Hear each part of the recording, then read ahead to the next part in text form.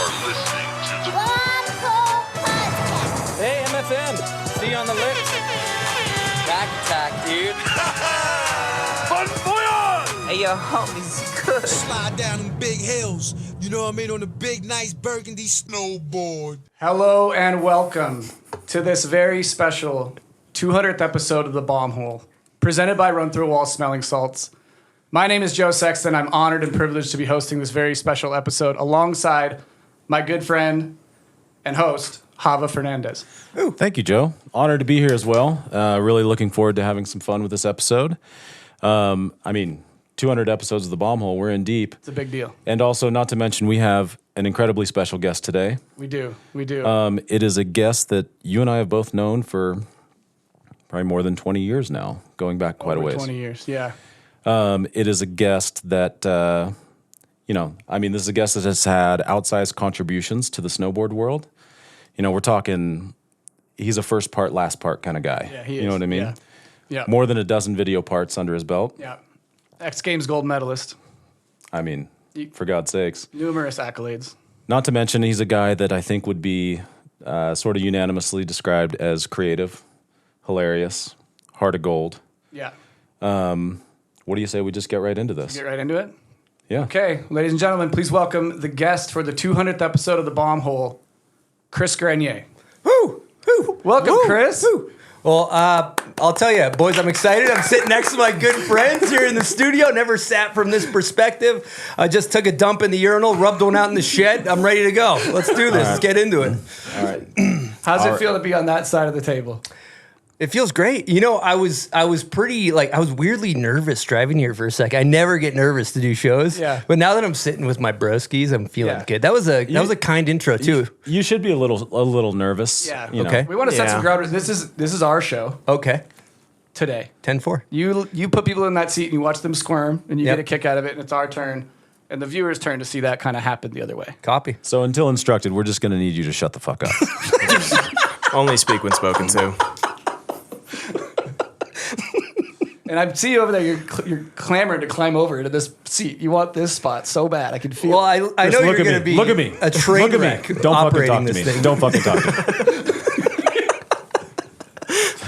Tell me what you're thinking. No, this is going to be a good time, and we can get right into it. First, Chris, we're at 200 episodes of The Bomb Hole. It's quite a journey that you've been on. Did you think when you set out to kick this thing off that you'd be sitting here 200 episodes later? I mean, I know a lot of work goes into each episode.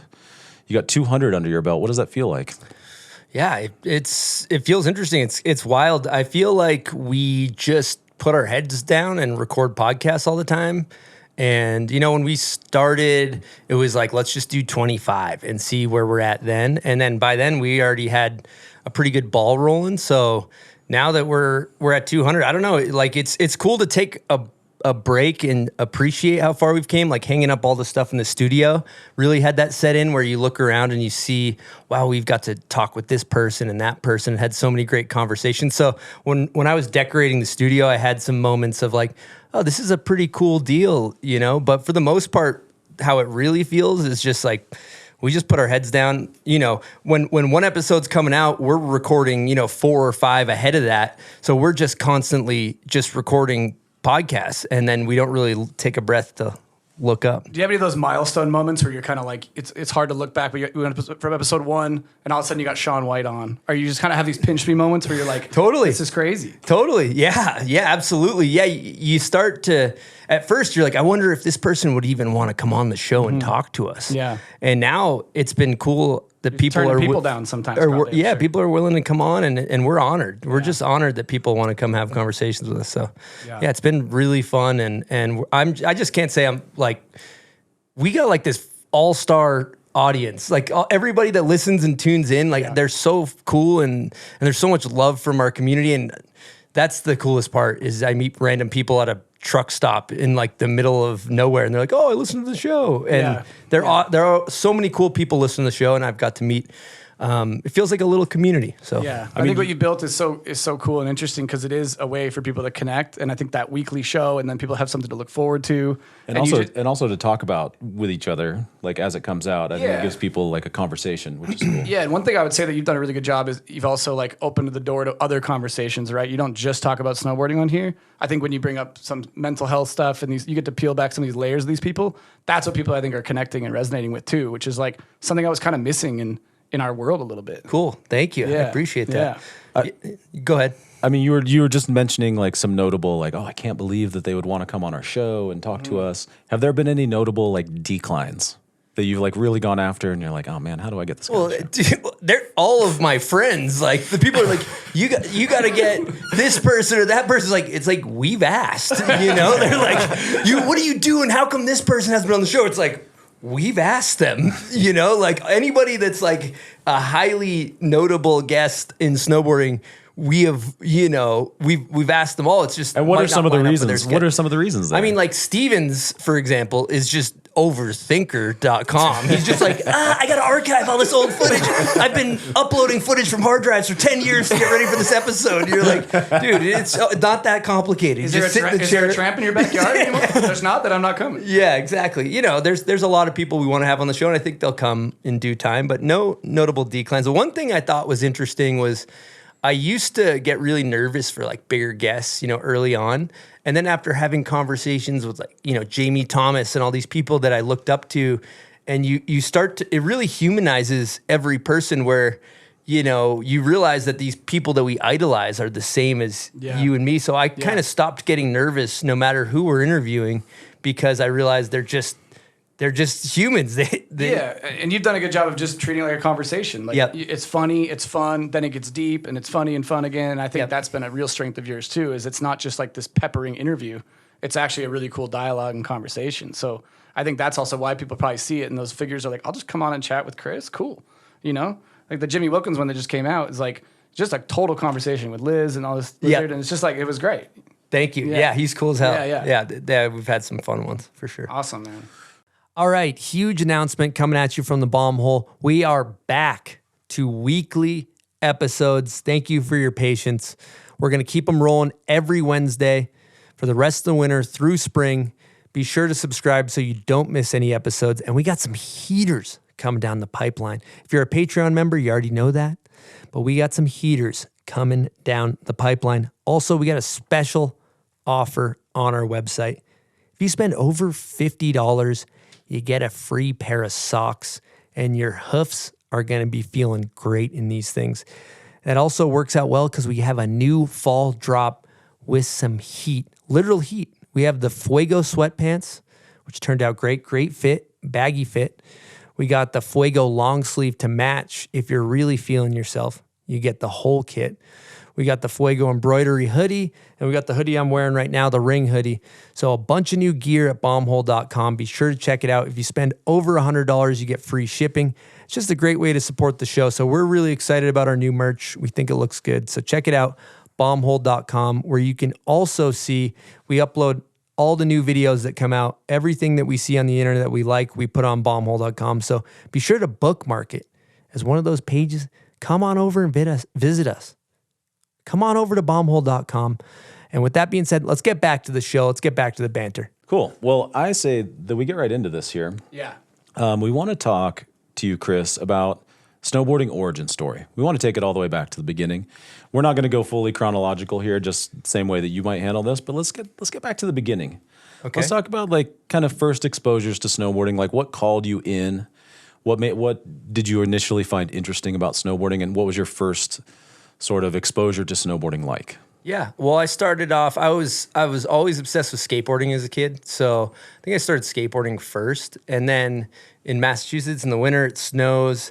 So snowboarding was more of like a backyard activity at first, you know, like my dad took me to Berkshire East when I was a kid. That was the first place I ever went. And my snowboard actually fell off and like went all the way down the hill and torpedoed. And like, I didn't have snowboard boots. Like I had first day? Sorels. Yeah. First day. Good start. Moro Model T was my first board. But then I really, you know, when I was younger, it was more like, oh, it's snow in Massachusetts in the winter. and I had like whatever set up a little rail in my backyard, or go to the local ski hill. Before I had my Model T, I'd go with a black snow to the golf course, and you build some pile of shit jump and like hula hoop a 180, you know, and you're just amping. So like it started as more of a backyard thing, and then, you know, we had Ski Ward close to us in Shrewsbury, Massachusetts, like 200-foot vertical. So we'd go there after school and go to Wachusett. So, you know, grew up riding just around Massachusetts. And then I remember I did like my first big air contest at Blue Hills. And I think I got a top 3 in my age group. And I remember my dad being like, oh, wow, this is a thing that you're doing, you know? And so, yeah, from then we drive up to Mount Snow, and my dad rented a condo up there.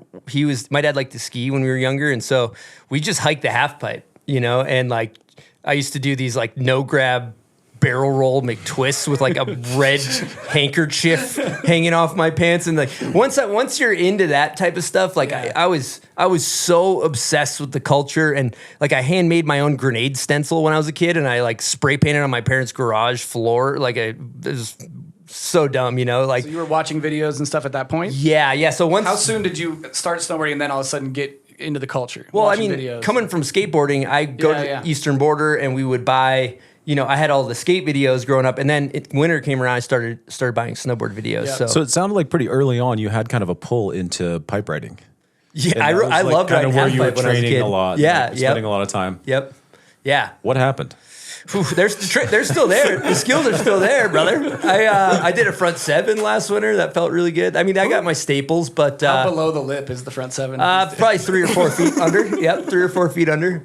But yeah, I always thought half pipe was cool when I was younger. And then I think also another thing that's like being drawn to the rails and stuff like that. It's like that was what we were really, you know, psyched on from skateboarding. Joe, you know, you're from Minnesota, and like it's kind of what's just around you, right? It's harder to get into like a backcountry mindset or big jumps or something like that when all you kind of had was rails. Exactly. That's when people are, you know, like to purists will say like to shit on rail riding, but like environmentally, if you're from some of those areas, you don't have access to riding powder, which is obviously incredible. But I remember Technical Difficulties was my first video that I really like. That was the one that I watched more than anything.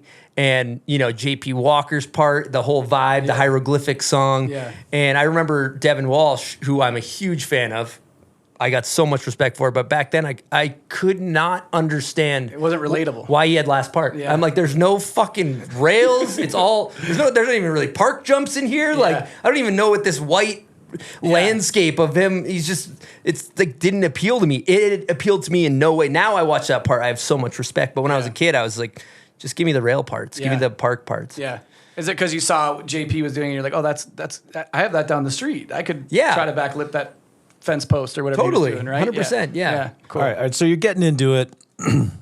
Early stages, are you starting to like form a crew around you at this point? Like, I know that you have some like long-lasting friendships in snowboarding. Like, where were those kind of original crews, and like how did that started to take shape? Yeah, well, I've heard you tell stories about this in the past. Totally. I mean, Stevens is really the one that is Scott Stevens. Scott Stevens is the one that he knows all the dates and everything. He's like really on it with that. My memory's a little bit foggy sometimes. So I think for me, I remember, you know, I grew up with my childhood friends in Massachusetts, but then when I started going up to Mount Snow, I remember specifically we were hiking, I think, a flat down rail in the Mount Snow Park.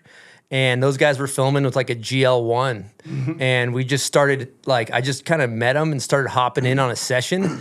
And we were just sessioning this rail filming. And I always made skate videos, for the record. Like, I made skate videos growing up from VHS to VHS. Like, I've been editing skate videos my whole life up to that point. I was like the driver of our crew, and then making skate videos. So then when I met these guys, I was used to filming with the VX and that, and we'd hand off the camera. So I met Scott, I met Beresford, it's interesting Ross. You bring up Scott. We actually have a guest question from Scott. All right, let's hit it. Into the guest question? Yeah. Okay, I'm going to find the soundboard. Oh.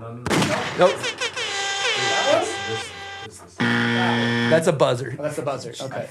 Oh, what the fuck? Oh, whoa. What the fuck, bro? Holy shit. What the fuck?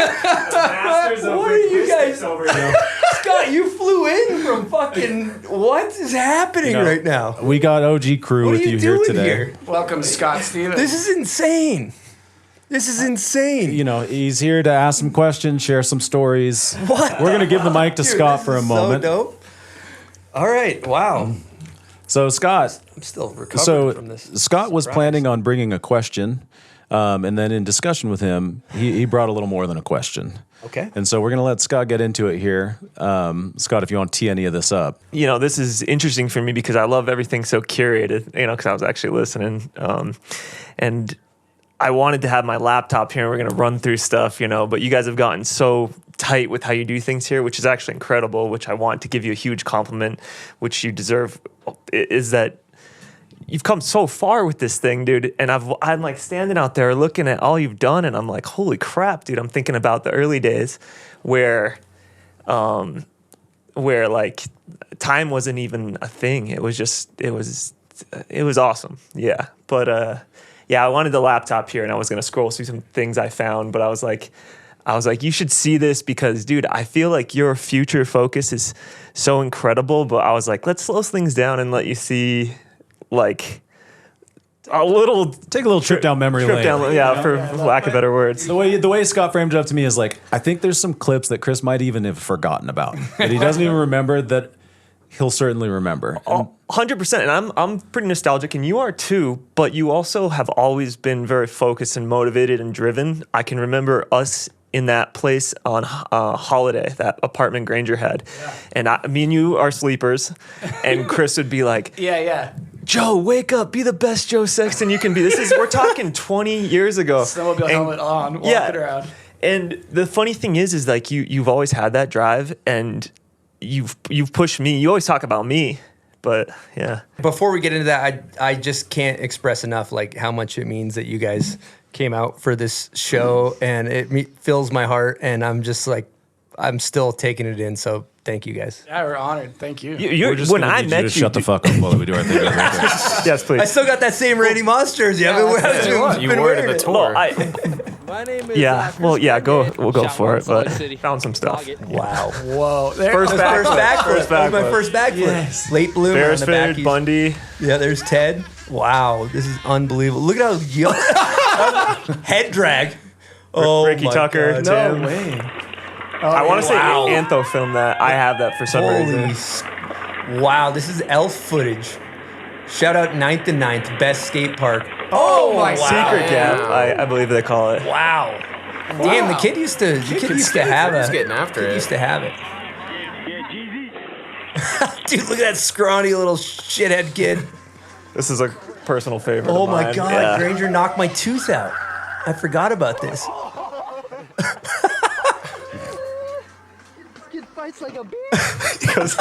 This is in your basement, isn't it, Scott? It is, yeah. This is in Scott's basement. Yeah. We had a slap fight.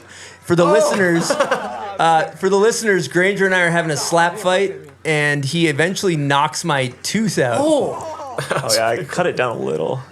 Wow. Chris's tooth just fell out on the account of Austin Granger, and I'm filming it, instigating, but it was like a lighthearted instigation. It was more just like that's what you were seeing at the time. You jackass everything. I mean, we were sorry about that, Chris. Chris yelling at the screen. There's some photos I put up. There's Jesse Sensek when he won the Bachelorette. Wow, nollie heel front nose. I didn't even know he did that. This is Chris. He had a lot of like, Over the head of the glove. he's playing baseball right now. We're instructing him how to pitch. There's Ross. He's whiffing. It's great times. Liberty Park area-ish. With swing and a miss. Swing and a miss. Didn't get any homers. That's Doman, Bode at SFK ramp. The second iteration of SFK ramp. There's Chris when he first found dirt bikes. Wow. Do you remember that? Oh, yeah. That was Yeah. the first? No, Nice little outfit. I mean, these are photos of Chris just eons ago. Formative years. The Yeah, monsters. Bogart. The This is my monsters are really favorite. Is that your birthday, Scott? That was my This is a good birthday. one. Oh, yeah. We used to get a little tuned up, and Chris is trying to break a snowboard. we were shit-faced after the rat at High Cascade, I believe, right, Scott? Yes.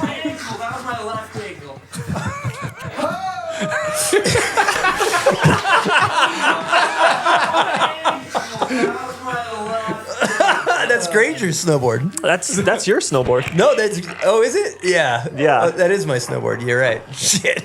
Anyhow, that's as much as I could find in the restraints I had. Wow. Without maybe eating too much up, but I was like, I just wanted you to see that because I live in like that era of the mid 2000s mentally sometimes, but this is what I wanted to say. I'm really proud of you, how much you have moved forward and progressed as a person and everything. Always, dude. You're always pushing to like just keep things moving, and it's just like fun to take a step back. But the current Chris Grenier is like pretty unbelievable, man, what you've accomplished. Thank you, So- Steve-O. It's cool to look back and see, we're still the same dipshits, but we've come a long way. So it's cool to see that. You have, dude. I mean, We all I have. mean, I think a lot of listeners might be familiar with this kind of enlightened Chris Grenier that's running this podcast and asking all these thoughtful questions, and might not know the 20-year-old Chris Grenier Oh, that's yeah. butt focusing a snowboard It's getting after the rat. shit-faced. Having an awesome time. But like I said, like you always had little glimmers of being the guy that was like, because you do give me a lot of credit for like certain things. I listen to every episode of the show, and you're always bringing my name up, and I'm like, I feel really loved. But you did a lot too.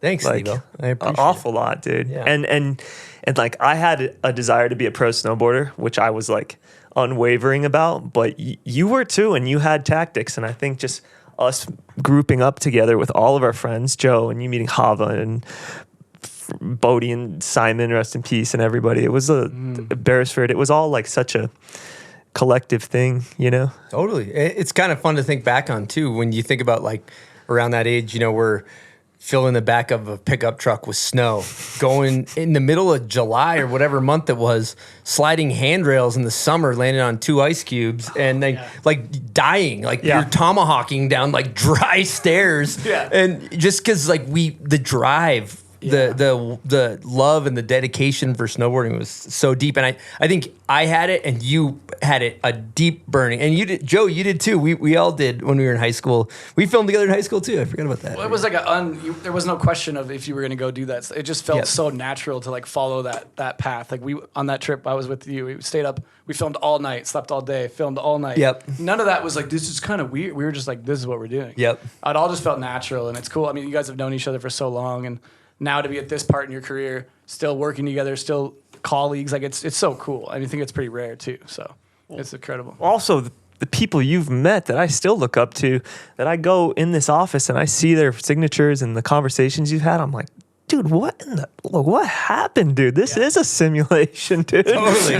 Like, Yeah, it's a trip. Well, Scott, thank you so much. yeah. Oh, I had Any closing words? Well, I just had like I have so much I want to give you as a gift, and I was loading stuff because I wanted to bring a ton of stuff, and then I was like, I should probably keep it short.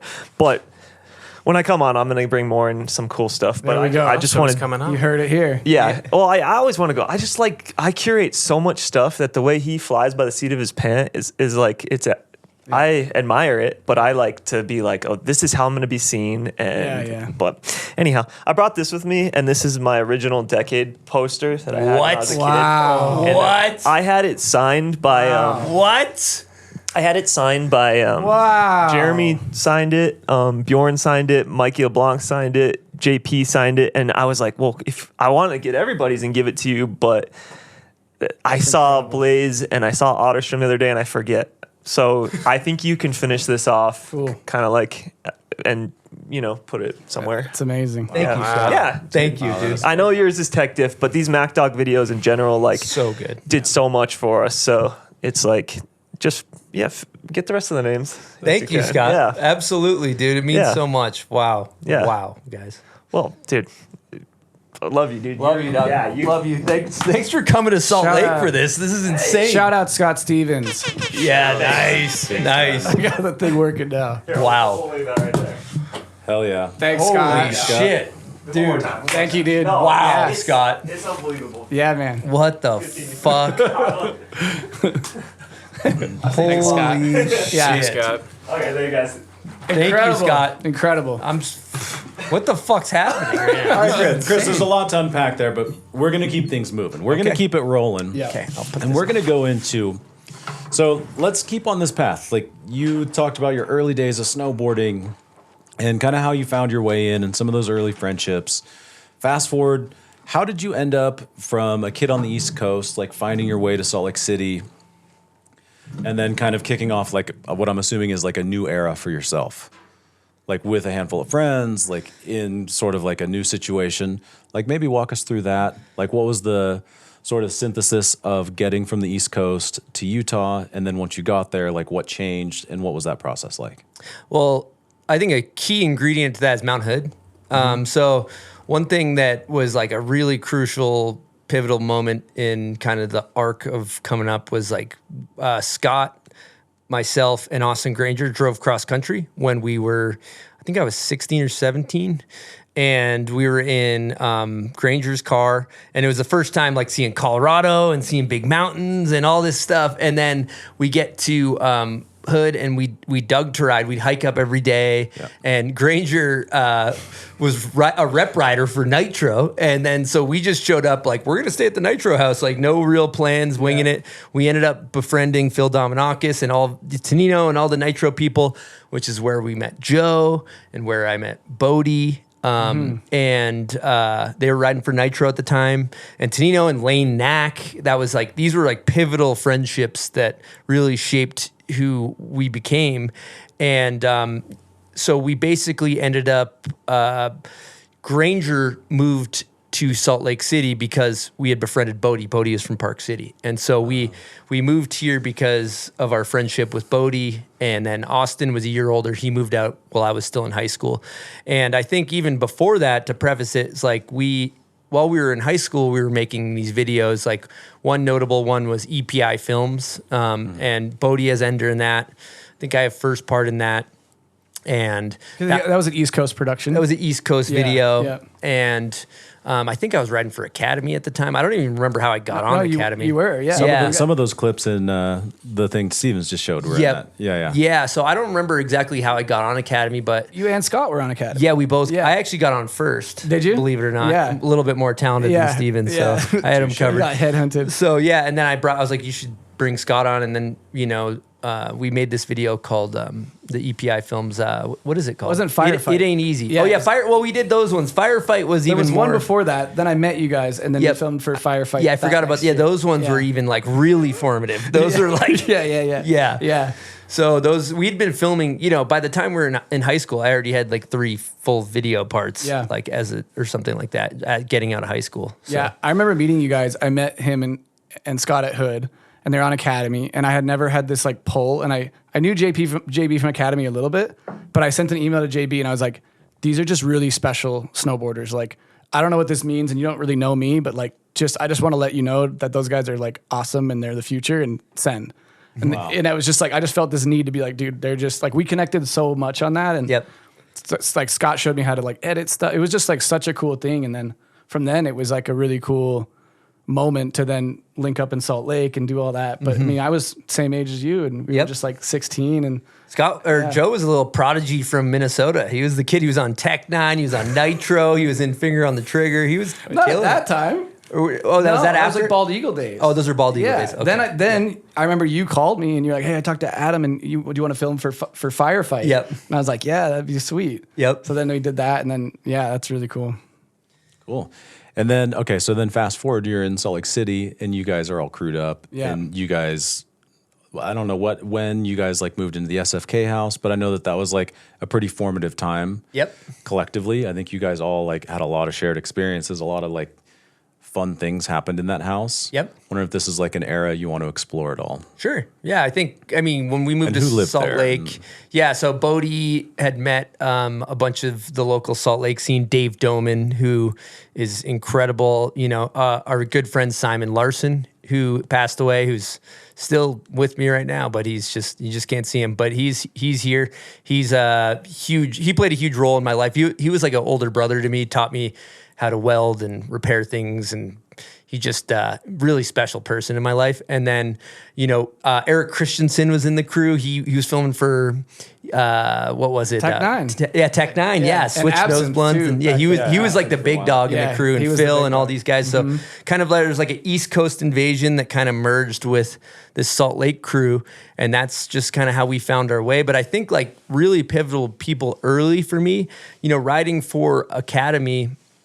Chad Otterstrom was huge, where he basically would let Scott and we went and stayed with him and like just lived on his couch for a few weeks. And I think about that where I'm like, damn, he just let these, young kids who he doesn't really know stay on the couch and film. We made the first video I think I made when we moved out west was called Keep Talking, that I was in with Scott.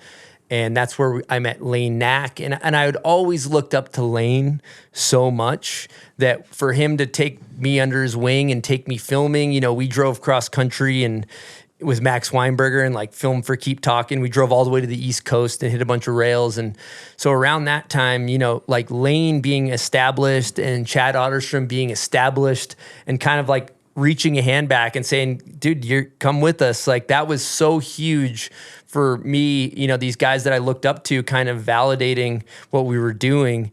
So, Chad and Lane are so big for me in like my career, and I have so much love for those guys. So really I came up through videos. I did good in rail contests as a kid, back east, like East Coast Invitational and, all of those things. And I used to compete in all the USASAs and do pipe contests and all that. And to be honest with you, I fucking wasn't good enough. I wasn't like those guys are dogs, but growing up skateboarding, making skate videos, I was always more drawn to curating a video part, and I've been doing it my whole life. So when the video part thing came, it just lended itself much more to the way I ride and trying to trick 200 times and getting it and being like, damn, look at, Was it a conscious thought going from the East Coast? I'm going to move to Salt Lake. I want to be a pro. I want to film video parts. Was that all like a conscious thought in your head? Or was it like, I'm just going to go where this is the mecca of snowboarding and I'm just going to keep following this dream? Yeah, like, was the dream to be pro at that point? Yeah, that was and it. Have a career. Yeah. Yeah. I mean, the minute that I started to like get some confidence and feel like I could do something with snowboarding, it was like there was no option. I didn't get accepted to any colleges. I failed in high school. I had no other backup plan. It was just like, I'm going to pursue snowboarding, and it was just tunnel vision. And that's how it was for the past 20 years. Well, even like you said, looking up to people, right? Like Bode was one step kind of ahead, right? Yep. He had kind of already filmed some stuff. Yep. Right. Yeah, he had broken through, or had begun to break through in kind of a different way. Bode was the best snowboarder I'd ever seen in person as a kid. I mean, like, speaking of Bode, Merrill, Yeah. should we hit another guest We question? do have a guest question from Bode. This one, let's see if I can figure this thing out. We got a bit, guys. holy shit! What the fuck's going on here? This is right, insane. All right, we got Bode Merrill in We got studio. Bode Merrill in the booth. How are you, bud? Good to see you. Good to see you, brother. Holy shit! Thanks for coming through. Wow, this is fucking whirlwind. Welcome, Bode. Thank you guys. How are you? Wow, good great. to see you, bud. Chris? You missed the Rose Park session this morning. Oh yeah, how'd things go? Good 3-flip, nollie back heel today. We're chipping away. Love it. We're chipping away. Love to hear it. Yep. We've been on a skate mission lately. Yep. Yeah. Bode and I have insane games of skate. We have for the past 20 years. I think when we're 80, Bode and I will still be able to we'll be hobbling around, be like, you want to play a game of skate? And it's still going to be Be like, all right, kick turn. What are the Vegas betting Push. odds are on a game of skate between you guys nowadays? I got him. Yes, I got him earlier this week. We ended at 1-1 the other day. I'd say Bode wins like 75% of the time. I'm not scared to play dirty. You know, when I'm down to the wire, he's got me at Dolphin T. Like You're going pressure flip. I'll go pressure flip, double flip. You know, whatever. And Chris hates that. Yeah, but he can pull shit out too. Like, nollie back heel, fakey inwardo is a weird one. Usually a fakey inward heel is going to get somebody. Bode, he'll dig deep and pull it out. Yeah. Well, Chris is the most spry skate. You know, he doesn't really have the spryest double flip action. You know, that from what I see. Yeah. It's the Kinda tray skate with shove horse dude, hooves that half always the gets time. me. Yeah.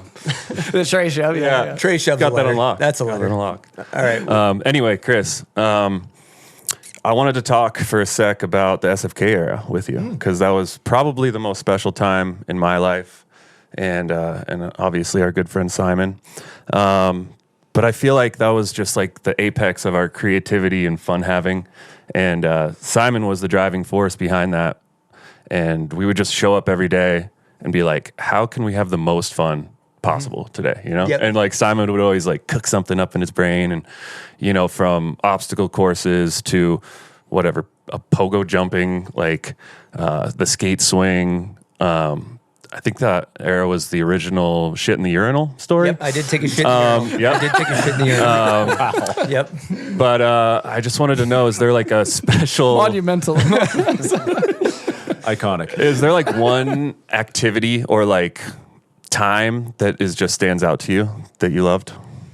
I think more so it's almost a mentality in the sense that, like, I think about this. Life is so simple when you only got 2 nickels to rub together and you got a skateboard, and you know, it was like, what are we doing today? Like we're skateboarding because that's really our only option, and we're fucking off. And I think like that youthful energy of just, you don't need to know, like, just don't get sucked into being a fucking adult, you know? Like, just do dumb shit and like skate and have fun, and don't lose yourself in the mundane adult lifestyle of the stresses of, like, back then you're not like, oh, I got to pay my taxes and I got my internet bill and I got all these bills and I got a mortgage and I got all the, you know, the weight of becoming an adult can really dampen that child play-like fun that we had when we were kids. So like, it's a reminder to just keep being a fucking kid in the best way possible. That's what I think about. There's no real one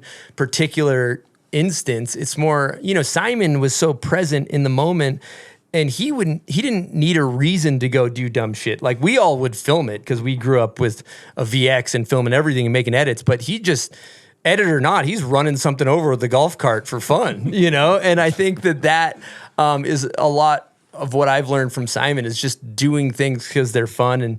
And also, like, I think about with Simon too, is like when he would see you, how happy he would be that you were there. He'd just be like so happy to give you a hug and see you, and the friendships and how important it is to nourish the people that you care about in your circle, and like nourish those friendships. You know, that's what happens when you lose somebody like Simon. And so, you know, I don't think of it in a bad way. I just think of it as the best time ever. So that was kind of a vague answer, but yeah. No, but I appreciate that. But yeah, I still think about Simon and like try to harness that energy to this day, because you know, people often mistake us as adults because of our age, but I try not to be, and a lot of that is Simon inside of us. So I think a lot of that's also skateboarding and snowboarding. Yeah. I think skateboarding and snowboarding like brings that childlike thing out. Like when we're playing skate and we're just dropping one-liners at each other, like it's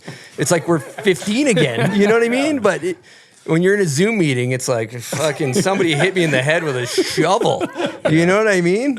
Yeah, Bode, that mustache is just an elaborate adult disguise. You're wearing it all the time. Adult disguise. But yeah. Bode, remember when you sprayed yourself in the face with gasoline? Yes, I do, Chris. Just thought I'd throw that out there. Yeah. I ruined everybody's time. My truck smelled like gasoline until I sold it like 3 years later. How did you do that? Is that a gas pump? You know when it gets like twisted and you need to turn it around, or Yeah. else you can't like fit it in. So like Full Derek it was Zoolander? twisted, and and like I turned it for some reason like right at eye level, and right when it like turns into my face, it just starts going up. It's just all in my mouth. My A freak eyes, gasoline fight accident. He walked into the gas station and he's like, I was in getting snacks. I didn't see it. It stunk. As soon as he walked in, the whole place stunk like gasoline. And I'm like, he's like, I just sprayed myself in the face with gas, and he like couldn't see. I couldn't do anything but laugh hysterically. I didn't help him. I didn't do shit. I was like, it's the funniest fucking thing I've ever seen in my life. Yeah, that was a good time. Real quickly though, do you want to touch on the shit in the urinal story? I mean, I think everyone's dying to hear. I think that's it. Is there a story that goes with the it? story? Well, like it was like Once peak upon a Simon time, just Chris shit being in the urinal. It was like Simon was like messing around with engineering, and he would watch how it's made for hours and just like try to figure out how everything's made. So he like did some rough plumbing and bought this urinal and installed it in the bathroom. And Simon was so proud of this urinal that he installed in the bathroom all by himself. And he was like showing everyone, and then Chris goes in there after like the commotion ends, and then he comes out and he's like, "Hey, Simon, you should go check on the urinal real quick." So fucked up. It's like minutes after it's finished. It's such a great story. Still maintain that same level of humor. Still think that's funny. Yep. Yeah, peak idiocracy, I guess. But that's where the whole world's heading. But Yep. It's perfect. Yeah. And you just built your own urinal here. So Yeah, it's now- like full circle. Yeah, it's full circle. We got And a Hava urinal wants out to back. No, just kidding. Oh, jeez. Yep. Cool. All right. Well, Bodeman, any closing thoughts? Before we I just want to thank you for all that you've done for snowboarding, for your friends, and for me. I wouldn't be here without you. None of us would, but I might not even be a pro snowboarder if it wasn't for you. So thanks for introducing me to Hava, getting me back on track, and I love you so much. Love so you too. proud of you. Thank you, dude. Thank you so much, dude. I appreciate that. Love you guys. Awesome. Thanks, Bode. Thank you, Bode Merrill. Holy shit. Hell yeah. Thanks, Drop the mic. That happens. That happens. Wow. Blinded by What that is fucking happening hot right now? light. This is insane. Hi, Jules. How are you? All right. Now, do you find yourself slowing down a little bit in your older age, maybe getting off hill a little earlier? Well, you could be dehydrated. 75% of Americans are dehydrated. And that goes up when you're at elevation, when you're in the mountains. So I drink Bubs Hydrate or Die hydration packets. There's 2,000 milligrams of electrolytes. There's no added sugar. There's no artificial flavors. Let me tell you, when I'm hydrated, I ride better. I can ride longer. I have more energy.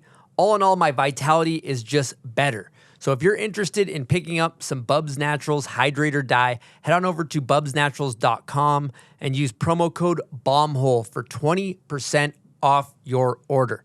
And stay hydrated, people, with Bubs Naturals Hydrate or Die. All right, big news coming at you from the Bomb Hole. CAPiTA has launched their whole new collection. All of new boards are available now, so check them out. Now, of course, you got staples like the DOA. Everyone loves that thing.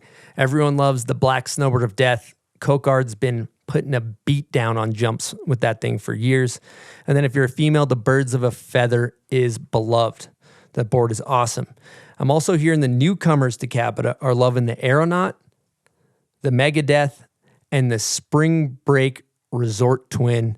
You might see Joey Fava crab walking down the hill on that thing, putting a beat down on the steel.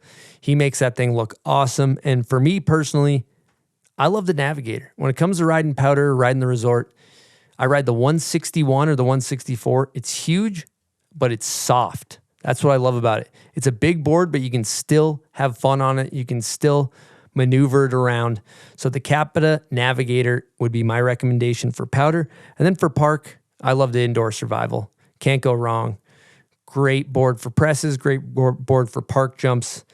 It's fantastic. And the one thing about CAPiTA that I think is really special is that their factory is handmade in Austria with 100% clean energy. All the boards are handmade, 100% clean energy. Can't go wrong. They're world-class production over there. They make great snowboards. So check out their new website, capitasnowboards.com, or your local snowboard shop, and see if you see anything you like. I don't think you'll be disappointed. All right, moving right along here, Chris. We're going to just kind of keep this rolling. we're sharing a lot of like early snowboarding days, and Joe, like chime in if I start like taking this thing off the rails, but I would like to maybe fast forward and kind of, like we've talked sort of like foundational, like, hey, this is like big imprint stuff for you as sort of a developing mind and a developing snowboarder. And then you kind of start having some breakthroughs at some point, like you start getting some sponsors, you get put in a position to like start filming video parts and things like that. Maybe take us on a ride through that, because that is like clearly a pretty big dynamic change from like having two nickels to rub together and going skating with the boys because you don't got anything else to do. Then suddenly you're kind of thrown into this pool of... And there's a noticeable step going from EPI Films, which was awesome. It was kind of a local video production, and then all of a sudden, was your next part, was it Transworld? No, that was Keep Talking. Keep Talking, okay. So Keep Talking. So another level up. You're filming with Chad, you're doing all this, and you got sponsors then. Yep. And then was the goal to keep, what was like the echelon of like, who would you, like, what was the video going on then that you were like, man, I would love to film for something like that? Well, to back it up just a hair to get there, basically, I think I had a couple shots in the Bondage around that time, which was, Danny and obviously like Lane. I was riding for Grenade Gloves. So I had like that was like my first shots in a major video. I did this 50-50 drop board slide. That was my checkout in, I think, Transworld. Shout out J2 shot the sequence. J2 shot that. Yeah. And I remember when I did that interview for my checkout, I was trying to make some money, so I was doing a drug study. And I was basically like, to come up on some money, they would basically be like, hey, we have this week-long study. You got to lock yourself in this like essentially office park for a week, and we're going to test this drug. I think it was called like naltrexone or something along those lines. And it was to take away the high of opiates or something. So like one day they'd test you, and then one day would be a placebo, and one day would be the new drug. It was crazy. Okay. So, and then they just come and check in on all your vitals. And so I was in there for a week. I couldn't leave. And I think I made $3,000 doing a drug study. And so that was, I don't know why that just came up. I haven't even thought of that in so long, but that was around that time, like trying to figure out how to do it. We'd be doing shit like that. So and you've been pissing your pants and forgetting your name occasionally ever since. Yes, exactly. The long-term effects have taken their toll on me, but other than that, it was worth it. $3,000. And then I think what happens, I was riding for Academy, and during the Keep Talking year, Hava used to work at Copper Mountain, and he did a contest called Hometown Heroes. Yep. And I won the AM division, and I won $3,000. Yep. And I remember I did a front 350 onto the down bar, and it like buttered it, and it was like felt really. It was kind of like the fucking the one that put me over the top deal. Yeah. And then basically Hava after that got the job at Solomon, right? So then he was like, hey, I want you to ride for Solomon. So that from going from Academy, which, they helped us out where they could, and then getting on Solomon, they just had a lot more firepower in terms of like what they could do. So Hava and I went to Newfoundland with Scotty Arnold and Trevor Andrew. Oh yeah. When I was pretty young. I don't know if you want to get on that air horn for this. Yep. And Scott Surface was shooting, and Hava was doing the video and everything. And so we did a Transworld Mag story. So there were like things were starting to come. And then the next year was really like the pivotal moment in my career was filming for Get Real. And so that was a Transworld video. And I rode for Solomon at the time, and they had just came out with their first one, which was the first Transworld video these days. Yep. And that was monumental. Louis has Ender, obviously. The last part in that. Obviously, Louis has Ender in that. There's no other video parts after that. And that's actually Joe Carlino's biggest mistake he's ever made in his career, and I can't forgive you for that, Joe. But other than that, so that video is awesome. Because Transworld skate videos had such a allure that at the time, the reason, modus operandi, there's all these great Transworld skate videos. And really what Joe was making was like the snowboard version. It was on the same caliber as that. So moving forward from that, when Joe asked me to film for Get Real, and Hava, I had the support from Solomon to get in that video. Yeah. And it was Jed's first major video part, and Mikey Rentz is in it, and Aaron Yamel and all these people. And so I remember. Was that your first time meeting Jed?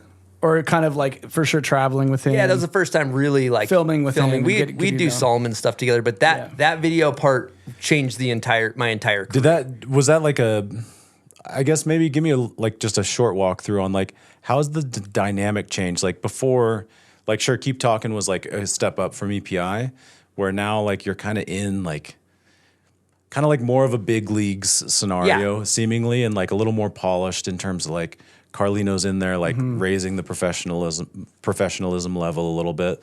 Like, how did that change for you, and what was that like? Yeah, I mean, I think like for people that are unfamiliar with the old landscape, is like nowadays like everything goes on YouTube, so there's not really like a delineation of like what's a marquee video and what's an and what. Back then there was really only give or take 10 major videos, and if you were one of the people in those 10 videos, you were certified as like one of the elite pros. You wore a different kind of badge. You were blue check verified. It was a blue check verified situation. But that was my thought. My question too was that resonating at the time? Were you like, oh, this is I'm hitting these steps, and now you're looking back on where you were and all these things. Like, was that a conscious like, I'm here now, and this is crazy? It wasn't. I'm here now. It was, oh my God, this is the biggest opportunity I've ever had. Yeah. I'm gonna put every fiber of my being into that video part. So if you look at that video part, you know, I was, even when I wasn't filming with Gary or Joe, who were the main filmers for Get Real, shout out Gary Milton, we battled it up together. But like, I'd go back east and film with Rubes, or I'd film with, you know, I remember it was before Christmas, and I think I had 25 shots or something like that. Like it was something like crazy. Like that's how excited I want to was. explore this psychology a little bit more of like just going all in this way. But let's get there in a second. But first, I think we have another guest question that we want to hit on at this moment. Holy shit. And if we want to just like tee that up, that's not going to work. It's in there somewhere. But we got a guest question from none other than this guy. Is it this one? What's happening right now? What the fuck, dude? Ladies and gentlemen, we What got the Jed fuck Anderson is in the happening, booth bro? with a special guest question for Chris Grenier. What? I can't believe you fucking came out for this. Jed, there's a microphone just behind you there if you want to grab that. You're going to hold it. This is fucked up. Guys, what? Chris, we're going on a ride. We're on a ride. Had to do it. Clench the cheeks. Yeah. Dude, thanks for coming, Jed. Of course. Fuck. Congrats on 200. Thanks, dog. What the hell is happening? So I know that the two of you guys spent a lot of time together filming in like what were very early opportunity video parts together, like very formative years. You guys are separated by a little bit of age, but you guys were kind of in it together at the same time in this like developmental video part filming process. And you guys have both filmed other stuff before, but I thought that could imagine that created like a special bond between you guys. Jed, was it your first kind of major video part as well?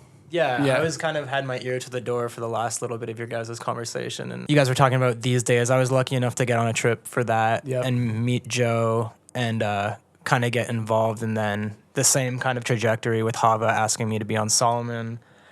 So then that was like the first year that Chris and I spent a lot of time together. And it was kind of our first like opportunity to really like do it for real. Like, like you were saying, it was like back then the video, like if you were in one of those videos, it was like, you're kind of like, it was just your opportunity to like do something, you know? Yeah, it could make or break your career. For sure. Exactly. So yeah, it was my first opportunity as well. But yeah, that was kind of like, I guess, should I ask my guest question? Yeah, feel Hold free. on, before you do, I'm going to interrupt you because I think I was filming my first major video part with this fucking guy. Yeah. Have you guys ever seen this guy fucking snowboard? It's unbelievable. I'm sitting there, I'm this kid that's like fucking clawing his way from Massachusetts, just trying to fucking do some decent shit, okay? And then I got this guy. Jed's on his fourth trick. Dude, we go to a down bar. He's like, I'm like battling for just like a front lip 270, some pile of shit basic maneuver. He's just going like cab 2, back 2, switch back 2, half cab tail press back 3. Like, I'm just like, holy shit, Did they man. ever just throw you a towel and go, you're up? Yeah. Go ahead. Grab those table scraps. Yeah. No, there's a couple more tricks in there for you. Sure. No, you go. Those should stack up. You know, we both hit the same rail. Yours should stack up. It'll be fine. Your trick will be fine. People won't even care that it's like really bad. I'm goofy, you're regular. It's fine. Yeah, but I mean, I guess you guys kind of already touched on it, but like, what was your headspace going into it? Like you kind of said you had the awareness that, you know, you realized that it was a big opportunity, but did you have like a vision of like, all right, I'm going to fucking do this. Like like you said, I'm putting my all into it, but like, I don't know. I'm just interested to know kind of like where your head was at and if you would have maybe done anything different. And if you have any advice for a kid who's like kind of going to get an opportunity like that. Yeah, I mean, I think like the drive was so high that was like, it was just a crazy level of drive. But for me, the headspace was like, I've always kind of like written tricks down on a piece of paper and been like, all right, here's my goals. I want to go to this rail and do this trick. I want to go to this rail and do this trick. And so I had like this list of kind of hit list of like wherever back east, I want to go cab 270 crail this down bar, and I want to backlip this and whatever. I had kind of goals that I had set out, and I was reading this book. It was my first real dabble in kind of I don't want to say human optimization because that word is horrific, but like trying to figure out, you know, how to become a better athlete, quote unquote, mentally. So I remember around that time I was reading this book called Mind Gym, An Athlete's Guide to Inner Excellence is what it's called. Wow, I there's a had couple no different idea you would be reading some shit like Yeah, that. back then. Yeah. So that I actually got like this was Playboy not the magazine vibe. exclusively. yeah. So I read that book like 5 or 10 times. I even read it and I would like write down all the excerpts from it to try to understand how to you know, become a better snowboarder. I think so much of it was, you know, all that was going on in my head. The only thing that was occupying my brain at that time was to film the best video part I could. So I'm daydreaming about tricks. I'm dreaming about tricks. I'm thinking about spots. Like there is no other space in this dome than obsessing about the video part. And hence like, you know, why you have like 25 tricks by Christmas or whatever. And so, you know, for us, it was before, what was it, before Thanksgiving? We were on a trip in New York. Yeah, I think it was just before Thanksgiving. Yeah. Like we already had a healthy stack, you know, in November. That's unheard of these days. But that being said, the level was a little bit lower back then. Not to just discredit us, but like you could just roll up to a down bar and be like, fuck it, I'm unleashing like 10. I got 10 clips on this 12 stair. And they're all going to get used. Yeah. Every one of them. Yeah. But, and then like, so do you think you would have, I mean, it sounds like you're pretty on point with everything, but would you have navigated it any differently? Or like, do you have any advice for a kid who might have an opportunity to like, you know, this season, they're trying to like film that part and really kind of like show. One thing that I'm hearing too is world there looks wasn't good. like a monetary, I want to film this insane part to like make money. You were doing this because it was like your actual achievement and stuff, right? So that's maybe something that was your goal, was just to get better and better and better. Yeah. And I think that's the thing that's a trip to think about is like, I surprised myself in that video part. You know, like I never viewed myself as like a top tier snowboarder. I never thought I was great at snowboarding, but all of a sudden you kind of put yourself in a scenario where you're trying some shit that's a little above your pay grade and then you actually do it. Yeah. That got me some confidence to where I stepped out of my comfort zone. I tried some tricks and I was surprising myself. So it's like, there's definitely something that I think would be interesting for our audience to hear is like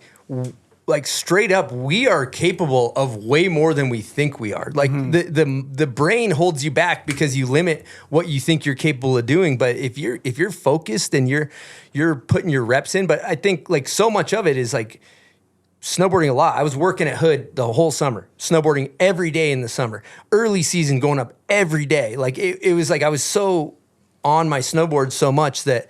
And so focused, and that was a singular focus that you can achieve a lot with a singular focus. So going back, like the thing I do regret maybe later in the career is I had such a singular focus that I didn't enjoy like the I didn't even really know where we were. You know, you're not you're just like, where's the down bar in this town? Like you're in Japan, it's like the coolest shit ever, and you're like, yeah, that's great, but where the fuck's the down bar? Like, you know, that would be my only enjoy the process, which I think the youth is doing a good job of. No, I think that's great advice, and I find myself in the exact same headspace as like slow down and like take a look around and enjoy it a little more instead of being so like, I need to get this trick right now. But in the moment, it can feel so like life or death. Like this is all that matters, right? Oh, like that trick can feel like that's all that matters, which is just so interesting. For sure. Yeah. I'm curious, Chris, something that came up was thinking about your work ethic and this training and stuff. Do you think that has anything to do with like being a football fan and watching these like training camps and all these things? You were really into football and like organized sports, and then watching how serious they take it and you being like, I'm going to put that energy into snowboarding. I don't think it has anything to do No? with that. To me, what Like Tom Brady and the whole thing, like, you know. Yeah, I like sports, but to me, this singular thing is just like this crazy drive. Yeah. Like it was just drive. Like it was like a burning. Like I want to do this. I love this. I want to film the best video part I can. So I think like there's a lot of people that have crazy talent, but then they lack the drive. And so I was the opposite. I don't think I had much talent, but I had tremendous talent. amount You of always drive. say We were that, just but talking about this. Yeah, and the my other day. question about that is, where's the origin of that drive? I hear you talk about it a lot, and I also am very familiar with it. I've seen it firsthand many times, where you do have like this insane. I don't want to say work ethic. You do have the work ethic, but it's a drive. It's like it's something inside that is pushing you. Like, do you think that there's an origin there? Is there some it depends on how some deep you sort of wanna like go. supervillain origin story here that we need to know about, or that you want to talk about? But it does seem like there's some fire that's there that informs that drive.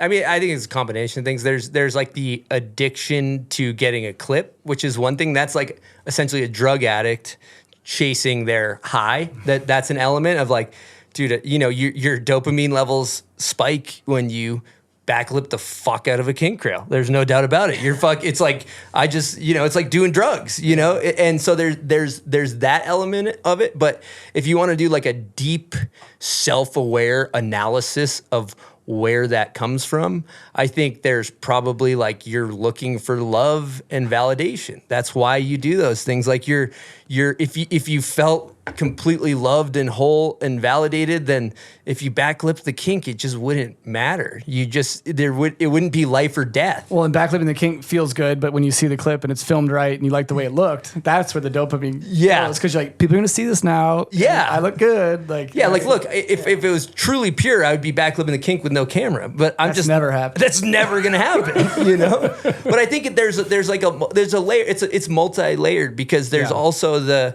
like pushing yourself feels good. Like taking yourself and you're scared and you make yourself try something and you overcome your fear and you step out of your comfort zone and you get yourself some confidence. That all feels good. But like, yeah, there's like obviously a deep level of drive is definitely going to come from something that's probably unhealthy. And maybe something similar that I've seen in both of you guys actually is like, it's connected to drive, but it's more like a psychological resiliency where I've seen you both like mentally like really battle for certain tricks or certain things in your lives. Do you think that those two things are connected? And do you think that there's any, I don't know, interesting insights into that sort of psychological resiliency that you guys have? Because I'm not trying to like prop you guys up or say anything weird, but I've just seen that on display, like where it's been apparent with both of you guys in interesting ways over time. Just like resiliency to keep battling, like to battle when it's like everything in the universe is like, yo, this isn't worth it. This is like dumb and dangerous. It's not gonna work.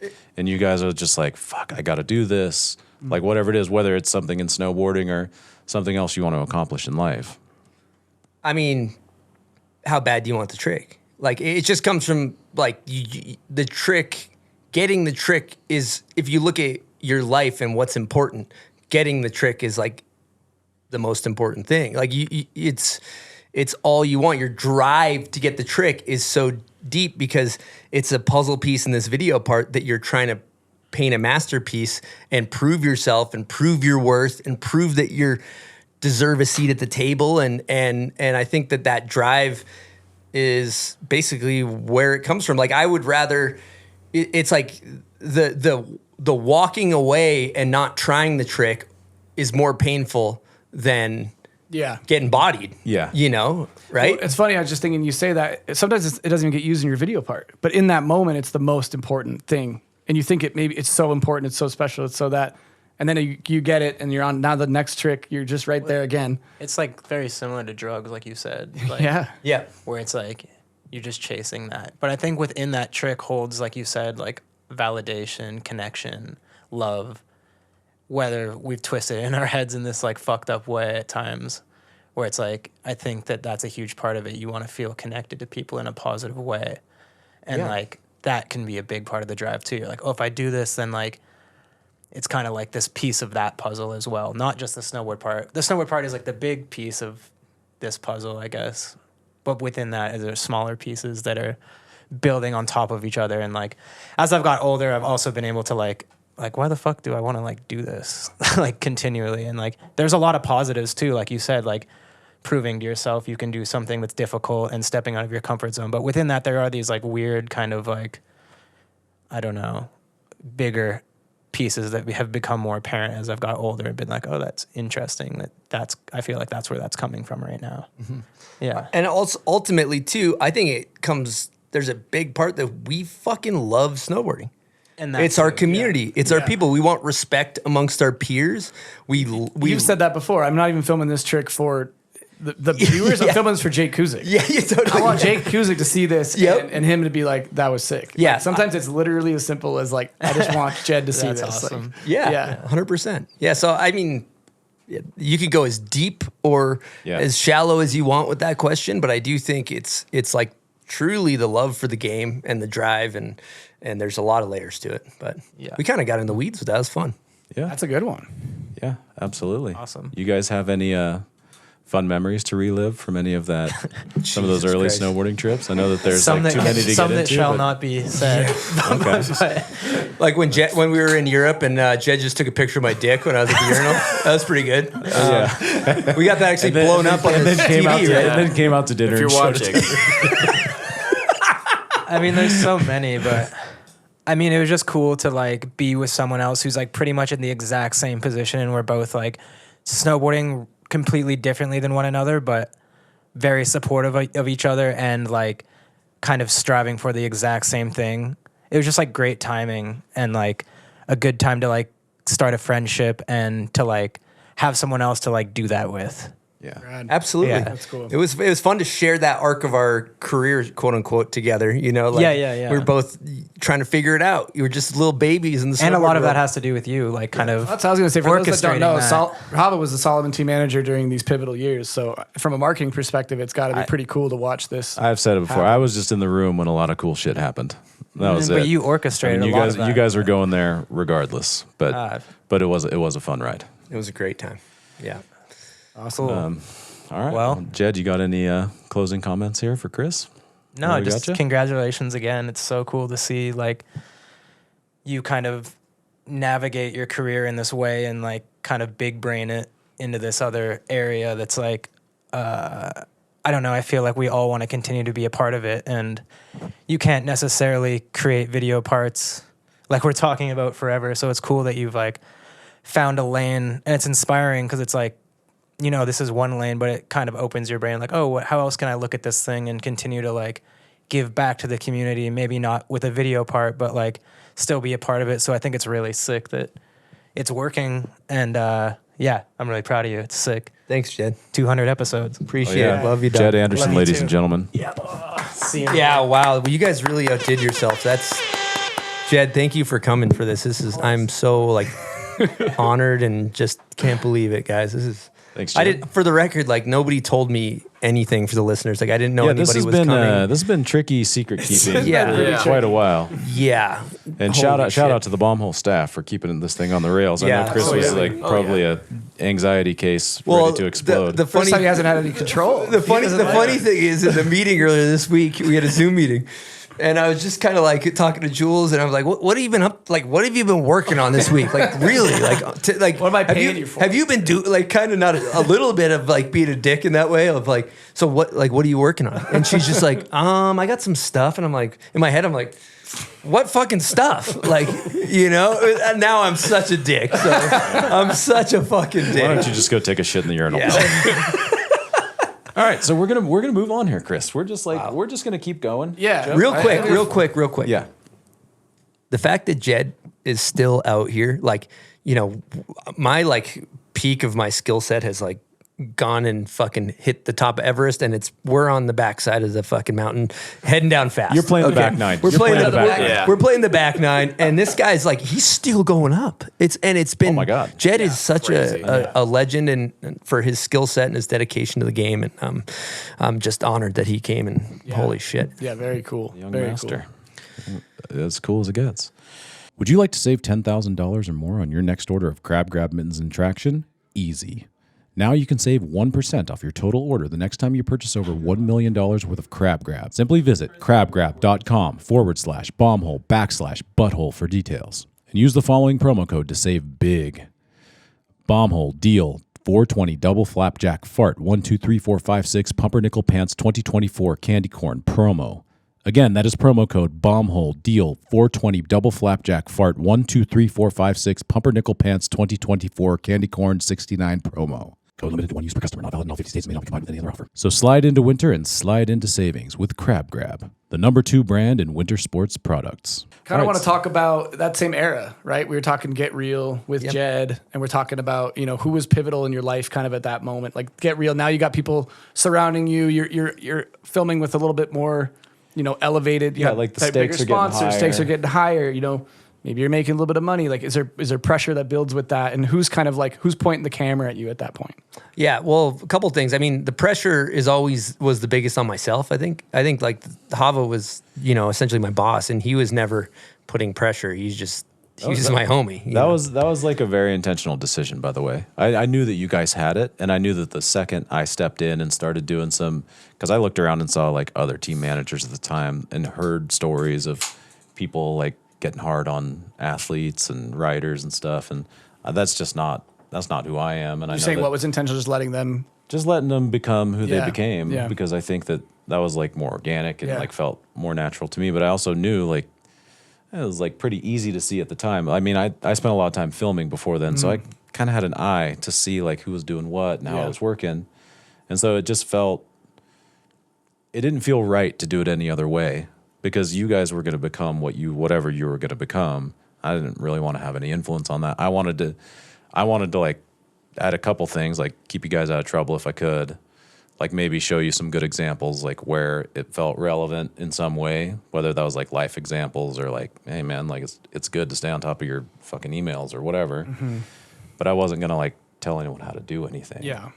Get to the goddamn team vacation shoot, you fucking asshole. But other than that, do whatever you want. Yeah, pretty much. I mean, there were times I had to drop the hammer a little bit, but for the most part, I was letting you guys roll. That freedom went a long way for Chris because it allowed him to find his own style, his own dress, so many things, right? If you didn't feel like you had the ability to do that and it felt curated, you made it that felt as authentic, right? At that time, you were. And also I feel like you always really embrace the freedom in that to like explore creatively. And I will say like you're one of the most creative people I know in a number of different ways, but also like creativity as it applies to bringing fun into the things that you touch, whether it's your video parts or the show or other things. Like you have like this very like open sense of freedom to explore different things. And I think that came out in most of your video parts, whether it was like jumping golf carts and doing all kinds of like silly antics and like dumb shit.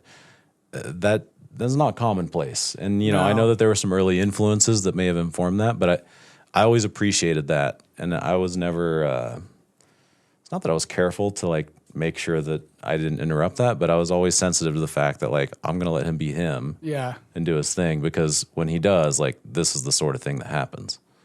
So I appreciate that. I like that you brought up creativity, Hava. We actually have a Patreon question in regards to this, and it's a special Patreon question because this one is presented by Nydecker, and Craig McMorris is here to ask the question. 200 episodes, Chris Grenier, what you have done for snowboarding, unmatched, incredible. I cannot wait to listen. You're probably wondering, Craig, why are you talking right now? Well, I am here with Nydecker, and we are giving away free pairs of snowboard boots for our favorite Patreon questions today. The CAPiTA boot. This is the boot that I ride. External heel lock. I love that. Great BOA system, and when it breaks in, it stays broken in for a very long time. So I love this boot, and I love this question for Chris. This is from Jenny. She says, how do you balance the creative aspects of your snowboarding with the physical and technical demands required for high-level performance? Chris, how do you do it? Thanks for letting us be part of the episode 200. We hope you have a great time. We cannot wait to listen. So creativity and high performance, how do you blend them? Yeah. I mean, if you look at me, I'm kind of like a blend of my influences around me, especially like those formative years. But I looked up to Lane Knack. I thought he had the coolest style out of anybody. You look at him, he's got cut off sleeve hoodie, and then he's got like Rasta bindings that he spray painted, and like he just looks cool as fuck, and he's smoking weed and all that.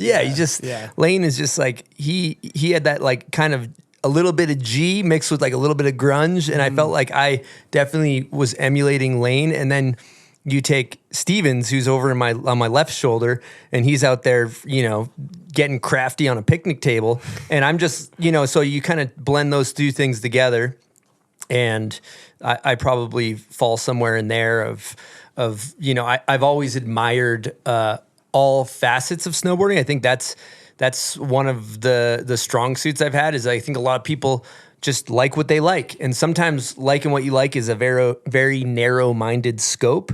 But one of the good things about having Scott as an influence, and he always found the good in a lot of video parts. He'd say, "Oh, do you see how this guy did this 1-footer here, and this was cool here?" And so we were not in the cool guy mentality of like tricks being off limits or anything. We just kind of did what was right for us, and then. I think I'm just a creative person, the way I'm wired. I think like I'm really lucky in the sense that just, the way I live life, I just get excited about shit and just do it. I get an idea and I just make it. I get really excited about taking an idea and making it reality. And for me, a big canvas was video parts of thinking of tricks and doing them. I wasn't necessarily a spontaneous snowboarder. It was like I got this idea to do a cab 270 crawl down this rail, or a front 180 on the wall switchback rodeo, or like things that you haven't seen, and like thinking of the trick and then doing it. Or in the same way, I love like welding and building things with my hands, or fucking putting a urinal in the back of that thing. Like it's just like taking a shit in the urinal. But all those things are just like you just get excited and you just do them, and that there's really not much more to it. I wish I had some. One thing I would say too, I would see, maybe you can agree, is like you thought about the whole picture. Yeah, it's gonna be with this song, with this kit. Yep. With this thing, and I think that's something that's where your creativity, you could see the final project before you even like filmed anything. Yeah, before you even got the trick, you're like, I'm gonna wear this, it's gonna be this, it's gonna be here in my part. That's a really like forward thinking thing that maybe not a lot of people had, and that's where I think you could see you curate that stuff from start to finish, even with like some catchphrases and some things, but those all worked so well. That's what's so cool. Thank you. I think I thought about it a lot too, where you don't want to go too many 1-foots, and you don't want to go too many this, or you don't want to have all kink rails. You got to have some big ass backcountry jumps. All jerseys. You got to have not all ball till you fall jackets. And then also, to be totally transparent, growing up and filming with Jed and seeing Bode, my peers around me, like Jed and Bode, they're the best fucking snowboarders I've ever seen in my life. Like if you guys haven't seen these guys snowboard in person, it's unfucking believable, right? So as me, as like sure, compared to like an average snowboarder, I'm pretty good, but I'm looking at the guys next to me and I'm like, I fucking suck, right? Like so for me, you do. I was like, at least I always looked at a video part as entertainment. So like it's got to make you feel something. The last thing you want is just like kind of like it's all about the tricks and it's forgettable. You don't want a forgettable video part. So that came from, I thought about that kind of intentionally, where we're like, let's go. I got this golf cart. Simon and I are gonna run over Dead Lung's scooter off of a jump ramp at full speed and explode the scooter, and it's gonna be a good shot. And then next clip, backflip through King. And then shit in the urinal, and then ball two fall jacket. Yep, exactly. Yeah, I mean, speaking of tricks, like I think it warrants like maybe digging a little deeper into like maybe some of the highlight trick scenarios of the year. And I think to maybe get into the weeds on this topic, let's tee up another guest question. Got another guest question. Jesus Christ. Let's get somebody in here. Can I please figure this thing out? We have an absolute beast on his way into the studio. Can't figure it out. Someone's coming. And hopefully we got him coming in. Who is it? Ladies and gentlemen, we have legendary filmmaker Joe Carlino walking into the booth. Dude. Joe. Wow. Joko, welcome to the bomb hole. What is happening? That's you right there, That's Joe. you. Hi, Joe. Welcome to the episode 200 of the bomb hole. Are you guys hanging in there? You guys need to hit assault or anything to get going? This is a great call. This is a great time for assault. I was like, you guys been grinding in here. We've been grinding. Joe, I'm glad you're able to make it after the flight mishap. Thanks for coming. Let me get one, Chris. Oh, you going right now? You just did it, huh? Yeah. No time to waste. Oh my God. Oh, they still work. Joe, it's a good batch. Is it a good batch? It's a strong A batch. decent batch. Decent batch. Okay, that works. God, I do feel better. Oh my Lord. Oh, God. Okay. Holy tornado. Holy shit. Now that we all got tears in our eyes. I'm going to take a shit in a urinal. Oh my I God. was thinking about keeping it rolling on your guys. Oh, wow. He's just I'm coming just in trying to with some keep deep it cuts. rolling. On your guys' conversation, you were talking about, the Cab 270 Crail, the real snow. I was just wondering, what was it those years, 2014 May Day, 2015 Last part in Mayday, 2032? FYI. Last part in Mayday. The May Day part to me got you the invite to real snow. Yep. People saw that and was like, all right, let's get this guy in real snow, see what he's going to do. Then 2015, 2032. What was it about those 2 years that, like, to me, everything seemed like came together? Was it like the crew? Was it the filmers? Was it home life? Like, Well, I'd point out, like, I do say that those 2 years, like between the X Games, Real Snow, and having the last part in Mayday, you had always had great video parts up to that point, but these were kind of pushing beyond and kind of like took it to a new place. Like you almost turned over a new leaf. So yeah, I would say that you watched it go to another level for sure. Right. And I think watching that, for sure, that X Games part was like, he's Holy shit. cracked into a new level here. And maybe, was that who you were filming with at that time?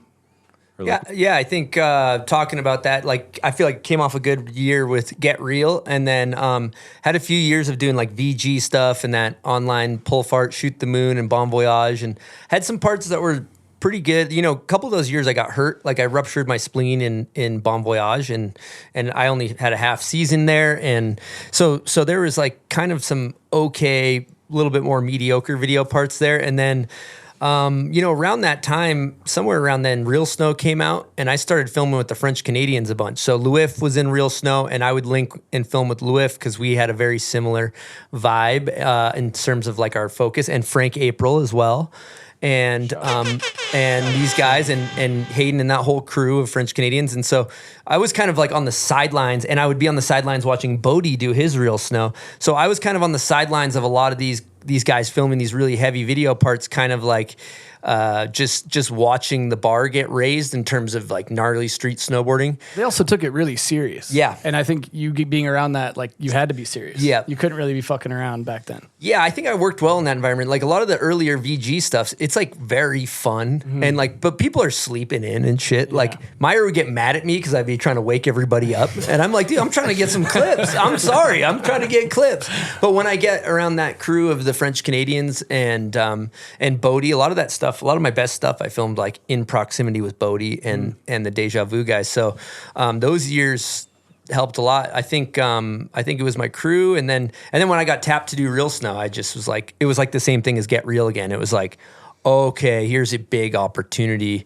I'm going to put everything I have into this. I was really nervous. I actually got a really bad concussion the first clip I ever filmed for that. Is that the one off the flat wall that we hit together? No, it was the ski rack. Oh, I was there too. I board slid the ski rack, caught my edge, yeah. and then I hit my head, and I was like puking on the way down, and so that was like day one of filming for Real Snow. And then I went back, rebaited it, got it.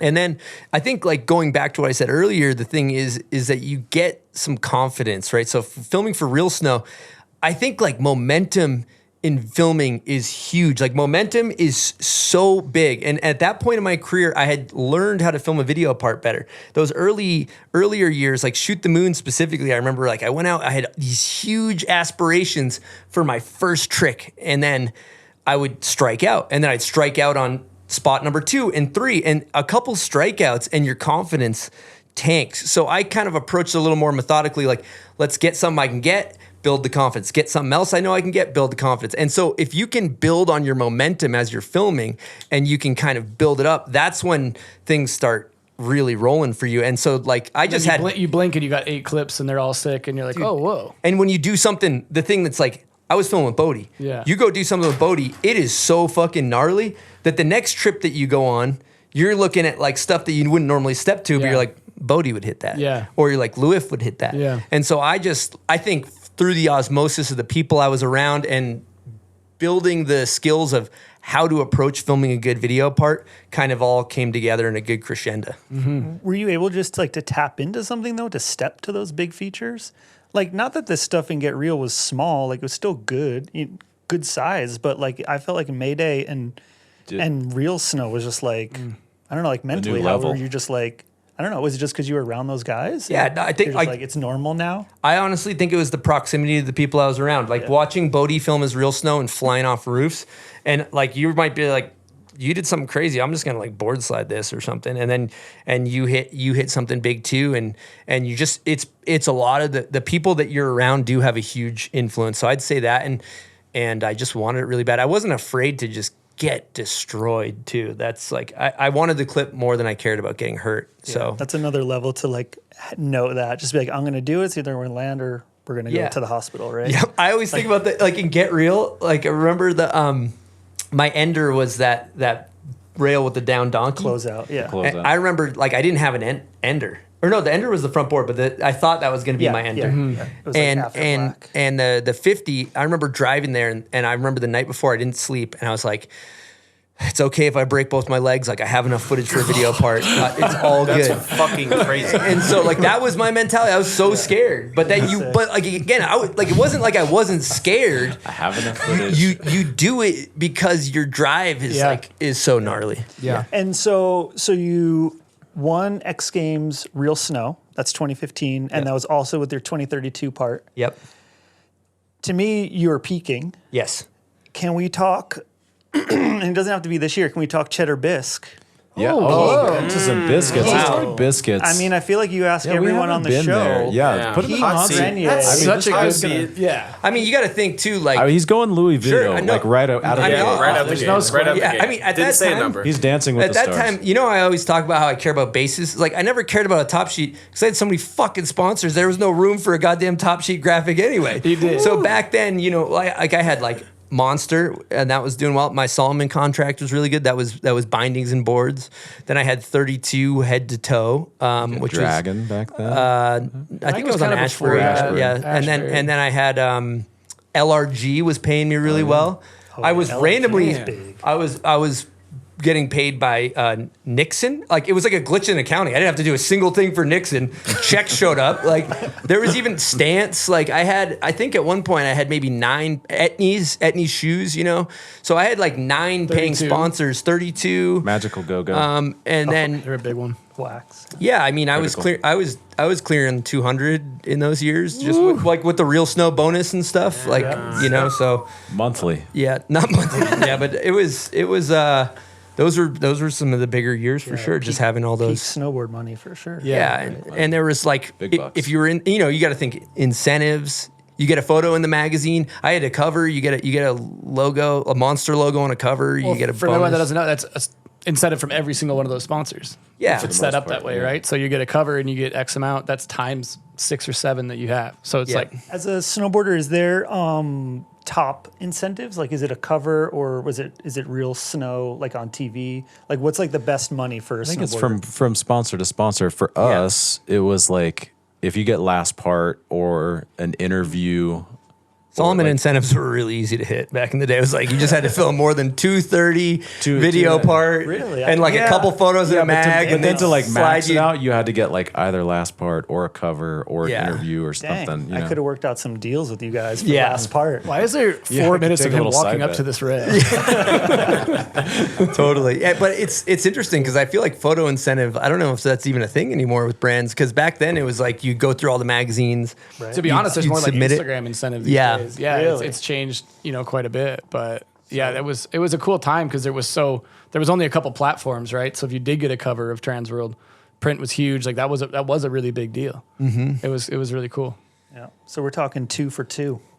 2 for 2. Two They for don't go 10. 3 for 3 anymore. We're talking 2 for We 10. had some good years, and then also the other thing you have to consider too. It's like payment too. It's like pro model outerwear head to toe, pro model boot. You get royalties on royalties. that. So you Yeah. get X amount per boot sold, X per amount per board. Jed and I both shared 2 sizes. I had 2 sizes. Jed had 2 sizes of the Salamander. Those were selling yeah. well. We're getting Hotcakes. Those things were hotcakes. We were getting like very fat royalty checks from pro model products. So I think like when you're having pro model products, it's all selling really well. Did it just feel like money was just flowing? Did it feel like it was just rolling? I bought a Cadillac. Do you remember that? Dude, I was burning budge, boys. It was good times. Because the thing that's crazy is like in the summer, you get paid pretty much the same amount you get paid in the winter. And you're like, and you don't have shit to let do. me check my calendar for the next 4 months. You know, I don't have a single thing on wide here. open. It's so funny. Holy shit, How did those boards sell like on the scale? Like we don't know quantity, but Oh, was the it, Salamander for was Salamander, met with yeah. like immediate success. Really? Like that thing went. I would fuck up the numbers on that, but top crazy 30. numbers. 1,300 units, I think, was my royalty for 1 year. Just in your your colorway. size, yeah. Colorway, So yeah. I think like nowadays, if you're selling like 3,000 boards of a single model, like that's pretty awesome. Yeah. And those things exceeded that like in the first year, and then it only went up from there. That was sick. So- I remember when you guys were designing that graphic when we were filming Get Real, and you were just drawing on papers and. What was the first one? The hand drawn with the TV? Was that the first one? First one was the pink one. It was a salamander on rollerblades taking a shit. And very sophisticated concept. The thing that's fun about that too, if you really think about my career, it was like I was really lucky in the way that Get Real changed everything for me very quickly because I went from, EPI Films to Keep Talking, relatively like am snowboarder, and then Get Real came out, and then it really happened super quick where I got a boot with 32, I got outerwear with 32, and then this is almost like the following year, and then the Salamander came about because Solomon had all these boards with pretty heinous graphics at the time. Like there wasn't anything that we wanted, that Jed and I were looking at, and we were like, these boards are awesome. Like I love this graphic. It just didn't exist. And also at the time, like jib boards were just kind of coming into play, right? Like Rome had an artifact that was a big deal. It was really soft. And for us rail kids, we wanted a board that was soft and that was fun on rails. And so we kind of came to Solomon with the idea. And I was like, hey, we should have a rail specific board that's soft and that's good times. And so I kind of like, it's not like they gave me a pro model. We almost like came with an idea, and it also came with a pro model. So it's crazy. Like I went from, basically like an AM to like pro everything in like a year. And so it was a pretty quick adjustment. Yeah. It was cool that they had different graphics too. Like I think you had different sizes, right? From you and Jed. Yep. But each board was completely reflective of your style and everything. Like yours was hand drawn. Jed was always, he did his own too. Yep. Like I thought that was really cool. Yeah, that was cool. I was going to say it was cool about the Transworld videos back then when we were doing the videos and they had the magazine element to it. Like it was such a different kind of package for you guys as writers. I remember it was like you get the article in the magazine, you get the photos, somebody got the cover. There was so much to it. So it was pretty cool at the time rather than now it's like a video part or just Instagram, unfortunately, or YouTube. But I remember it always helped all you guys who were in the videos. It was a pretty special time for sure. And back then it was so cool. You knew who was filming for it. You would kind of follow you around. It was only 7 guys usually, right? Yep. So it was like this really cool, like it was, for you to be in that was special. You're of the whole world. Totally. You're in this movie. And Joe was like, coming off of the Sunday in the Parks, and Joe was kind of on a similar arc of his, like we were all kind of, he was coming up as a filmer. Yeah. He was already maybe there, but and then Jed and I and our crew was coming up, and it was just a fun energy. at the time. Everyone, everyone was like cool, like just being in the crew. Like we were all this, similar ages, a little older, but we were all just hungry, right? Like breathed it. I remember the one remap. It always sticks out to me when we were on that trip in upstate New York or whatever, early season, and Jed did some trick and you remapped the clip, and you had been wanting to edit to this song, and you remapped it, you exported it, you dropped in the time, because we would have a running timeline on the trip. So every clip you get, you put it in the computer, you watch it, and you just build on that timeline. And so you remapped the clip, and then I just remember you went, oh, I've been waiting to do that for so long. But the funny thing about all that, honestly, like looking back at it now, it was a subtle way of getting everyone motivated. Though. Yeah. Yep. I would lay out the footage of the trip and people would know where you're at. Oh, that became like a thing too. Yeah. Like Meyer would do it on trips, and you would want to like see where you stand, and it would motivate a lot of people and, for sure. And like without saying it, you knew if you came away big, or if you were like, okay, well, next trip, let's go. So it was my subtle way of doing it. Not at first intentionally, like because I also like to see the footage and make sure I'm doing what I'm supposed to be doing. and you guys are happy, but it was a subtle way of like, oh, dude, we only got 3 tricks, or, you know. Did you edit it chronologically, or did you edit it like there's an ender of the timeline? No, I think it was more chronological because it was like in between. Like we would get back late, you'd like put footage in, do it in the morning, then you'd be right back out. But it was enough to like everyone saw it. Yeah. What could I do better? What could you do better? Joe was big on transitions at the time. Like you'd be like backlit with like a sun. Like what was the lens flare shit you're rolling? Oh, look at that lens flare on that lifestyle. A lot of lens flares. A lot of staring into the sun. Yeah, bad eyes now. You remember when we went to Cook City and we built that jump and we never looked at the landing? And I remember the one I double backflipped and Jed front sevened. Yeah. I remember like we went and we chucked up this cheese wedge, but we only looked at it from the top. And it looked like the roll wasn't, like the sweet spot of landing wasn't too far away. And we finally like snowmobile down to the bottom. We look up at it and Jed and I are like, what are we? We're going to fucking die. Like we can't hit this. We're going to fucking die. Why didn't somebody build it closer? Like we were having like a panic attack. And then Joe's just like, go fast. You'll be fine. Yeah, we were all fresh to the backcountry then. I think that was only like my second year snowmobiling and stuff. Yep. So yeah, it was good times. Yeah, that's a whole new thing. Yeah, that was a whole nother transition for you too. You know, going from the streets to the backcountry, and that was we can bring up the 2032 in Mayday, dude. You had sick jump shots in there. Thank you.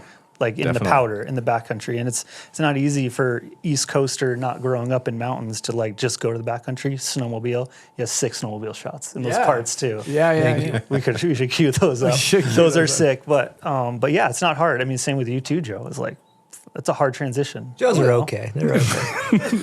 I was a better snowmobiler, actually. No, I always wonder where that kind of came from too, Chris, because it's like we were filming rail, like mainly rail parts at that time.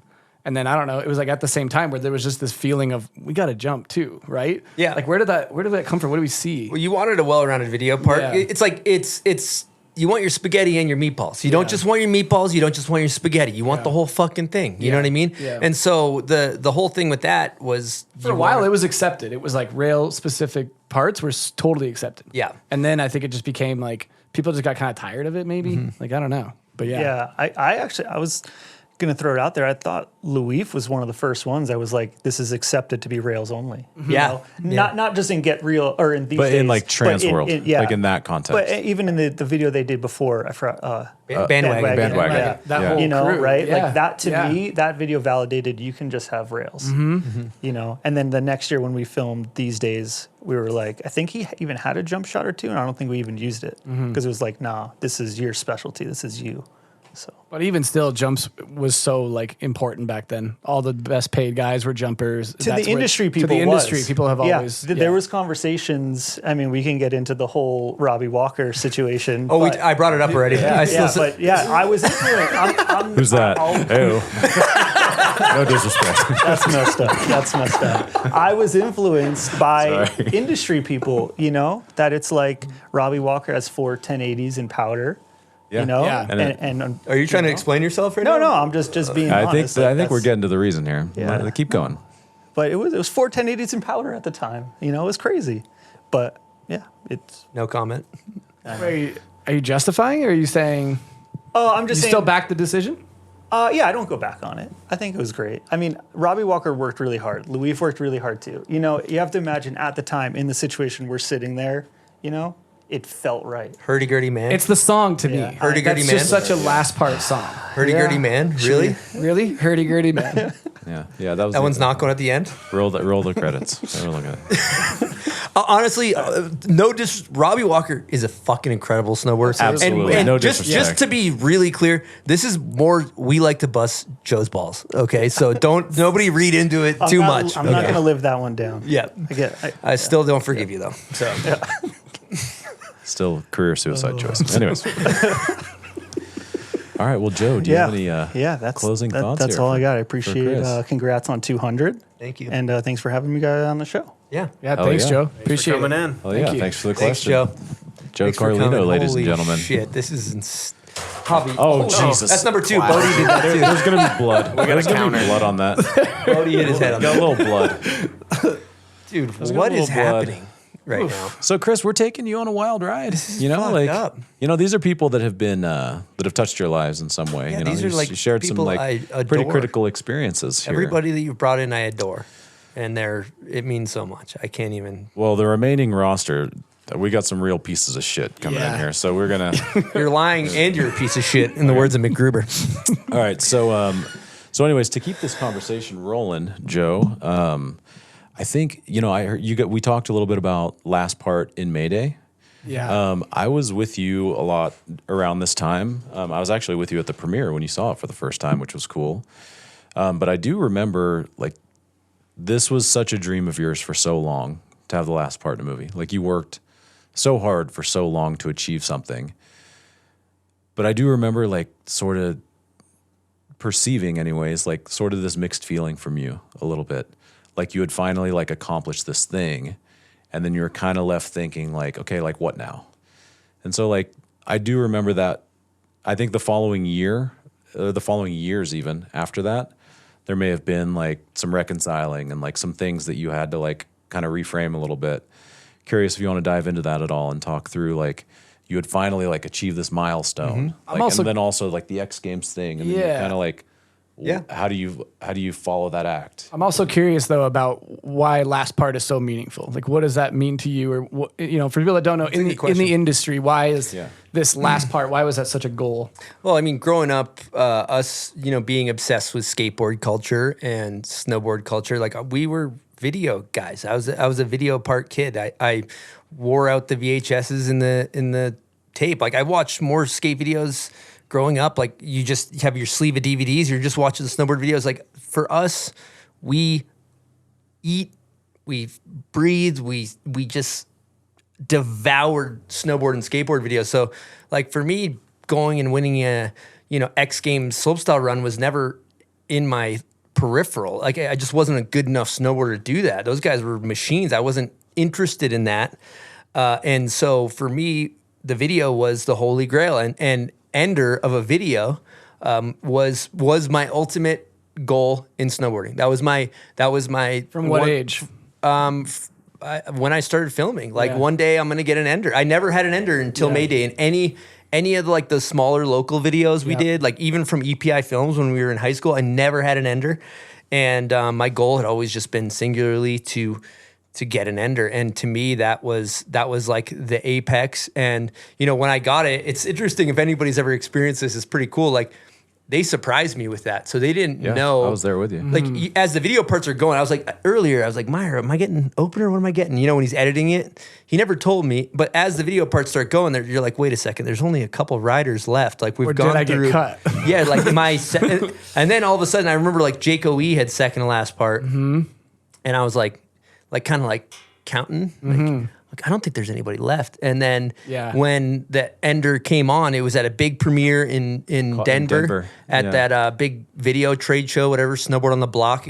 Yeah. And there's huge audience, and I started bawling. Like, I had full waterworks. Yeah. But, the thing that's interesting with all that is, like, I was also, like, partying very, very hard, right? So, like, as you know, I would also not drink in the winter, basically, from as soon as I got, that's actually something good to rewind to. When I got the first Get Real opportunity, I went sober for, like, all the way up until March or April or something. From November till then, I didn't drink. That was my first time. I partied a lot in high school. Like, I sold weed. I was into that whole, like, I thought getting fucked up was awesome, And so that Get Real is my first year not really drinking in the winter. And then I, for the most part, would stay sober all winters. But then as soon as the season was over, or winding down, I would start drinking. And every winter, it just seemed to snowball more and more, like, where I drink more and more in the off season. But I'd always justify it. Well, I got my job done. Mm-hmm. I handled my shit. Mm-hmm. I can get fucked up. Mm-hmm. But so I remember, like, that year was Mayday or whatever. And then the following year was the Real Snow in 2032. Well, I was going to ask, was that the first full year sober?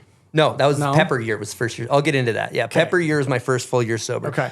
So I remember, at the time, the peak of my career was Real Snow 2032. The best I've ever ridden, most money made, got an X Games Real Snow Gold, like, sponsors coming out of my ass, like validation, everybody telling me I'm the man. And Hava, he kept a pretty low ego at that point.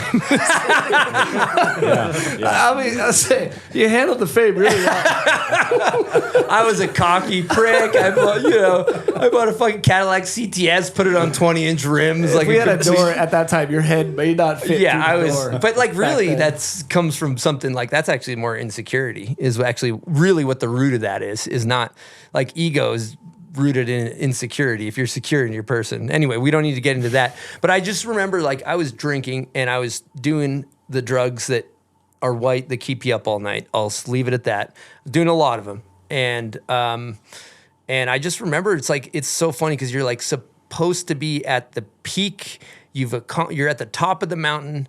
And I was just drinking, and I just like wasn't a good person. I was like so selfish in my snowboarding that I had neglected my personal relationships. I was so self-serving in the way I treated my partners around that time. Like the women I was with, I wasn't a good person. I was not a good person. Like I was very self-serving, and it was all about me and everything, my schedule, and I was doing more drugs and drinking more than I ever have in my life. And it was kind of like there was almost this part of me that was like I had reached the top of the mountain thinking that like once I film that video part, then I'll be good. Once I get Ender, then I'll feel better. And it was almost like, hey, I'm up here. It's not up here, guys. Like whatever you're chasing isn't up here. And so like, did you feel like you were celebrating all that success when you were partying through the summer after these video parts? And were you celebrate? I worked so hard. I have these accomplishments. I'm gonna party and celebrate that now. I think there's a degree of like when you're filming gnarly, you're scaring the shit out of yourself on a regular basis. You're showing up and you're like, I'm fucking scared. I'm flying off of this thing. Like you're almost in a fight or flight stage for a lot of when you're getting gnarly regularly. Yeah. You make such a pattern of getting out of your comfort zone. And for months at a time. You're never really down because you're thinking about tricks. Now you're going to sleep and now you're up, setting up the spot. Like when you're on trips and even home for a week, you're still like coming down from that, but then you go right back up. 100%. And it's the chase of the clip high, right? So I think this is super, super important is that snowboarding in the winter gave me a sense of purpose. I had a reason to get up every morning and film the best trick I could or get better or try to find a way to better my career in snowboarding. That was my drive, my focus, my whatever. And you're also addicted to that high. Like your highs are spiking up crazy. When you do a crazy gnarly banger, you are like flying high. You're flying high. Then you all of a sudden turn that faucet off. And then purpose is gone. High is not being fulfilled. High isn't being fulfilled. And you're also been in this like fight or flight stage that you're like, fuck it, I get a pretty good high from drinking and doing drugs. I'll just hit that. And nobody's really checking up on me for the next 4 months. It's a Tuesday. Let's get blacked out. And like, granted, I just want to say I was having an awesome time. Like there was a lot of really good times that were associated with this. Like we were partying, we're having fun, we're feeling really good, celebrating and all that stuff. But there's a certain point in time where you're partying, you're having fun, you're celebrating, you're partying, you're having fun, you're celebrating. Then you're just partying, and then you just kind of like need it to like function. And that was you're not having as much fun anymore. You're not having as much fun. You're kind of secretly doing drugs by yourself and not telling people, trying to hide it and things like that. So I remember like I got into a really dark place. My partner at the time left, and I was drinking and doing drugs all the time, and like I felt like I needed the drugs to like straighten me out whenever I drink, and then it got bad, man. Like I was spending so much money on all that stuff, and I just straight up was like looking in the mirror, and I did not like the person looking back at me. I just didn't. It's wild to be able to do that and have that feeling and then just turn it all off and then go film for 4 months and like not feel like you needed to go back to that. Flip a switch. That was almost the most impressive part was like you could somehow, I think it was like snowboarding meant that much that you were like, even though this is there and it's really like tempting, it's like, it's not enough to fuck with this whole thing, which is wild because as soon as you were done with that last trick, you were drinking again. Yeah. 100%. Yeah. And then also like we've talked about it, like we did a 33 or something day premiere tour and put us both in the hospital. But like putting fire on top of it. Dude. Well, and it was talk about like validation. You're at these premieres every other night. Where like every night. Every single night, pretty much. And then you'd watch this video and you'd hear people cheer and then they're buying you drinks and it's like, you can't not. And so we did the same thing, but that was like really not fun at the end. Remember both of us being in Barcelona, just like, I want to go home. Like, this is crazy. For the record, that tour was not scheduled well. We were pushed too much, but at the same time, I got to take full accountability. I chose to drink alcohol. Yeah, of course. I chose to do drugs on that tour. I chose to party. Like, if I was to go back in time, I think it would be a totally different tour. Totally. If I wasn't getting obliterated for 33 nights in a row, you know? But it was just me and Chris. Yeah. Well, we went to Europe. We went all over the States. I guess before we go further down this, I think we should put a little pin in this one. Let's flag this for just a moment. A lot of people hit me up when they come to town. They say, Chris, where should I stay when I come to Salt Lake? And I always tell them the Evo Hotel. It's in a great location. It's got a bunch of kick-ass stuff. They got a skateboard park, indoor and outdoor. They have a climbing gym, if you're into that sort of thing, which I am not. They have a coffee shop. They have a rooftop bar with a nice ambiance. They have a full-blown retail space with every type of snowboard item you could ever want, or skateboard or mountain bike. You can fly to town. Oh, you don't want to bring your mountain bike? Cool. They got rentals. You can rent them there. Same goes for snowboards. And then at that retail space, they do premieres. They do all kinds of cool events all year round over at Evo. Good staples of the community here in Salt Lake. And little fun fact, every guest that came here for the 200th episode stayed at the Evo Hotel. And they all had a good time. So if you're interested in coming to Salt Lake, you're planning that trip, I recommend checking out the Evo Hotel. All right, we're going to take a quick break and talk about one of my favorite places that exists on this earth, and that's Woodward Park City. It's fun all seasons. Now, this season is currently mountain bike season, and it's just heating up. They got rad events coming up. They got rebuilt trails, and they got some new multi-week programs for the Groms. Woodward is kicking off some brand new programs for kids as young as 3 years old starting this fall. Get them started early, skateboarding, biking, scootering, or hitting the trampolines with fun 1-hour classes. Also, if you want to sharpen your skills for this winter and learn some tricks on the rollerboard, which is basically a snowboard with roller wheels, you can chuck carcass into the foam pit. You want to learn backflips? Take it to the foam pit first. So then when the snow hits, you're ready to go. Check the details at woodwardparkcity.com and get up there and have yourselves a good time. But I do want to focus just quickly on so some of the travel elements of snowboarding that we've all been in it. We were all quite blessed to have been around the world and been to such incredible places and meet all kinds of people. And I know that you've done that quite a lot in a long snowboarding career. Are there any standouts, people that you really enjoy traveling with, or maybe can kind of embrace seeing different things through the eyes of when you're with them? What does traveling mean to you in the context of snowboarding, and how has that impacted or shaped your persona in any way? I don't know. We could explore that for a second, because I think who you were traveling with at that time as well, right? Because I think you're always traveling with somebody. Yeah, I mean, I thought one person that always did a good job of knew how to travel well was Louif. Yeah, he was incredible at it. He always enjoyed In what way? He enjoyed the culture of where you were, where I was just tunnel vision on down bars and stuff like that. I mean, you and I we've all traveled a million places together. I could see Louif being pretty cool with that, though. His stoic demeanor and kind of taking in the surroundings a little bit more. Even the way he looked at things was different than I can remember you kind of biting his food orders all the time, just copying what he did, because he kind of his head wrapped around that. I mean, speaking of which, we got a guess question. We should probably hit him with one. We do have one. Unfortunately, he's not here, but we can try can to do this one. So, God damn it, Joe. Sorry. Jesus Christ. Okay. We do have a big boss man in the booth right now, all the way from Quebec, Canada. Fuck, dude. We have Mr. Louif Paradis joining us here in the studio. What the fuck are you doing here, bro? Holy shit. What the fuck? It's been years. You got a microphone right there, Louif. Yeah, we're going handheld on this one.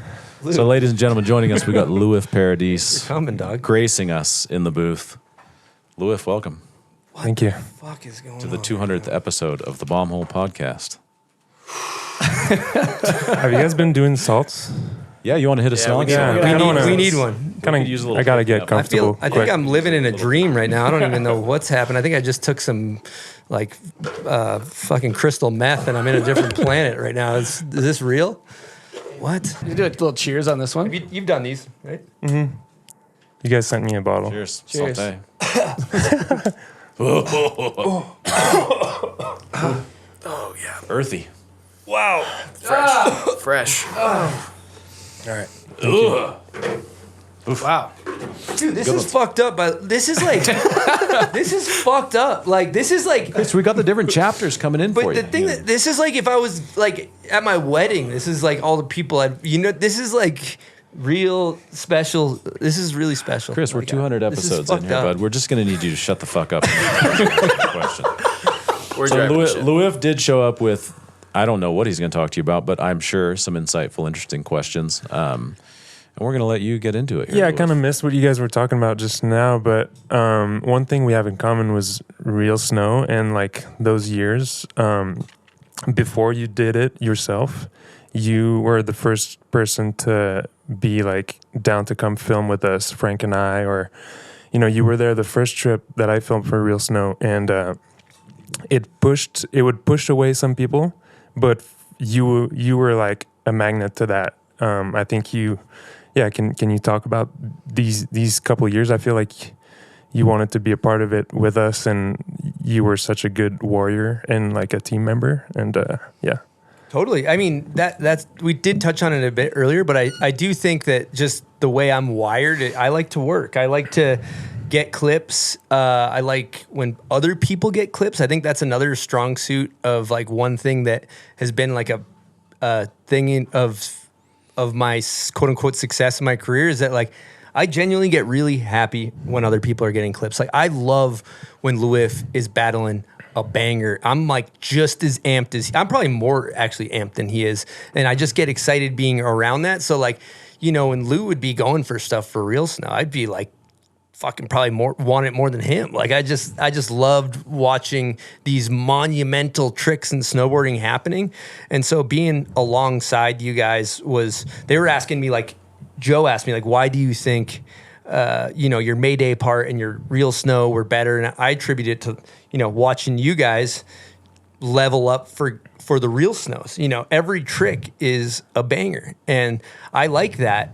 Some people gravitated towards more of the fun, like VG was more like, let's sleep until 11 and drink some beers and have fun and get some good clips too. But we were like, let's go to this spot and let's do this fucked up trick. Yeah, it kind of forced you to, because we were passing the ball around, and like it was my spot and then Frank's spot and your spot, and like you're going to do something, similar to that level of real snow. So yeah, I thought it was really cool, really special years. And then you got to do your own after, and you crushed it right away. Thank you. I'm curious, like when you were doing that with Louis, because I was on some of those trips as well.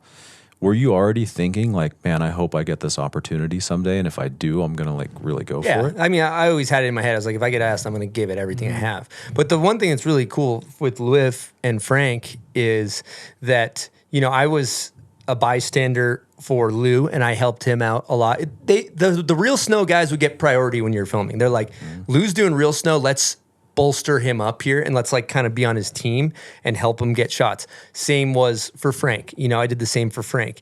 And then when it came to my turn, these guys did the same shit for me. Like Louis showed up with his lady Ev on like, what was it? I can't remember what clip it was, like the Miller flip rail slide on that thing, the Miller flip. And him and his lady are like out there shoveling ice chunks in the landing. He's in his Sorels. He's not planning on snowboarding. He just is coming out to help, or many shots in that whole video part. He's coming to do the winch or whatever. So it was really a cool, like everybody was there for each other with the Deja Vu crew. Everybody understood, I'm going to help you, you're going to help me. And I really got along.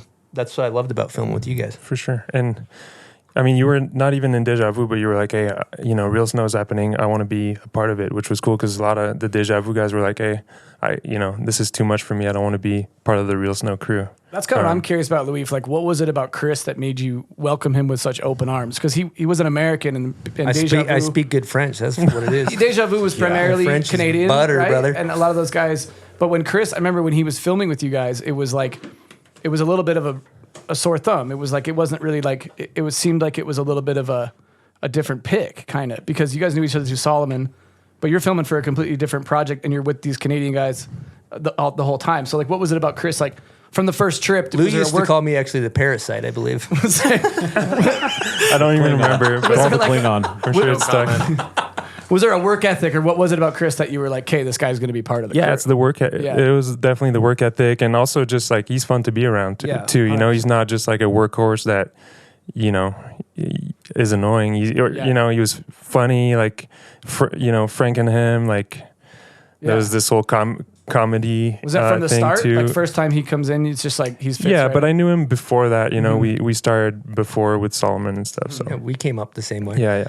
Yeah, what was interesting too is like, we had a good time. We did the Snowboarder mag video. I forget what it's called. You had Resolution. Yeah. And I can't do back twos for shit. Like I just am a bad backside 270 guy. And I had Louis put on all my gear, and he back yeah, with the jersey. I was trying to do one to fakie for your part with the Patriots jersey and like the monster bucket hat and stuff. I think you swagged it out a little bit too. I thought you were looking like more fresh than usual in those clips for some reason. Thank you. I have a question for you guys. You were talking about Frank. We have Louis in here talking about the Deja Vu squad. Joe brought up work ethic. Everybody knows these guys as people who are going to get the trick perfect. Exactly how it's supposed to be. You're going to do it over. You're going to watch it. You're like, not quite. Couple degrees off. Let's do it again. Yeah. Like, did you already have that mindset when you came to film with these guys, Chris? Or did they influence you, and did you take that with you? I didn't have that mindset. Let me tell you something. That mindset is fucking annoying. It's built for... it annoyed the shit out of me. The end result... Great. It's great. Grenny drags his face on the ground. Yeah, I'm like, you know what? I kind of like it. I'm like, can we use it? Can we use it? No, we had definitely, I definitely learned a lot from making sure you did the trick well enough. Okay. Like I did it well enough, but these guys are like, every clip in Lou's part, he probably did it like 6 or 7 times, Yeah. But you have to be good to do that. No, I think when there's a level of like scare, you're like, okay, this one's good, whatever. But one thing I wanted to ask too is, that I remember specifically bungeeing you into one spot, and I remember you were blasting some like hip hop music really loud, and you were like in the zone, but like kind of looked, specific, gripped and like scared. This clip is you board slide this green closeout onto another board slide, Yep. down. This is in Stockholm at the ice rink. Yeah. I know you've like read books and stuff about like flow state and all that. Like, can you tell us about like how you go in that zone? Like when something's scary for you, like, but you really want to do it. Like, how does it work? How do you? Yeah, I mean, I don't have anything too crazy in that. I do like. If you've seen me get really gnarly, you see me like bark and stuff like that. Like I get like, ugh, like I'm like you gotta find it. You gotta, and I think that you show up, dude. Sometimes it's a doomsday shovel session where you're like, I'm gonna do this really scary thing, and you start like building the jump, and you're like, why did I fucking decide to do this? And then like as you get closer, you're like. And then the cameraman set up, the photographer set up, everything's ready, and then you gotta find it. And like for me, I just sometimes listen to some rap, it gives you that feeling, or you just gotta find the feeling, like the like a little bit of confidence mixed with a little bit of fuck it. And sometimes I'll even like hit a growl or bark, like it's kind of that, that's how I found it. Because I don't know, I like to do gnarly stuff in the streets. Because it was easier than doing tech small shit. The small stick stuff. That makes sense. Do you think if you had run through a wall smelling salts during this period, that would have been huge? That would have been huge. Available Bombhole.com. Available Bombhole.com. Available Bombhole.com. Yeah, that's a good 3rd question. time strong. But yeah, I'm sure rap music helped and stuff. And yeah, I remember. Yeah, And just the crew, like everyone getting ready and helping you, that helps for sure. That puts you in, you're like, all right, this is my time, you know? Also, let's do it. All of your peers are gnarly. Like, the thing that Frank used to say to me, I'd want to strangle him. But he'd be like, if you don't do it, I'm going to do it. And you're like, you motherfucker, you know? And that worked for me. And Frank meant it when he said Yes, he did. The best ever was, though, we went to Stockholm and Frank was filming Real Snow and Lou was filming Real Snow. And those two fucking guys were both, they're going to the same spots. Yeah. And it was like... Yeah, one time we turned around a corner and we're both sitting in the car and we both see this spot at the same time. No. And we're like, you know, I want to, you know, not even words needed. We both want to hit it. And then we Rochambeaued the next morning for who gets to hit it. And I get it. And Frank just like banged the table. And I think like, you know, you were a little bit further and we were like, what happened, you know? Well, you just hear, just for the record, like, these guys are speaking French, mind you. Okay, true, yeah. And you hear like, je m'appelle Christian, je voudrais aller à la toilette, and then all of a sudden the Rocham, and then Frank smashes, and all the glasses go up, and we're just like, what's going on, guys?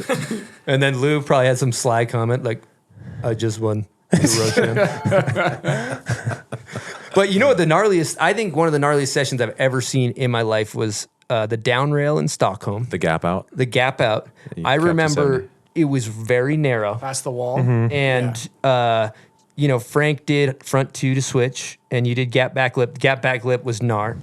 But I remember when you started tossing up the cab two back lip, I was like, this is so fucking heavy, dude. Yeah, that was a cool session with Frank front two, and then he did the like 50 on the ledge to board slide, which is in your part. It was in this, yeah, that was filmed. That was filmed really well, but no angle would ever do justice to how far that gap out past the little wall is. That spot's crazy. To me, the scary thing was like the rails being close together. That if you come off on the inside, you can get it's long enough that you can like can get ping ponged a little bit. Your board goes sideways in there. You're just fly swatter. Yeah.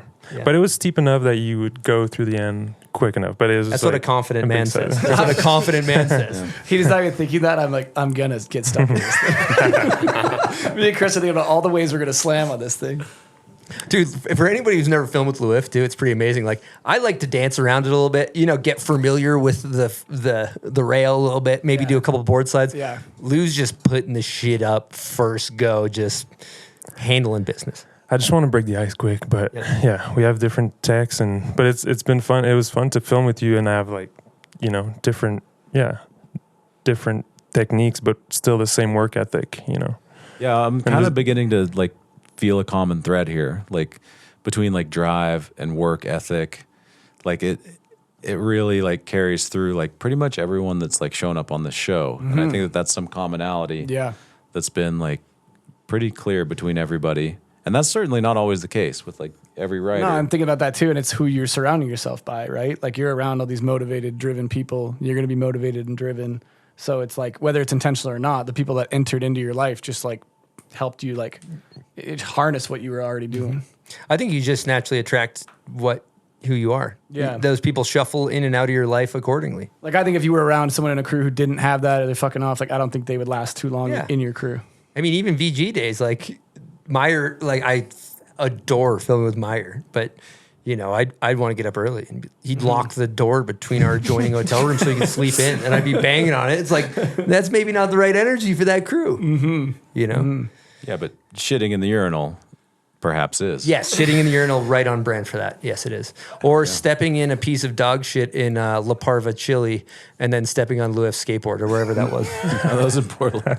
Where was that? It was in Portland. It was like, that was the first time you guys ever met each other, actually. Literally day one meeting each other. You're like, Louis, can I borrow your board for a sec? You're like, sure. God. He steps on steps on dog shit. Sorry, I got dog shit all over your grip tape. You remember that, Lou? The first time we met was actually at that rail jam in Colorado, I believe. Yeah. True. Where like you were teamed up with Gooner. And I was teamed up with Casanova. Yeah. Who won that one, by the way? Remind me. I can't remember. Flex. You guys did, yeah. I beat Lou. Wait, Grenier and Gooner. Well, I know. I you actually had, you had primetime Gooner on your team. Let's be honest. Yeah, and Primetime Gooner. you did good. Like switchback one and front 350. Back two fake. Oh, I remember you were cab two in the kink. You were cab two in the kink. Yeah, that's two on the I remember I was like, Cab two to fake. That's Louis from Bandwagon. He's fucking cab twoing the kink right now. Was it like a it was like a pig thing, a game of skate type it was thing? like a duo thing, and I remember Dirks was there too. Yeah. Sounds cool. Yeah, that was like I'll put it together. That was the year before these days, and then Oh, it's when you were working at the mountain? Yeah. Hometown heroes. Yeah, it was a cool contest. That's cool. Was that Keep Talking year? Yes. Yep. Yeah. Louis, do you have any closing comments here for Chris that you'd like to final shout outs? I just want to say, congrats on everything you're doing. I just before this show, I was like, I rewatched a bunch of parts, and it, really made me realize that you never stop really since Keep Talking. Full part, and like it only goes up, and up to now the bomb hole like being such, the biggest place in snowboarding right now. Like, congrats and keep killing it, and I hope we spend time together in the near future. Me too, Lou. Thank you so much, man. That means so much. Holy shit. It means so much that you come out here. Thanks for coming in. Wow. Yeah, Louis Paradis, ladies and gentlemen. Thanks, Lou. Wow. All right, Jed Anderson rides these. Jill Perkins rides these. I ride them. Of course, we're talking about Stance socks. Now, I've been with Stance since the beginning of the company, still rocking with them. Great brand that make great socks. Have you ever seen that little icon logo on the side of a sock? That's a Stance sock. They make creative socks. They got Larry Bird socks, ODB socks. We had some bomb hole socks. They make so much cool stuff. And lately, their designers have been bringing the same winning formula to clothing. We're talking joggers, hoodies, hats, and tees. One of my favorite t-shirts in the world is a Stance t-shirt. Toe to head comfort and creativity. Head on over to stance.com now and use promo code THEBOMBHOLE, all caps, for 20% off your first order. Again, stance.com, promo code THEBOMBHOLE, 20% off. This episode is supported by ThirtyTwo, a brand that is near and dear to my heart. When they talk about rider-driven snowboarding, that's their motto. It truly is rider-driven from everybody at the company. They all snowboard. They all care, from the customer service department to designers of the product to the marketing. Everybody over at 32 bleeds, lives, and loves snowboarding. It's truly a family over there, and they listen to their riders. When we come with a boot idea, they listen to me, they listen to Scott, they listen to everybody on the team for their input, and it truly is rider-driven snowboarding from the top all the way to the bottom. So if you want to support a badass company that cares about snowboarding, get yourself a pair of 32s. Everybody knows they're the best boots on the market. Don't be an idiot. Don't be a dummy. Get 32s. You'll be happy you did. And that's just snowboarders supporting snowboarders. That's all that is. You have a tendency to take interests, whether it's snowboarding or making a podcast or like other sports, or sports in general, watching sports. You go to a crazy expert level in a bunch of different shit. It's like you have, like, I've heard the word obsession quite a lot in this episode so far. You do have this like sort of obsessive pursuit mode where like you find something that interests you and you go all the way in. So let's talk about like some of these interests outside of snowboarding for a moment. Oh, now we're talking. No, I know like sports are deep rooted and like you've had your times and they come and go and some stick forever with hockey and with football and with like lots of things, with welding, with dirt biking, like all kinds of stuff. Like, let's take a walk through that for a minute, because I do think that, I don't know if there's something to uncover there that kind of like creates some common theme with like sort of this, again, like it's all kind of coming back to this drive and like this like kind of obsessive push that keeps kind of coming back up in all these topics. I mean, I pretty simply put, I get excited about shit and I just want to do it. And I just like naturally get excited about things, and I lock into, I get obsessed. I get an obsessive personality towards certain things and get really into them and hyper focus on them. And, I have an energy healer that I see regularly, and she told me that I subscribe to this type of stuff, and she told me that my soul's calling is to share joy in a way that's infectious for others. Just share your joy and your passion with other people. And like for me, like my passion and my joy comes out of me. And like if I'm announcing a snowboard contest, I just let it pour out. I just let it. I don't try to be anybody but who I am. I used to try to like, I should be the person that they want me to be to announce this thing. Now I'm going to be me, and if I fit the mold, they'll hire me, and if I don't, they won't. But like, just let the passion pour out. And sometimes that means, making things. Like you have an idea, I want to weld a dinner table. I get excited. I draw it on a piece of paper. How am I going to make it? That challenge of like thinking of something, how do I make it? And then with other things like, sports, the sports stuff's just ingrained in my culture of where I grew up in Massachusetts. It's just my dad, whatever game's on is on the TV, and we're talking about it. It's a great way for me to connect with my family. My brother, my dad, we're texting through all these sporting games. It's just that's more of a family thing, and I used to be way too into it where I'd like attach my identity to that of the team. Like the Patriots. You're kidding. You can't fucking, if you don't cheer for the Patriots, you can't watch the game with me because you're fucking up the energy. It's like that. I've gone over that hurdle. I just enjoy. Are you past that though?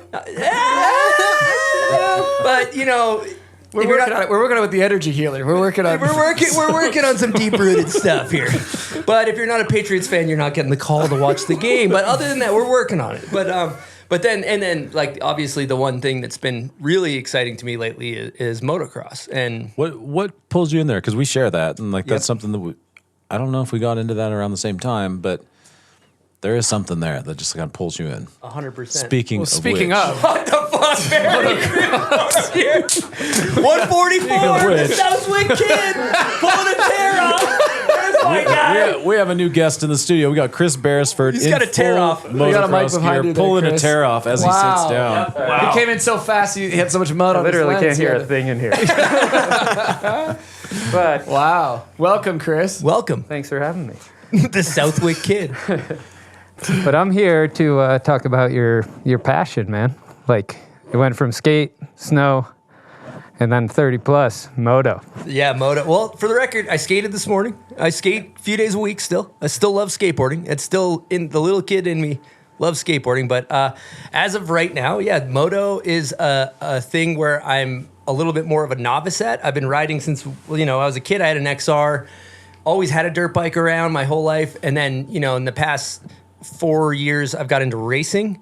And that's really fun because you get to get a little bit better every time you go. And there's something to prepare for. It's like, I imagine people that run marathons or something, they're like, all right, I'm going out and I'm running 5 miles and then 10 miles. And then I'm building up to run this marathon. And so for me, it's like this stupid little sense of purpose where I'm like, if I go to the track and I do 2 30-minute motos with my stopwatch on my bike, and then I do some cornering drills, then I can get faster, and maybe I'll go from getting 10th place to getting 6th place or 3rd place or whatever. So for me, starting like mid-pack and then working my way up. And at the end of the day, like I think Moto is really cool because you like really lose yourself in it. Like when I go and I put a stopwatch on my bike and I click 30 minutes, I'll do like, I'm going to go out there for 30 minutes. Like something happens maybe 3 laps in where you just lose all sense of time. Everything melts away around you. Snowboarding is very stop and go. You go up the chairlift, you wait, you drop in. Unless you're on a rope tow. Rope tow, you can actually tap into that pretty good. But for the most part, snowboarding is pretty... You actually equate it to the same thing. I remember it's like burning laps. It's like riding Moto. It's like riding Moto because you're in it the whole time. You're in it going up, you're in it going down. Yeah. Where in Moto, there's something that happens where you're just like... I just am euphoric. Like you're hitting jumps, you're moving the bike around a little bit, you're wheeling through whoops, and you're just trying every corner. You're like, oh, I'm going to go outside rut on this one, inside on the next, and you find these different lines, and you're just like looking for a little bit of speed every lap, it's extremely physically demanding. And at the end of the day, when I get done and I load my bike up and I'm driving home, I feel phenomenal. Like you just get older, you just do things that make you feel good. Yeah. So I don't know. Clearly there's a passion there, which is really cool to see. But yeah, it's fun. I think also to tie it into what you were saying earlier, you know, you're asking me about the table and you're asking me, or like welding and dirt biking and snowboarding and skating, all these things. Like I think all of those things, when you lose sense of time, you lose you lose track of time, you lose track of what you're doing, and you find yourself just so elated in the moment, then that's it, you know. And those are healthy things where you feel that, you know, you get those crazy euphoric dumps in a healthy way. And yeah, just like losing yourself in the present moment is really the key. It sounds so corny, but like to life is all those things. You're present. You're not looking at your phone. You're not on your computer. You're there, and you have to be 100% there to do them well. Moto especially. Yeah, Moto like, especially. I mean, I feel that way in golf. Like if you're not like focused, what the fuck's the point? Well, Chris, you got any closing thoughts, shout outs, anything like that for Chris before we get out of here? Man, thank you. Like I feel like you've pushed me in some ways where my comfort levels haven't been there, but I was like, he bought a house, fuck it, I'll buy a house. And like, that was the smartest decision of my life. And like, I Bode as well. Like, I don't know. And I also don't like when I see friends like moving up in the ladder, I'm like, I don't want to be like back in the back of the line. You're on the dirt bike. You're on the dirt bike track. Yeah, the trying to catch up. Like that's different. This guy's in shape. I go out and I'm like, I don't know. I hang on too tight, but I have a good time, and that's what matters. You know? Absolutely. We have so much damn fun on those dirt bikes. Yeah, it's fun, and that's the point. I love Let's have fun. That's awesome. Well, thanks, Chris. Yeah, thank you for coming by, Chris. Thanks for coming in. Appreciate it. Like getting my nerves going, and coming through with the helmet on was elite move. That was incredible. Thanks, Barry. All right. Wow. We're chugging right along here. You know what? I'm kind of feeling like it might be time. Is it time for something? It could be. Oh Jesus! You know what it is. Does Chris? I mean, before we even get into it, Chris, I'm gonna say this is fucking gigantic for you. Go ahead. Turn the volume up. On the right, all the way to the right. We got a guest host for Name That Video Part. Special guest host for Name That Video Part, Justin Meyer. Holy shit, Darth Meyer. Welcome. Justin, welcome to episode 200 of The Bomb Hole. I didn't think you'd make it this far. Finally, someone's honest. I'm kidding. Leave it to Meyer. Thanks for coming. All right. So we're doing things a little different here today, Chris. Justin's going to be hosting. He's the special guest host of Name That Video Part. Okay. He's got some deep cuts. This is huge. This is we're gonna huge. Talk. Yeah, a lot of here. What is your confidence level, 1 to 10 here? I've actually never thought about it for myself. I just grill everybody else. Yeah, I've and never you- put myself in You these love shoes. to make fun of people when they don't get it. Yes. You idiot. How did you not You know are a that? student of the game. Yeah. I'm a so student of the game. I am. I gave you no meatballs. Yeah. no meatballs. Well, maybe they're meatballs for you. I don't know. You might have seen one of This them. is a curated list that Justin has come up himself. Is that what we're told? That's right, yeah. Yeah, so they're this is all- a so little, video little guys. off kilter. This isn't a No. single Name That Video I Part don't think song. there's a single VG one in here. I wanted to go, something I think you should know. Yeah, there's Okay. there's more than one here, is what I'm getting at. Yeah. There's more than one. Okay. More than one. So we're going to... Are we doing punishment if you don't get these? you or what are we didn't doing? ask me. My confidence level's 3, by the way. 3 out of 10. 3 out of 10. Yeah. That's not very good. That's not very good. That's not Keep the bar encouraging. low. Keep the bar Should low. we get into the first one? Sure.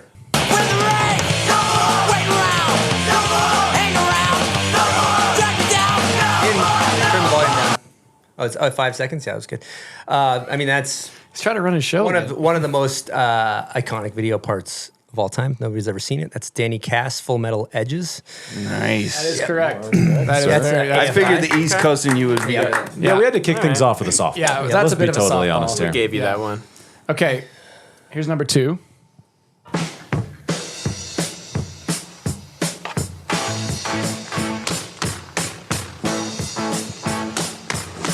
It's tip of the tongue. It's tip of the tongue. I know you I know can't it. hear it, so I have no idea which one. I'm going to tell you right now, if you don't come to this one, Let me hit him again. the credibility is out him the again? window. I don't know which one I hit him. I hit him again. If you don't arrive at this one, the credibility is gone. Can I give you a clue? Yeah, give me a nugget. You have a cameo, and not necessarily a trick cameo, but you're in this video part. Yes. That doesn't help anything.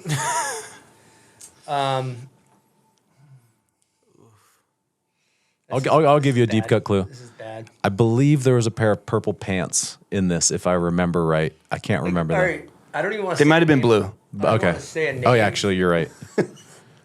Like, like what first pops in my head. I think I'm gonna get it wrong. I don't even want to say it. Just let it out. Let's get it over with. Yeah, I'll Where's get it that over with. buzzer button over there? Jonas pops in my mind, but it's not Jonas. Nope.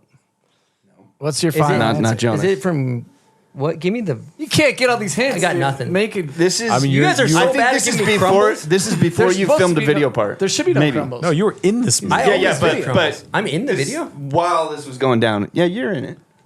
before I filmed it. Maybe first video part. I'm counting down 5 seconds. Dude, I don't know. I don't know what it is. You I don't know know. what it You're is. saying no. Second video part. You're not Say, even all right, taking so a guess. keep talking. There we go. Keep talking. Okay. Oh, fuck. Keep talking. Hold on. It's not the best. It's keep talking. It's not Chad. It's not Scott. It's This is not the way this is Casanova. supposed to work. Nope. I don't know. He's one of my favorite snowboarders of all time.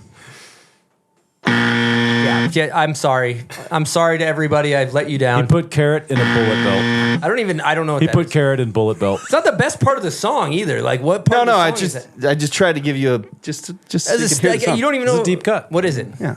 Meyer. Nick Dirks, Jared Howdy. Oh my god, I'm a fucking idiot. Okay. All right, all right. That one was wrong. Okay. All right. Next fine. one, we're not doing all these hints and all this stuff. All right, You gotta fine. We'll just rip through it. Let's rip through it. Let's get it over with. Rip the Band-Aid off. Okay. Here's number 3. This is a tough. I know this one. That's Gus Engel. I think that's Gus Engel, right? Correct. Is it Patchwork? It's Patchwork. It is Okay, Patchwork. Patchwork. Okay. Second song. Song number 2. Yep. That was That's a Alex Mertz going, oh man. Yeah, that song's like a good song. That was a great song, Meyer. Good job on that. Okay. Yep. Ready for the next one? Yep. I touch you and leave you with not much to go home. I got it. My skin Already? is thick, cause I'll be up in the mix of Okay. action. If I'm not at home, fucking live, relax. Yeah, that's Justin Benny, Moment of Truth. Nice. Wow. Yeah, that part's so good. Student of the game. He is a So student of good. the game. Okay, we're getting a little trickier here. Number 5.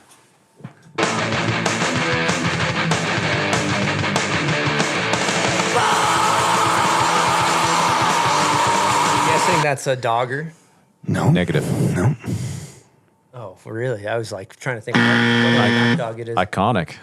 This might be my all-time favorite Yeah, snowboarder. this is kind of. I thought this was a total softball. Run it again. Run the whole thing again. No, the fucking same song. Just run the song again. Okay. Tell you what button to push. It might be. I don't know what it is. I don't know it. Scotty Whitlake. Happy hour.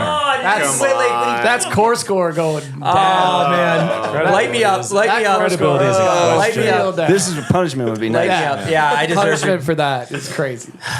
Okay. Electrocute me. Hit me in the head with a shovel. This one is. Smear shit on my face. Let's do this. You ready for this one? Every time I swing, my punch connects, so stop fronting. Show the beat. Oh! Wow. It's the kid. He's got the jersey on. Wow. Is that state? What is it? State of mind? Or? Yeah. Joe Sexton. State of mind. Okay. Wow. Yep. Wow. Nice, dude. Didn't remember Scotty Whitlake. Remembered. We were unsure about this one. I was unsure. I didn't think you would really get it. All right. This next one This is a little bonus one. is a bonus. This is more of a cut. if you could see the video, it's yeah. This is a deep cut. We're gonna have to play this video because Yeah. this is we could talk about this after, but You get it. so gross. You don't see this? I think I know what it is. Was it from a trip we were on? Yeah. It's when I took a shit on Daryl Mathis's doorstep or something, right? Or something like That is correct. Yeah, okay. That's very. This clip is actually titled "Chris Shitting in a Bag." Yes, is the name of this Yep. track officially. Yep, that happened. Holy shit. And we trolled Daryl. And then he chased us with it or something, right? Or what happened? Oh my gosh. All right, I so can't remember exactly. let me get into this one. This was we were in Omaha. Yes, we were. This was Bon Voyage year. And we were kind of on the lower end of travel budget.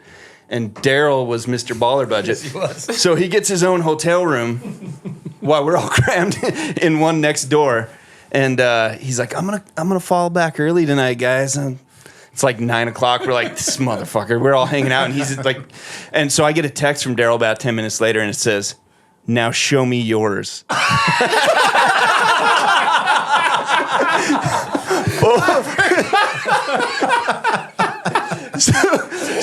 So Chris is like, we gotta fucking get this guy. He's like, I'm gonna do a flaming bag of shit on his porch, and we couldn't find a paper bag, so he shit and pissed That was disgusting. in a plastic bag. Oh my God. It was actually not that funny. It was pretty gross. No, it was great, and the whole time he's wearing a fucking cowboy hat.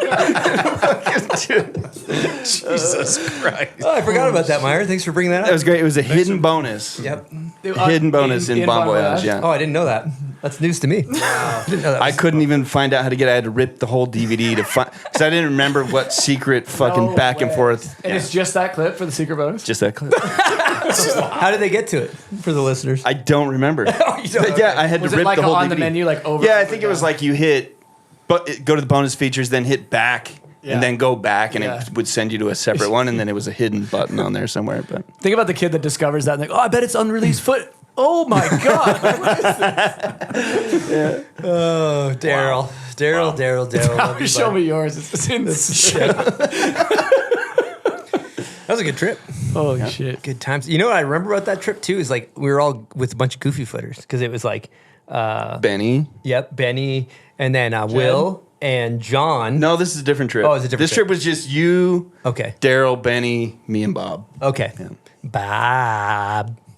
Nice. Good times. Oh my gosh. That's incredible. Do we want to cue up the listener? Yeah, we have one more song for Name That Video part. This is for our listeners. If you know the song, please comment on our Instagram photo of Chris when we announce our episode. Worth noting, this is unfortunately for our U.S. listeners only because of shipping policies. All right, we have a huge announcement coming at you from the Bomb Hole in Gosney.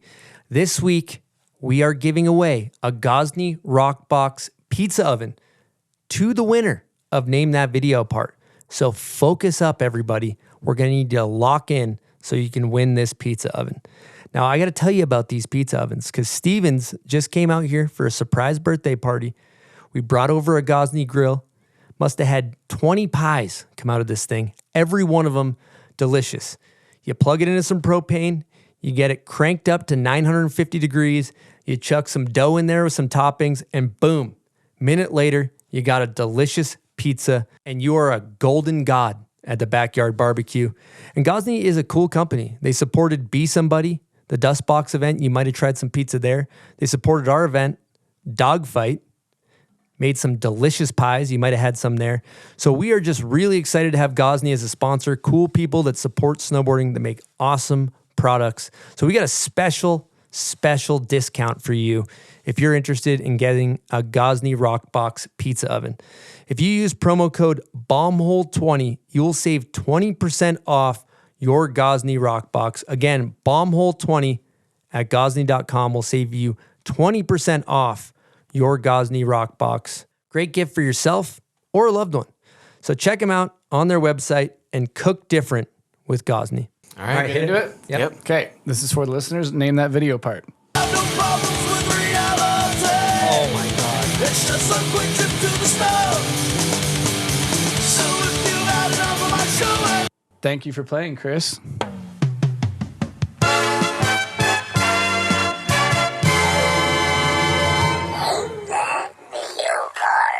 Additional bonus question: who is the artist that authored the Name That Video part catch jingle?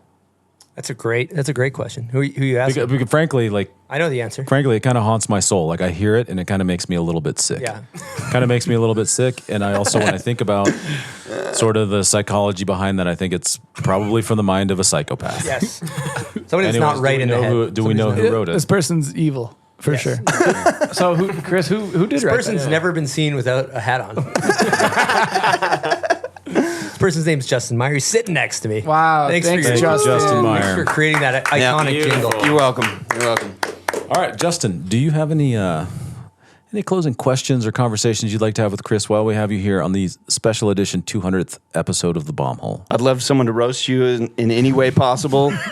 Yeah, he's flying Getting too gassed up. I'm looking for blood. He's flying close but to the sun right now. Try to take him down. That's it. That's all. But you guys have Thanks, known each Dark. other a long time, filmed and traveled together. Oh yeah, This is very This cool. is my guy. Yeah. This is my guy. Yeah. Thanks for coming in. Well, thanks for having me. Thanks, Justin. Thank you, work. Justin Meyer. Student of the game. Love you, dog. All right.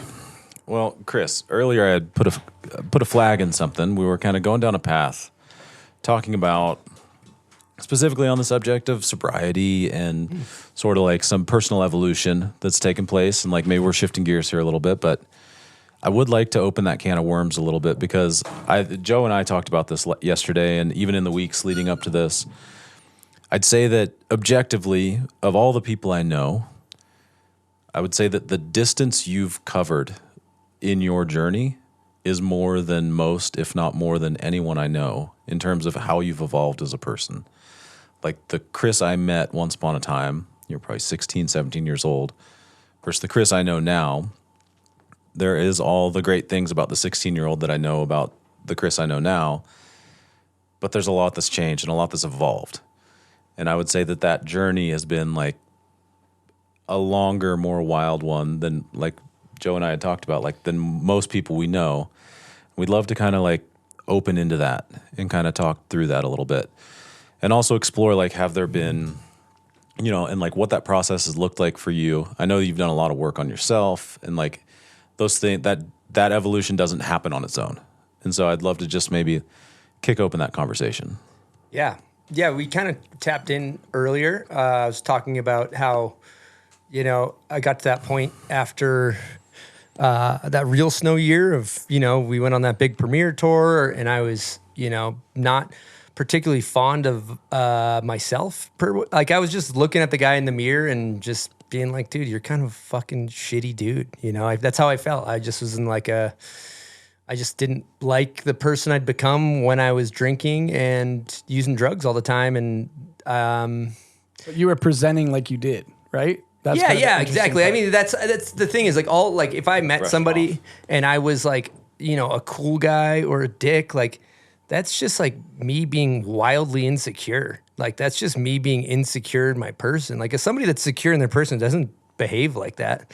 Someone that's kind to themselves is kind to others, but someone that fucking doesn't like themselves is fucking mean to other people. It's like it's pretty simple. So I think like yeah, like I always had fun with my friends and things like that, and I was like, but I always kind of struggled with the drinking and stuff like that. And you know, one thing that was huge is like I saw my dad quit drinking when I was a kid, and he was somebody who I wasn't particularly fond of while he was drinking. Shout out to your Chris. I got to give like also like all these things that we're saying too. Like, you know, my dad is like the hardest working man I've ever met in my life. Like he is just, he's always told me, dude, he's like, you work, you know, you'll outwork anybody. You know, he's always like, he's big, like East Coast work ethic guy, like very honest, he's a very, you know, I'm my father's son in a lot of ways, you know, in the sense of like, I've learned a lot from him and how to behave. And so I think I saw somebody who I didn't enjoy, and I saw him change his ways. And that was huge for me. And he always told me like, you know, in our family, you have a quota. You either, you know, you can keep drinking. You're basically allotted a number of beers in your life, essentially, right? Yeah. And you can drink them over the course of your life, or you can drink them in fucking 5 years. And like, but whatever happens when you hit your quota, you either fuck your life up or you get sober. It's just like kind of, you know, that's basically the gist of the point he was trying to make. And that always kind of stuck with me too. So I think like seeing that, and then I remember like a big influence for me was like Andrew Reynolds got sober and he was a pro skater. And I remember being like, I didn't know you could do that. I didn't know that you could be in this world of partying and going out and you could actually be sober. And he made it look cool. He did it very graciously. He didn't turn into like this preachy person that's like, he just kept skating, kept doing his thing, kept running Baker. And then I saw Lizard King, like, you know, the osmosis from Reynolds Lizard absorbed that. And he filmed some of his best shit when he was sober, you know? And And like, it was really inspiring to be around them during that Baker as a Death Wish part and all those. So like, kind of like, it's crazy to think about the ripple effect of like one person getting sober, like Reynolds and then Lizard and then me. And then like, you know, so anyway, to like elaborate on this too, I remember at the time, like it wasn't really talked about. I feel like societally, we weren't open about these kind of things. You don't want to share weakness. I think it's a little bit more common now to be open and vulnerable, but back then it didn't feel like something that was okay. So I remember I would go to like Barnes and Noble and I would like buy a book like How to Quit Drinking and like I was trying to do it on my own. Yeah. And then you know, it got to a point where I just really kept trying to quit. And then like if anybody who's ever struggled with this, like you're like, all right, this is, you know, today's the day I'm quitting drinking. And then like, you know, you maybe string together like 3 days and then you go out and you have a few beers and the next thing you know, it's 5 a.m. and you like, and then you're just like, I'm such a fucking loser, man. I'm such a piece of shit. Like, and so I was in that, like, just couldn't get out of that rut, you know, like, and I was just really negative towards myself. And so Alex Andrews, who I own the cabin with, like honestly, like my pride and my ego got me through my first year. You know, I was like, I'm gonna go sober for a year. And that was my goal. I was like, instead of just a winter. And he's like, there's no way you can fucking do that. And so he bet me $300 that I couldn't go sober for a year.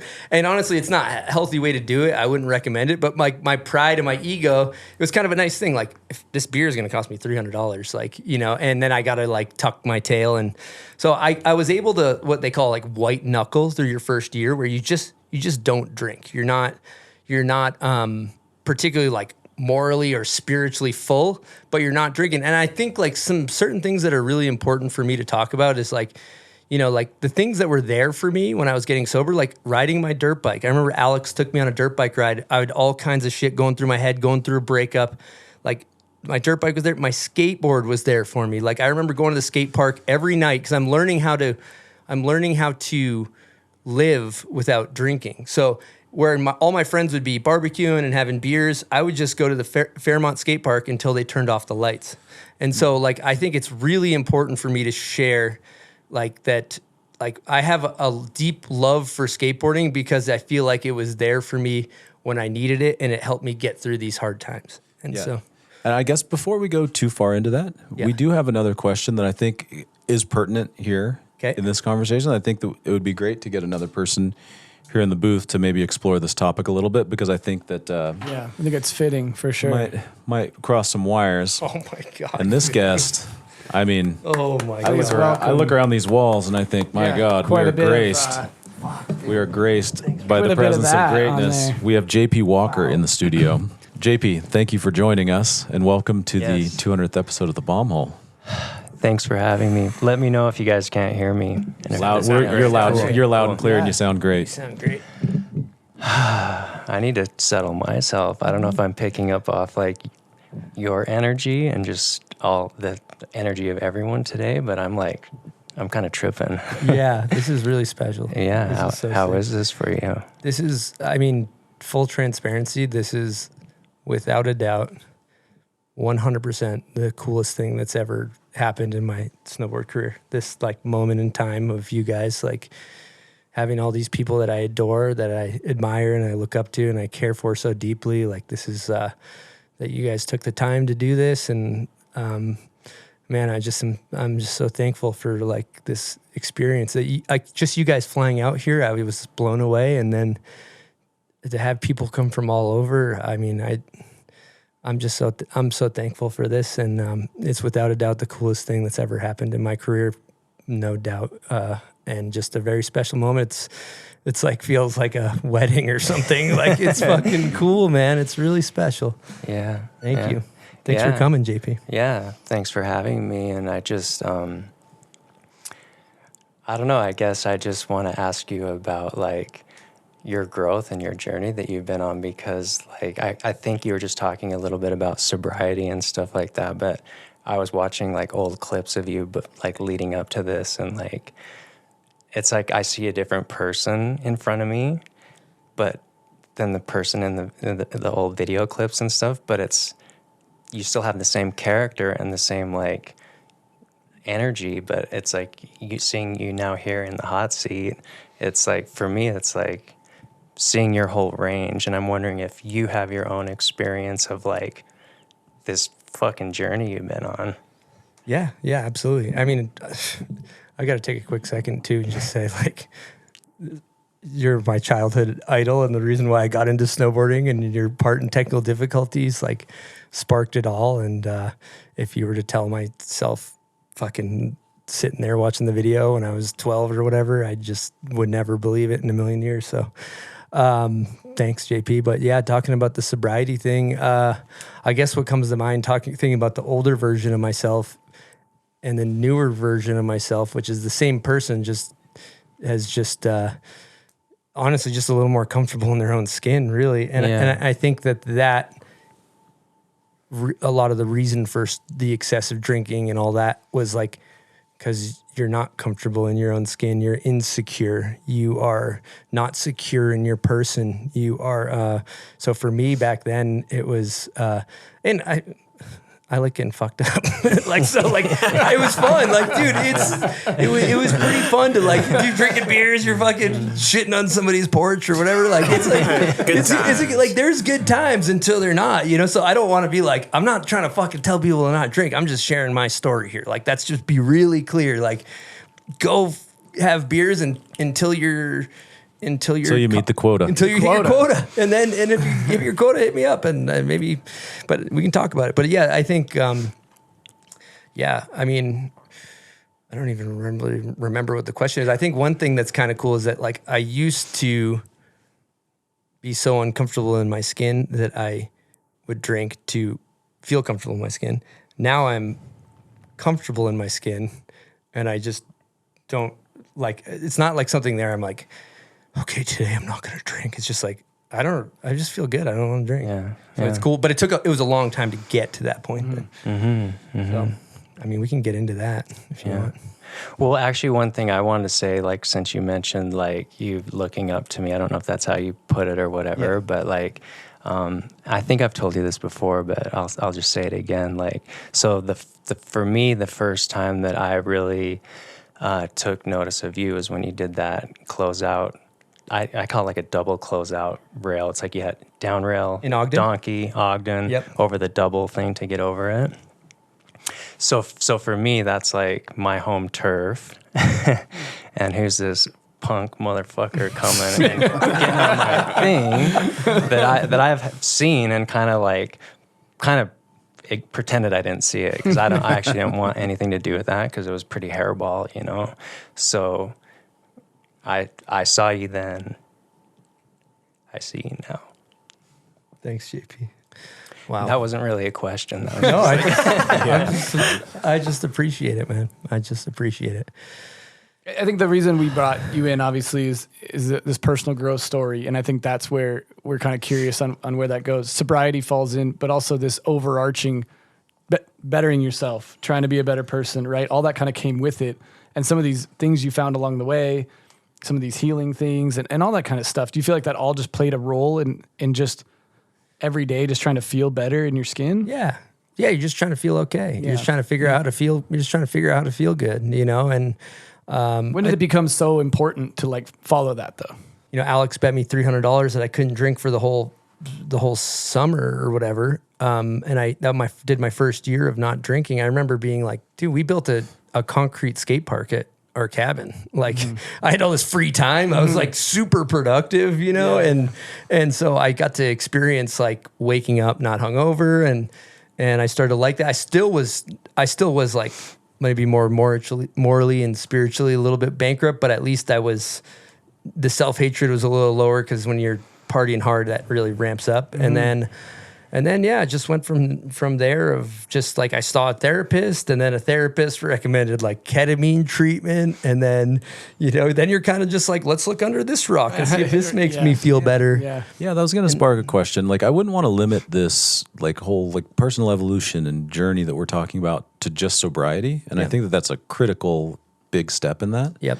But I do think that there's been like this like emotional openness that is certainly like second half of me knowing Chris versus first half. Yep. That wasn't there before. Were there any key moments or like key practices that you explored that like allowed you to kind of explore new space and like kind of change things in yourself. Because I mean, exactly like JP said, like the character's still there. Like you're the person that I've always known, but there's just like so much more to you now. Yeah, well, one thing about the sobriety thing, though, I do want to touch on before we move on. Like, the reason why it's so important for me to talk about is that, like, I know there's people out there struggling that are listening.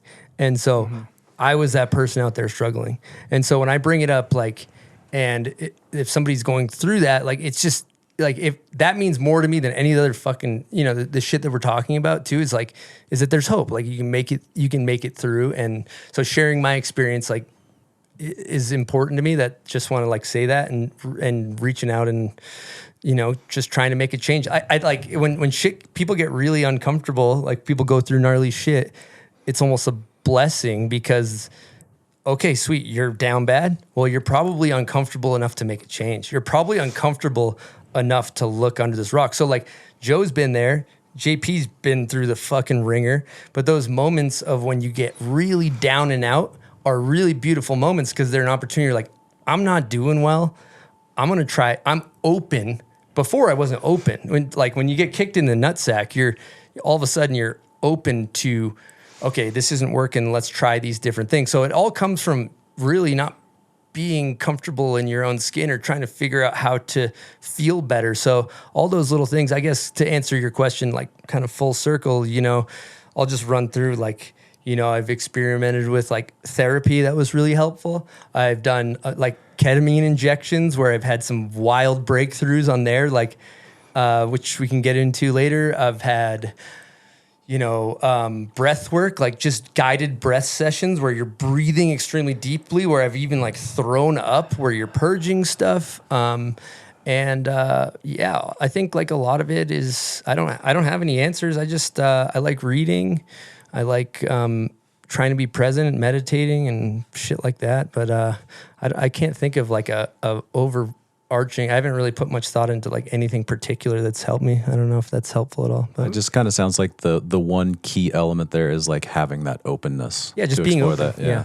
Well, one thing that's coming up for me too is it's almost like you took that same energy as snowboarding, as all these things, and you put it into this thing that's better for you, right? And JP, I'm curious for you. It's like, all of us are like competitive and we have this drive and we almost put that drive into self-betterment, right? Like that's kind of felt, I'm going to try all these different things and I'm going to explore everything. I'm going to go at this like I went at snowboarding or like I went at these things in the beginning. And I think that's where that journey just feels wild because there's just so much to explore. But I feel like it wasn't like a half foot in. It was like, no, I'm going to do this. I don't like the way I'm feeling. I want to feel better. And I'm going to put all my energy of how I did this thing that I was passionate about into this thing now. Yeah. I mean, I'll say for me, and I think, tell me if this fits for you guys, but as a snowboarder, a skateboarder, somebody that's knows what it's like to commit on a body level, like tail on the coping, I'm dropping in, I'm on the drop-in ramp, I'm hitting the rail or jump or whatever it is.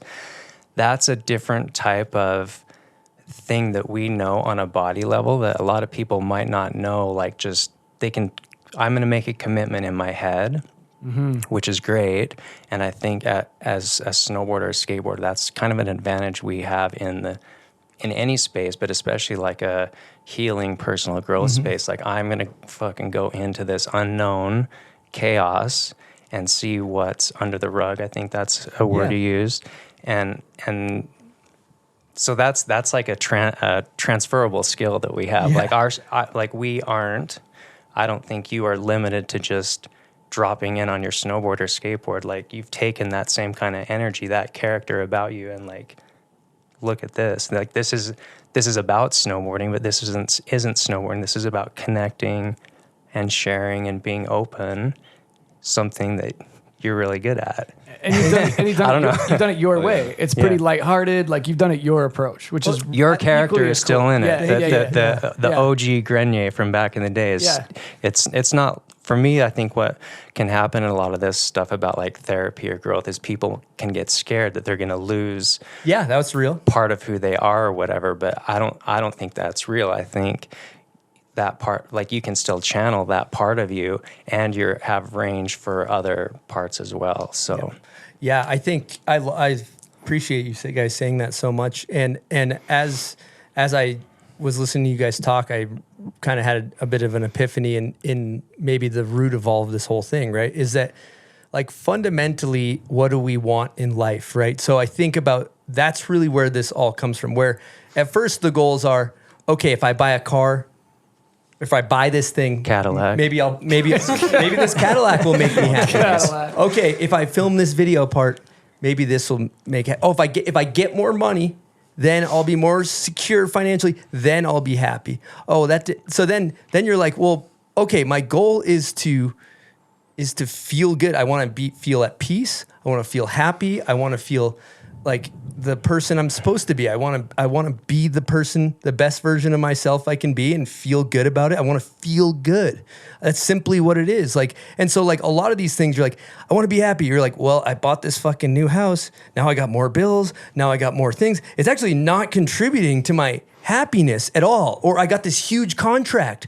Oh, now I have all these expectations. I got to be a million places. I got to do all these things. It's actually not making me happy. Okay, well, like, how do I become happy? And I think that's the question. What do you want in life? Do you want to be peaceful? Do you want to be happy? Well, like you can use that as a barometer as to how you make your choices. Like, okay, if I go and if I like wake up and I take my dog on a walk and I don't bring my phone and I walk and we just do a 45-minute walk and I admire the trees and I look around and I leave and I have my coffee after, like those bring me like so much joy, you know? And I guess like making choices on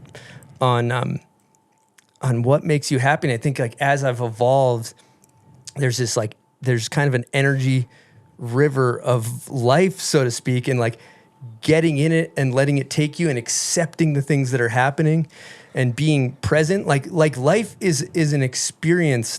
I'm going on a preaching rant. But I'm going to take it there. I'm going to take it there. But like when you are in it and you are seeing the fucking beauty of the goddamn tree that's next to you and how beautiful those flowers are, or you are nourishing the relationships or the friendships around you, or, you know, like you really get in and you really just experience life to its fullest is when you're there and you're in it and you're comfortable in your skin and you're not worried about, you're not taking all of your thoughts and all of your mind and all of your attention and thinking about the negative things that are happening that are causing stress that are generally figured by fear or control or things like that. So to me, it's just trying to like figure out how to enjoy life. Like the simple, like if I was to have a mission statement for my life, it's like to get out of my own way to experience the beauty of life. That is it. My mission statement is just to get out of my own fucking way to experience the beauty of life. And so all of these things are just little like, and I don't have anything figured out. I'm still thinking about all my problems all the time. But like there's moments of like where you're like, you're in it and just trying to find those moments as much as you can is really the journey I've been on. I don't know if any of that resonates with you guys. My question would be with all that, can you still do all that with a ball till you fall jacket? That's right. Oh yeah. Is the ball till you fall aligned with the mission statement? Yeah. Is it aligned? Yeah. I think you can channel the ball till you fall energy, and I think that's just intrinsic in you, and it's whether or not you want to pull up on it. Oh yeah. For those that don't know, Chris had a signature varsity jacket through 32 that said "Ball till you fall," embroidered, big. He wore it. He rocked steady. It was like sponge technology. The thing, it's not a great snowboard jacket. Just basically soaked up all of the snow. Like cross train in it. You're like heavier in it. But you know what they say? You look good, you feel good. You feel good, you play good. You play good, they pay good. Yeah, they were paying good at that time. Hence the ball till you fall jacket. I think you can do all those places, but it doesn't have to come from a place of ego. It can come from a place. That's like what's the intention behind it. Yeah. I don't know. No, that's well said. Beautifully said. Yeah. I just, for my own curiosity, like I'm just imagining if I was in the hot seat and then, I don't know, Noah Slasnick or Rowan Rogers came in and sat down. So what's it like when I pull up and this whole thing's like a dream because it was a dream that these guys were here to start off with, like, and it's almost like I just keep getting like it's like I'm in a boxing match of like, but every punch is like the dopest thing ever.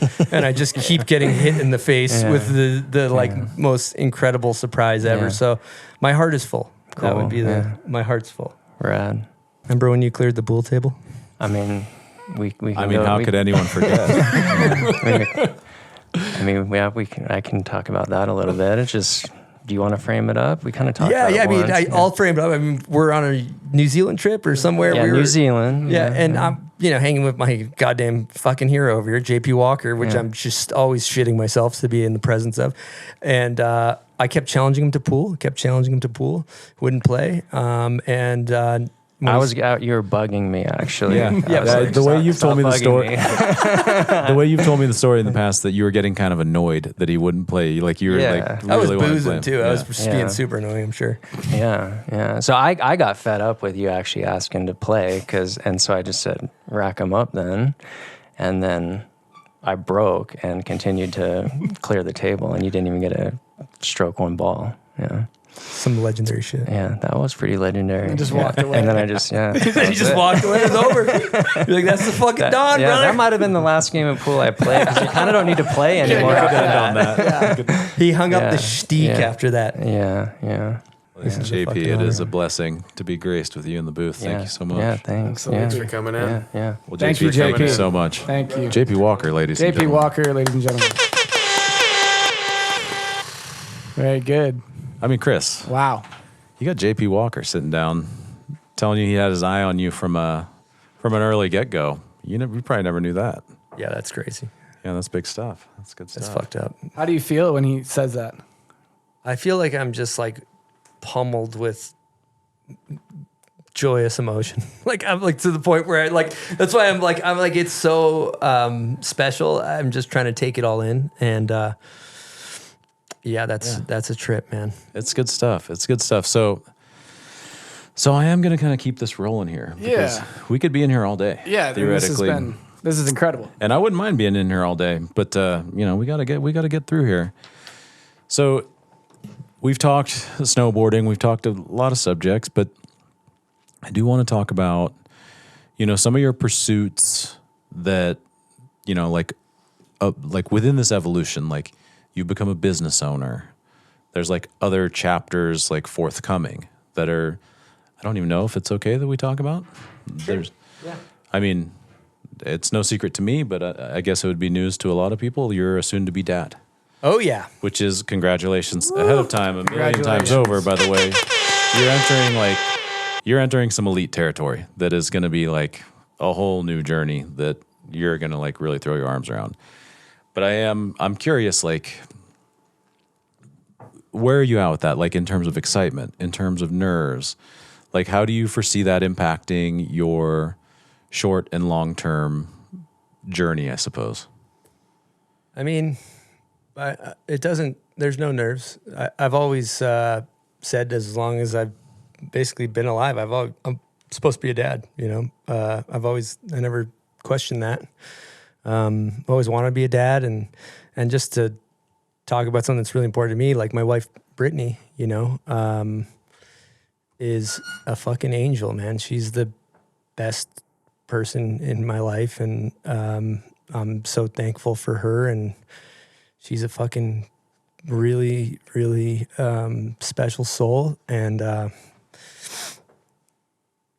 man, yeah. So it's just, I'm really happy that I get to share this life with her, and she's going to be a fantastic mom. And it's interesting, I was thinking about this too. It's like, kind of like went through life wondering if my person was out there. You go through, you're like, anybody that's thinking like, I wonder if I'm ever going to meet my person. And like, man, when you do, it's really special. And so yeah, that's really, she's a really, really kind, loving, genuine, just very at peace, very, very special, very deeply loving person. And so when you meet that person, you nourish that. And that's what I'm just really happy I met her. And so then the fact that we're going to have a child together is going to be fun, man. We're just going to figure it out. And we're just hoping the baby's healthy, and that's all. And we're excited, and that's it. Yeah. And yeah, I mean, I think I speak for like probably most of your friends, like the first time I ever like met the two of you in the same room, instantly I was like, oh yeah, that's Chris's person. Yeah, Like, I felt the exact same way. It was really an interesting thing too, and just having similar interests, right? Like she's obviously very like personal growth driven and things like that. I just watched you guys play off each other and how much you help each other, how much she totally helps you. Like it was a really cool thing. I was just like, yeah, this is it. Yeah. You just knew. Have somebody in your corner that's like, she's so wise. Yeah. And she's just so, oh yeah, like well regulated that like anything that I'm going through, she I just, talk with her for an hour and I'm like, where do I pay you? Like, how do I pay this Yeah. this and fee? it's also really cool too because like I mean, we shouldn't talk behind her back. That's right. We shouldn't talk behind her back. fuck? Yeah. Let's get our next guest into the let's get our next Let's guest. get our next in. guest. Ladies and gentlemen, Wow. we have Brittany. We have Brittany in the booth. Holy You know, shit. who has prepared a guest question for Chris and wants to join the conversation. Hi, Brittany. First of Hi, all, Britt. congratulations to you both. You guys are beautiful people having a beautiful baby someday. Brittany, you are in now Chris's office where he reports to work. Chris, however, is in sort of the hot seat, like a flipped dynamic. He hates it, by the way. I love this. Yeah. This is an opportunity for you to like poke in and do some grilling for Chris over here. Yeah, I mean, Let her cook. See, I think it was like 2 months ago. We were sitting on the couch and we were talking about how you felt about things when the bomb hole first started, very first started, and then where you are now, and like everything that you learned along the way. And I love that. So I'd love to hear about it. Oh yeah. Where I was at personally? Yeah, where you were at personally, and like that journey that you went through. I remember I said some maybe insightful shit, but I can't think of it right now. Classic. I mean, yeah. Oh, yes. Yes. Yeah. So when we first started the show, it's pretty interesting because it was like right when COVID happened.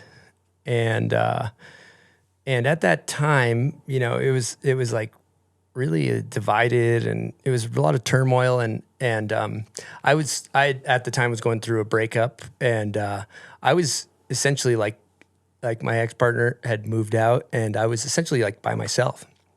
So, and it was like, you know, there's a lot of people that it was like, no, you can't come be in our circle because, you know, you had to be whatever the word is, like you couldn't Quarantine. You had to be quarantined. Mm-hmm. Yeah, you had to be quarantined. So I essentially like would hang out with one group and then the other group would be like, well, you hung out with them, you can't hang out with us. And so like I felt at that time I was like very alone and I was going through a breakup and I think like it actually made me like resent a lot of what was happening in the sense that I was like, fucking like I'm like a bigger threat to my fucking self. Like this is like really taxing on me. Like all this stuff that's happening. I can't see my friends. And I think like human connection is like just so important. Like it is like incredibly important to have human connection. And so like during that, just kind of that was like, I had all this angst. Like I'm trying to figure out how to like live and all these things. And then I just put it all towards like this show, you know, with Buds and everything.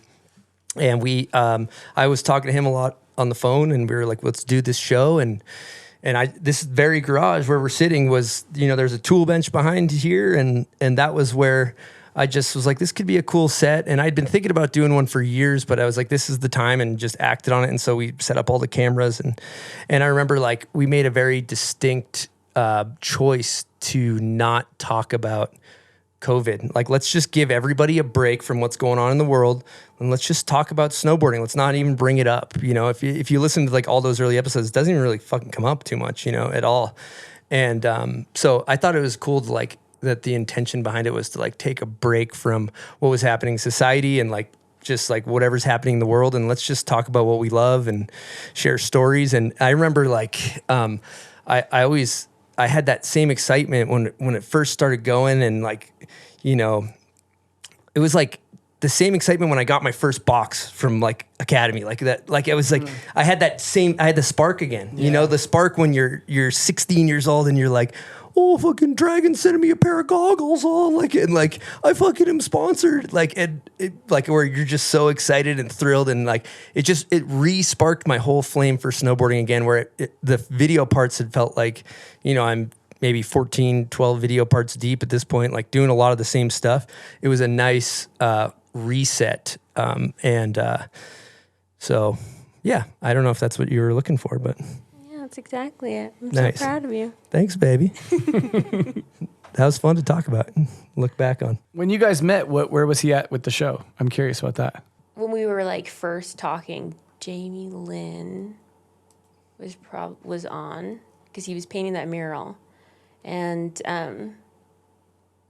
you sleep at like 9 o'clock, and you stayed up that night to like talk to me after the show and everything, and after that, so that's where you were. That was a fun one. Yeah. Was he walking around like big CEO guy? Like, maybe I got time for you, but I got a podcast and I got like, some inventory management to work on.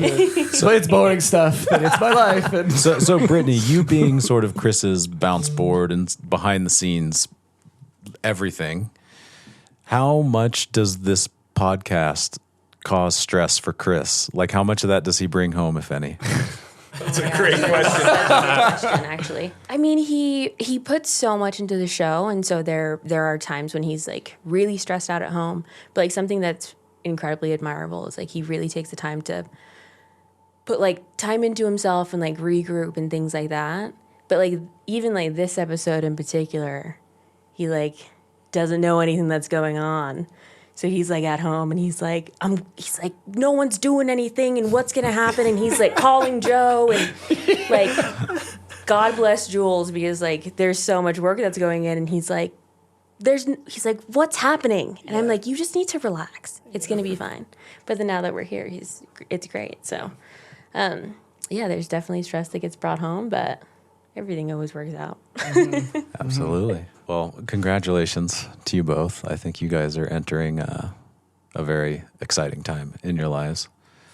I'm not sure if that's anything. Maybe you guys can save that for each other. That's not necessarily like where we need to go right now, but congratulations. Thanks for coming in, Brittany. Thank you. Wow. All right. I can't believe that you guys got Britt to come in the studio. That is incredible. We're going all the way in over here, bud. You know what I think's Big production pretty crew. cool to talk about too is if you think about like Britt, she's like a very private person. She doesn't care about, she doesn't want to be on Instagram. She doesn't want, we have our life is like our life. We don't put a lot of this stuff out there. And so I think it's really cool that she came in. You know, we have like this life and that's like very, you know, we're talking about shit pretty publicly. And then she's like, I don't want to be a part of that shit. Yeah. So it's really cool that she came, you know? Very cool. Yeah. Well, we are very grateful that she did. I feel like that's kind of rubbed off on you a little bit too, right? With her and you guys being a little more private. And I think you're just like, I like to live my life a little more. You like to do your own thing a little bit more maybe than you have in the past. Like you said, a dog walk and no phone and like, that's all like newish. Yeah, totally. Yeah, I mean, I think that you got to recharge the batteries. So you got to make sure that if your battery's depleted, you got to do the right things to recharge it. And I've kind of learned how to do that over the years, but not always. But yeah, I think we like keeping some stuff's just for us. You know, some stuff's just for us. Exactly. And I think that's healthy for sure. Yeah. Chris, we are going to keep pushing forward here. Love Keep it. chugging along here. I'm along for the ride. So I think it might be time for another little seggy. Yeah. You know what I mean? Do we know this one? Yeah, I think we have a song that goes along with this one. I think we do have a song that goes along with this one. Welcome to Run Through Wall Trivia. Oh my God. Get the We salt. gotta hit a salt for this one. Oh my God. And we have a We have a special guest host. For the Run for Wall Trivia. Yes! It is a trivia. Harry Hagan. We have a trivia aficionado who literally drove through the night. He drove through the night. Shut the fuck up. From California. No way. Chris, let's just keep your mouth shut over there if you don't mind. Look at me. And Don't only look at answer me. the questions. Thank you. No, it is worth noting. Harry Hagan I came from drove Boston, yeah. overnight. I No, did not come from Boston. drove through the night to be here, to be the special guest host of Run Through a Wall Trivia. I sat in. Did you have airport troubles? That's why I drove. Yeah, so last night, not to go off on a tangent, I sat in park an hour south of Vegas for 2.5 hours at 10:30 p.m. There was literally people outside of their cars on the highway smoking blunts. Oh, it was like a free for all. Anyway, yeah, Your boy's here. Okay, all right. It was a wild scene. Harry Hagan, welcome to the booth and welcome to the 200th episode of Harry the Bomb made Hole this Podcast. sound dampening. Thank you so much, Harry. It's not rocket science. It's getting great use. Not bad. Sounds good in here. I Sounds was good. wondering what that was. All right. So these are going to be trivia questions I got a bunch. curated by Harry. How many should I do? Do them Oh, all. wait, we Do need the smelling Let's salts. do a small. All right, all right. So if I do them, Joe's got to do them yeah. if I get them right. Oh, is that how we do it? I do them if I get them wrong. So wait, all me? Wait. I need a couple. Let me get one. Yeah. Yep. Let me get a couple over here. You guys What are we are talking? Are we talking Come on, Boston come on. sports trivia? Or what the hell are we talking? We're going to about cover some ground here. There's a couple different categories. Can't show my cards. And also, we're just going to need you to go ahead and shut the fuck up while we do this. How many you got here? I would say like 15 to 20, but we don't need to do them all. Let's do 20. Hold on, Fuck we're it. gonna- These we're are going all fun. the These way are in. fun. Let's be We're different. going to go all the way in. Let's God. have fun here. Joe, you're going to want to be really handy on that buzzer through Yeah, this you got one. the buzzer. What are we talking? 5 seconds to Sure. Give me we'll- five. or Yeah, open we'll ended? go to like open 3 to ended. 5 seconds. All right, let me know. Joe, when, let don't me be know. shy on that buzzer. Just count them down, you know. Hava, don't look at me. Yeah. Look at the ground. Look at the baby. Look at the baby. All right. Should I go? Set it off. All right, first question. Who would win in a fight? Tom Brady or God? Sorry. Trick question. Tom Brady is God. 1 for 1. All right. Question 2. What is the Massachusetts state bug? State bug? Yeah. Fucking mosquito? I don't know. 2. Wrong. Ladybug. Sorry, I got this. Come on. Come on. Oh, that's a bullshit question. All right. Nobody knows that answer. Everyone here All right, knew that. chill. He's already coming at my questions. I got a lot, dude. I was driving all night. Jesus. All right. Question 3. Some say it's subjective, but it's cold hard facts. What's the most outrageous claim on a rail of all time? Austin Granger, hardway frontside 270. Correct. Wait, what was it? Oh, I just did a song. I got it right. Granger did hardway. He claimed hardway front 270 on that rail at Lake Raponda that Scott Frontboard fakied at the end of Thanksgiving. Which would be a hell ride. He would die 100%. Crazy, like. Yeah, yes. Oh my god. All right, 2 for 3. Yeah. Next one. Name the rapper. Ayo, lock my garage, rock my massage, fuck it, bucket by Oshkosh Bagosh. That's Cameron. There we go. Yeah. All right. Next one. What is Louif's full 4-part name? Louif Felix. Oh, you can't Felix. miss the credibility. You only got Louif Felix. Count it down. Something Paradis. Fuck. Paradis Lemieux. Paradis Lemieux. Fuck me. That's. Yep, I'm sorry. yep. Dude. I'm ashamed. I feel shame. Oh, okay. Keep it going. What sport was invented in Springfield, Massachusetts? Basketball. Okay. That was a lob. You probably won't know this one, but it's kind of funny. What is the official state dessert of Massachusetts? I'd say Boston cream pie. Yeah. All right. That's a good one. Good one. Kind of a layup. That was a to be layup. honest. In what vehicle did you and I slam into a snowbank God. while looking at a spot? That was the trail rated. It was the Jeep. No. No. It's not about the destination. It's about the journey. There we go. Yeah, it's the journey. The Dodge Journey. The Dodge Journey, Dodge 2012. Journey. I got that wrong. Dodge Journey. give My you bad. Not the destination. it's the Okay, journey. this is another one. Moving on. What Canadian snowboarder secretly ate 2 A&W cheeseburgers on the way to the hotel while simultaneously trying to push back the group's dinner time? That'd be Frank April. Correct. Caused mayhem when the crew found out. Caused absolute mayhem. Laurent was like kicking over lamps and shit. There was a fucking straight up riot. To put a little happening in the context hotel to room. that one, him and Frank were driving together, and we had 2 crews in Chicoutimi. Everybody's starving. You know, it's like early season. Everyone's been out all day. Everyone's like code red. We're all at the hotel. Him and Frank. We're come heading strolling back to the hotel. Yeah. Well, we were already there. Yeah. Everyone's like freaking out. Like, we gotta eat. Everyone's like hangry. And for some reason, Frank was like, we must push. We must, like, I am not hungry. We must wait. And then Chris just like walks into our room and is like, "Oh yeah, Frank ate a couple cheeseburgers on the way home." And Laurent instantly went nuts and just started like throwing shit, and everyone stormed out of the hotel. It was No way. Yeah, it was so funny. While we're leaving the spot, everybody's like, "Should we go get food?" And Frank's like, "No, let's go back to the hotel." And so everybody went back to the hotel, and we just grabbed some burgers. So everybody It was diabolical. It was for bad. sure. It was bad. All right, moving on.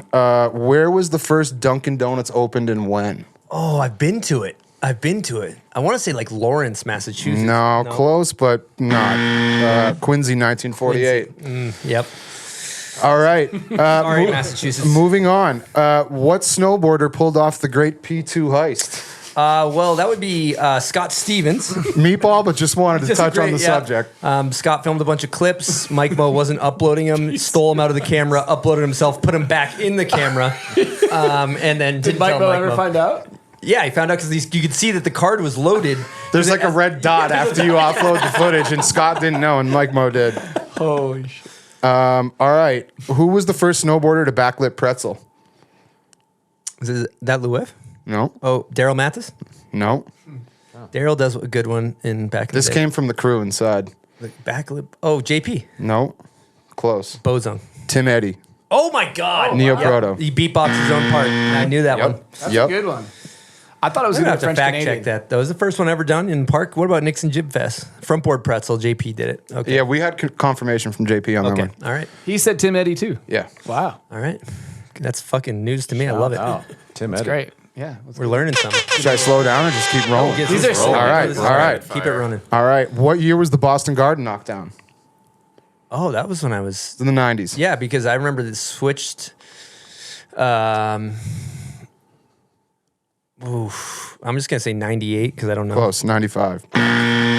gotta do assault. Oh yeah. Yeah. We got a lot of questions here. So Keep it going. First president of the United States of America. George Washington. Okay, good. Nice, dude. What's Nice, I'm back. what snowboard filmer is quoted saying "R.I.P. that mattress"? R.I.P. the mattress. I want to say yourself. No, it was Tanner P. when he parked on top of the anthill. God, yes, I was thinking so. Yeah, his mattress. It was my mattress. It was that your he borrowed. mattress. It was when he lived here. Yeah, he borrowed a mattress from me, and I asked him what happened to it. He said, "R.I.P. the mattress. It got attacked by ants." He parked on an anthill, and they just somehow got into every single square inch of his. Shout out to Tanner Actually, Pendleton. Yep. Yeah, you need Austin Granger's anteater to take care of that problem. Holy shit. All right, where are we going here? How many Super Bowl rings does Tom Brady have? 7. Good answer. That would have been a tough look. Yeah. All right, on the Tom Brady subject. Tom Brady allegedly deflated footballs to what PSI? Oh, fuck. Fucking 0, dude. You wanna know the answer? It was like 0.5 under the regulation. The correct answer is who gives a fuck? You didn't do it. Yeah, that's a good. You're right. Okay. Deflategate was a fucking sham, and Roger Goodell should be fired. Here's one for the nerds. What is a sintered base? Oh, is that like when there's like the shit goes different directions? Because protruded. I didn't know this either. Centered is when there's like the Protruded. Bail down. What the fuck is protruded? Protruded base. I mean, extruded. Protruded. You want to know the extruded. answer? I didn't know this. Sintered bases are manufactured by crushing pellets together under high pressure rather than melting them. Yeah, actually, Jay Stone told us They're that. more on air. porous. I mean, they're more durable. Chris is working on a public- protruded base. Yeah, I got a actually. protruded base coming I out. can't wait It's to new look at the technology. protruded bases for public. I'm excited to see what new Yeah, technology they're good. this They're is. good. I'm a board tech guy. Big board tech guy. All right. A lot of development of that salamander, I'm sure. I'm sure I had the lab coat on, walking through the factory, QCing all those salamanders that are coming off the line. All right. Wow. Randy Moss was first drafted in 1998 by what NFL team? The Vikings. Good. That's right. Good. That would have been a tough look as well. How many Stanley Cups have the Boston Bruins won? I don't know the answer on, to that. bro. I don't know. I literally have. Salt. 6. I was Salt. going to say 10, but I don't think I was 6. right. Yeah. Salt. Oh, yeah. Thank you. Sorry, Boston fans. I'm fucking disgracing you right now. All right, here's a good one. Who was the first snowboarder to half cab back tail press on a street rail? Like a hard way half cab back tail press? This also came from the crew inside. I think I got it. I think I got it too. closer than we think. Can I guess? Yeah. I'm gonna say it's Joe. Is it me? Yeah, I think so. That was the consensus. Wait, hang on. inside. Was Joe. it him or was it Greg D? Oh, I was gonna say from up Will in Levine. Quebec? I was gonna say like Will Levine. Greg D in any means. Yours was in State of Mind. Mine was in State of Mind. I think State of Mind might have been it. Rome any means. Greg You guys are going on record throwing Did he out do crazy that? claims I right now. think so. I think we need Any to find means and out. State of Mind may have come out around the same time. I could be wrong about I think that. I would- I edited the video, but I'm pretty sure. I mean, we got a lot of nerds inside. There was The consensus was me. yeah, from a lot of credible sources. Wow. Just go ahead and you shut know your what? mouth I'm gonna over go there, ahead and Chris. take that. Yeah, run with that. I'm gonna run with that. All right, Chris, look at me. Stop looking at me. All right, we're getting to the end here. Name 2 Boston Bruins players with retired numbers. And what are they? Bobby Orr, number 4. Correct. Trying to think. Is it Esposito 7? Yep. No relation to Nick. Yep. And then I don't know. Bergie's not retired yet, is he? Cam Neely. Oh, Cam Neely, AKA Seabass. Yep. Seabass. Did Bork didn't get retired at Bruin, did he? 77? I don't think so. I don't think so. Yeah. I got 2 though. We'll count that as a win. All right, this next one is subjective, but also facts. Who did the best front lip on a kink rail of all time? Best front lip. We're not. This excludes you aggressively tacoing the down rail at Bone Zone. Just to be clear, right? Keyword was kink rail. That was just a down rail. Best front lip on a. This came kink from rail. the peanut gallery inside too.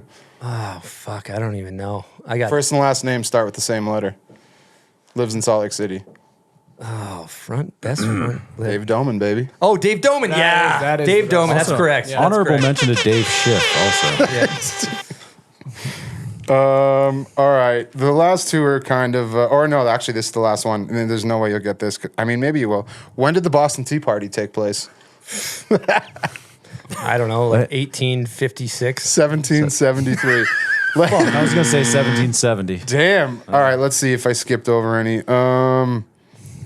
There's some stupid ones in here. It's technically illegal to use what vegetable in clam chowder in Massachusetts? Tomatoes.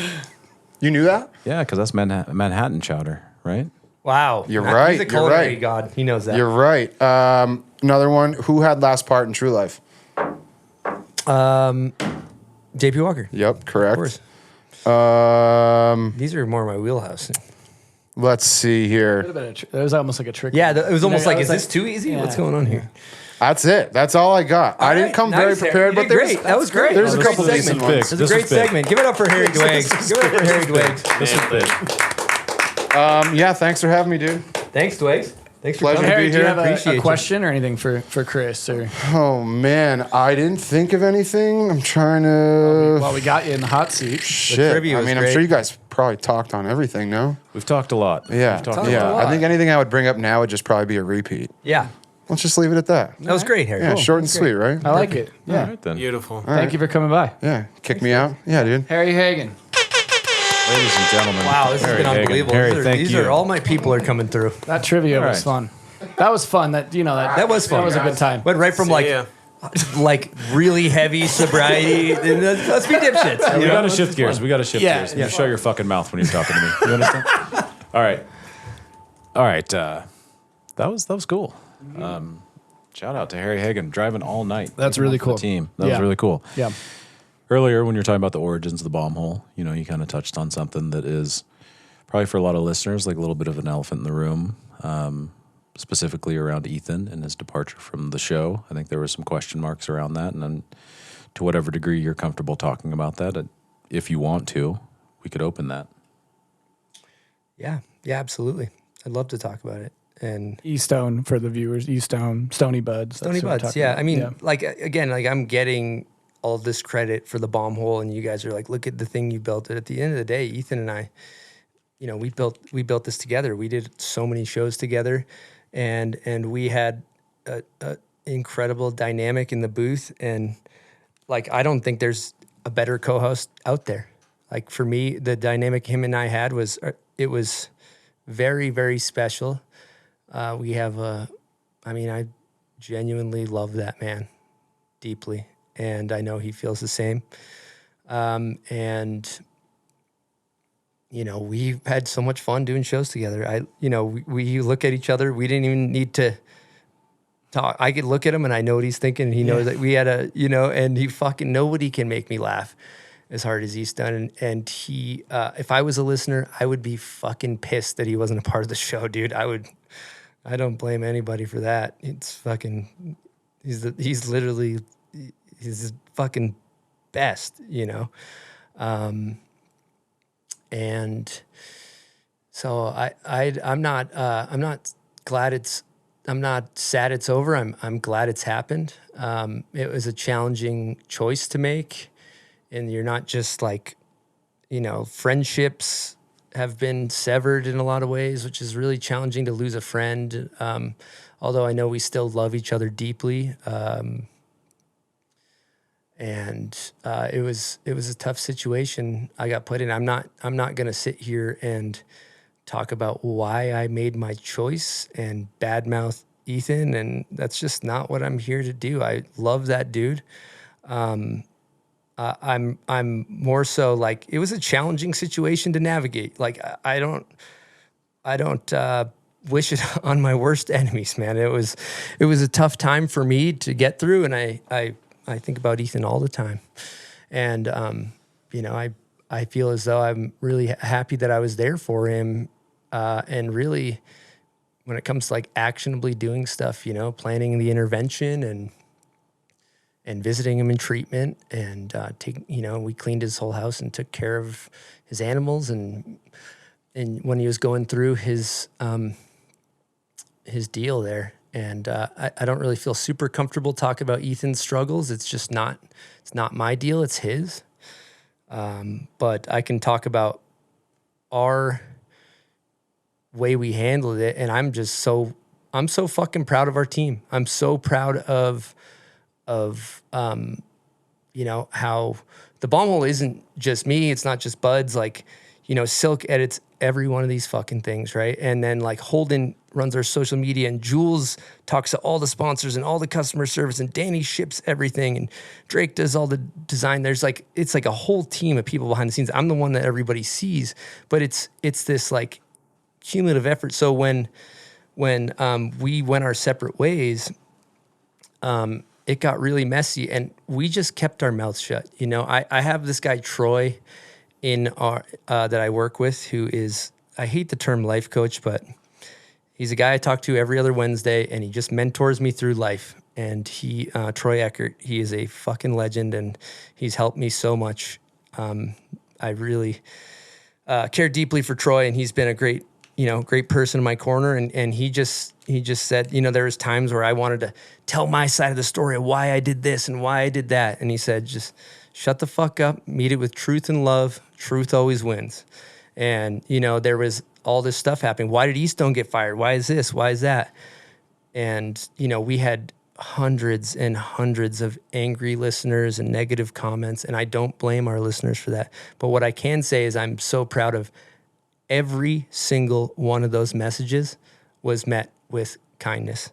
You guys fucked up. You guys are such a piece of shit. You fired him over money or this or that or whatever the narrative was. We said, I'm sorry you feel that way. Thanks for listening. We appreciate you. Boom, moving on. There wasn't one negative comment of the entire thing that was met with negativity or met with angst. Like, they threw us grenades, we handed them flowers.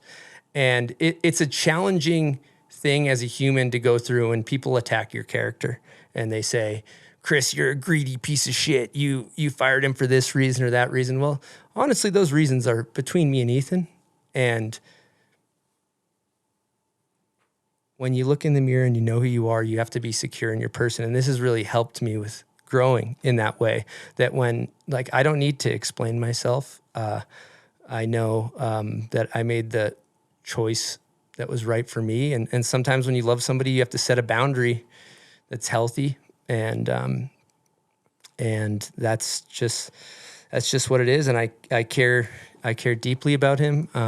And our team, like, was, you know, Holden was the one running social media. He was taking grenades, you know, and so it really helped me level up, like, going through those types of things. When somebody attacks your character and you're dealing with negativity, it doesn't sound like a real thing, but I was, you know, everybody says, don't worry about the negative comments. Don't read it, this, that, the other thing. You're like, well, they were fucking me up. They were fucking me up. You know, I care about our community and like, so I think it really helped me go inward and, recognize who I am and be comfortable with who I am and know that I made the choice out of love.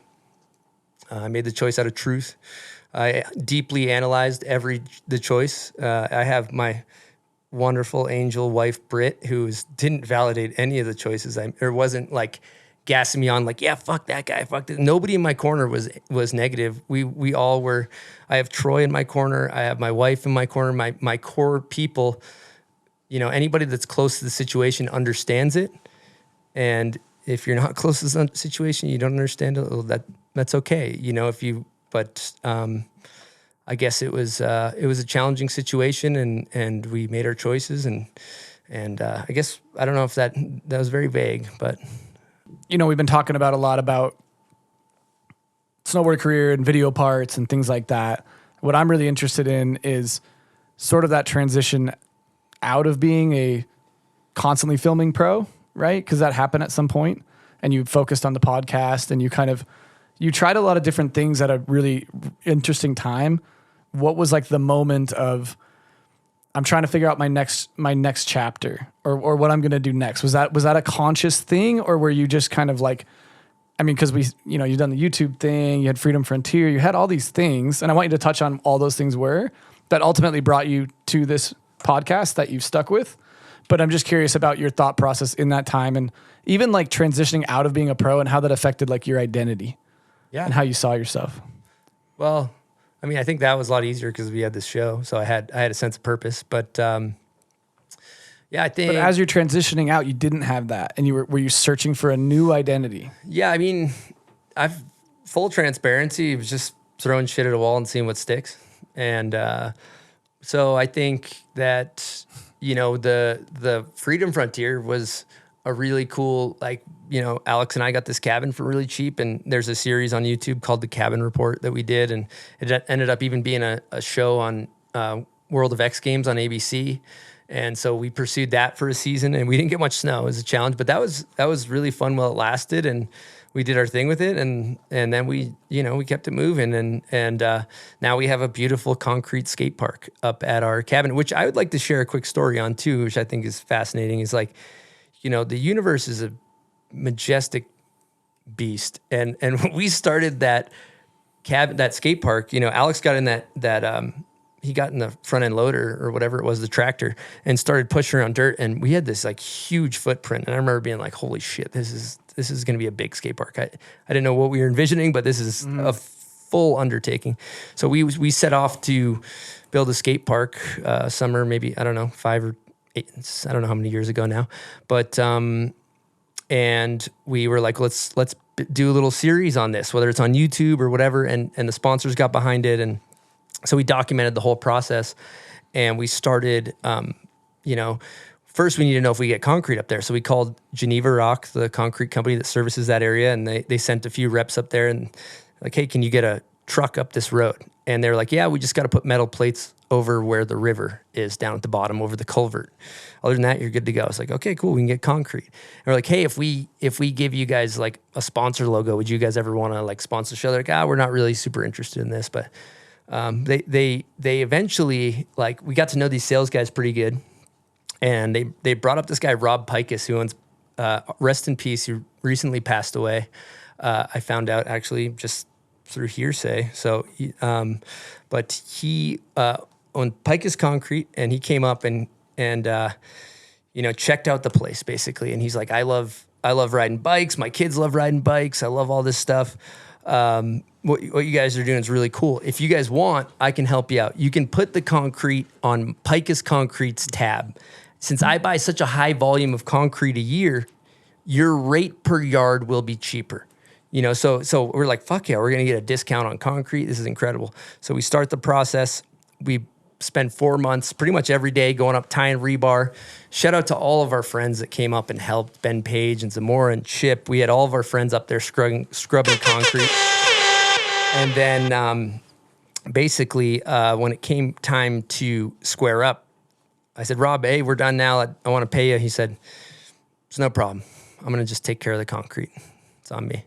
And wow. I remember I started like tearing up, and I was like, dude, we can put a Pikus logo in your skate park. Like, what do you want? He's like, I don't need anything. He's like, what you guys are doing is cool.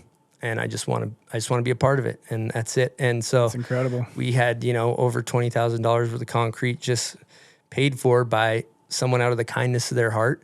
And I just thought that unconditional giving was like really inspiring and special. And I just thought that was really cool. Now we have this beautiful skate park up in the mountains in Utah here. And so that was just like one little piece of the journey. And then moving on, we as after you film 12 plus video parts. What time of year is this though? Like what video parts wrapping up when you're starting to think about these One things? thing we didn't talk about too is that's like my favorite video part I ever filmed is Pepper.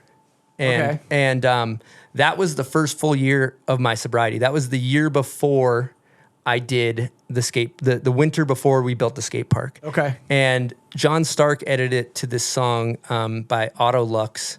And it's like the chorus is my head changed so my friends don't call me. And it's about getting sobriety. And it's like this deeply meaningful part because I really love all the tricks in it, and it kind of flew under the radar, but it's one of my favorite parts I filmed, and it just is like a interesting time in my life where every one of those tricks was a struggle, but I was really proud of them at the end, and and just that kind of that new sobriety for a full year deal. So then we did the cabin report, and then I filmed a few more parts. 32 made a video called Team, and there's a few Snowboarder Mag videos that were in there, Resolution. And then basically, I was like getting kind of like, I didn't have the, I basically started getting concussions, to be totally honest with you. Yeah, I was going to, yeah. Okay. So I was curious about that because that was like a time when we were talking a lot back then. And I think it was like, that was happening a lot. Yep. And you went and did those therapies to kind of try to heal some of those concussions. Yep. And then in that, it's just like this natural feeling of like, I don't know how much longer I can like, film for, right? Or keep taking these hits. I think like certain snowboarders are very calculated and they don't like slam, but that's never been my game. I've always took a shit kicking to get all my clips. Like I've just been a little bit looser. So like if you can't hit the ground hard, it's hard to do your job well. So the minute that the fear started creeping in, because like you can deal with a broken collarbone, you can deal with whatever, any type of broken bone you can rehab from, but the you can't do much without your brain. And when that starts getting wonky, man, it's not chill. Yeah. So I started getting I had 11 concussions over the course of my career, and they started like happening with less and less impact. So I was like kind of looking for other outlets to try to keep filming, but like be more safe about it. And so I started doing a YouTube series. I started a YouTube channel, and those were like a tremendous amount of work, and it didn't seem like people really cared. Board slides and banter. Board slides and banter. Joe's got one in there. It's pretty fun. Yeah, it was fun. It was sick, actually. It was like vloggy, and I thought it was really fun. Yeah, like, I thought it was cool the way you edited it was cool, but it felt like you were kind of always searching for something, and even you knew this YouTube thing probably wasn't it. Yep. Yeah. Yeah, and then going back to Britt, she talked about like the beginning of the show. That was it. I was going through a breakup, and just kind of went for it, and we filmed 4 episodes, and then the first one that we put out, it wasn't in chronological. I think it was the third one we recorded was Justin Benny, and then that one got tracked. Like that one, people were into it right away. So we just. But that was the very first episode of the show. Yes. Yeah. Yeah. Yep. But even that, like, so I was thinking about that. We had talked, and I think I was at your house when you were like, because you were doing Freedom Frontier, you had done the Mud Dogs construction, you had done this YouTube thing. And then I think in that same like breath, you're like, I want to do a podcast. And in my head, it was almost like, okay, what's next after that? Because it was like, it was cool to see you experimenting with all that stuff. But even when you said podcast, I was like, oh, man, that could be, and I'm going to do it in my garage. And I was like, that's pretty cool. Like, that actually, and then literally like, I think I flew home, and then like right after that, it was like episode 1. I was like, wow, you bought mics and built a studio. It was like so fast. Were gnarly too, because like I edited all of them at the beginning. Yeah. And so like we'd do an episode, and they'd take me, I don't know, fucking 12 hours to edit, maybe more. Yeah. I remember when I was getting hired for this job, you told me it was like 12 to 18 hours an episode. Yeah. Like crazy. Yeah. And then so you're booking all the guests, you're editing all the podcasts. Like I was like, not even like, it was just like hyper focused, and then we said, okay, we're going to put our head down and do 25. And I felt like even when we talked though back then, you were like, and I don't want it to be just about snowboarding. I remember we talked, and your goal was to also like peel back a layer of these people. And I think that was something that was missing in snowboarding. Skating had this thing where you kind of knew these personalities. Snowboarding was really like the video part and like a little bit of stuff, but like for you to get someone to sit in there for a couple hours and actually talk, and then the Benny one especially, like it got deep pretty quick, and you're like, oh, this is something different. And I think that's what people, again, I think what they connected with, where it was just like, this is going to be, I'm going to actually learn about this person. Yeah, I can remember listening to that first episode Yeah. being like, whoa, this is not what I was expecting. Yeah. I mean, to some degree, because Justin is kind of a sick dude like that, Yeah. you know? But at the same time, I was like, whoa, they're going places I didn't expect, which I thought was really sick. Yeah. Yeah. So I think just to touch on that,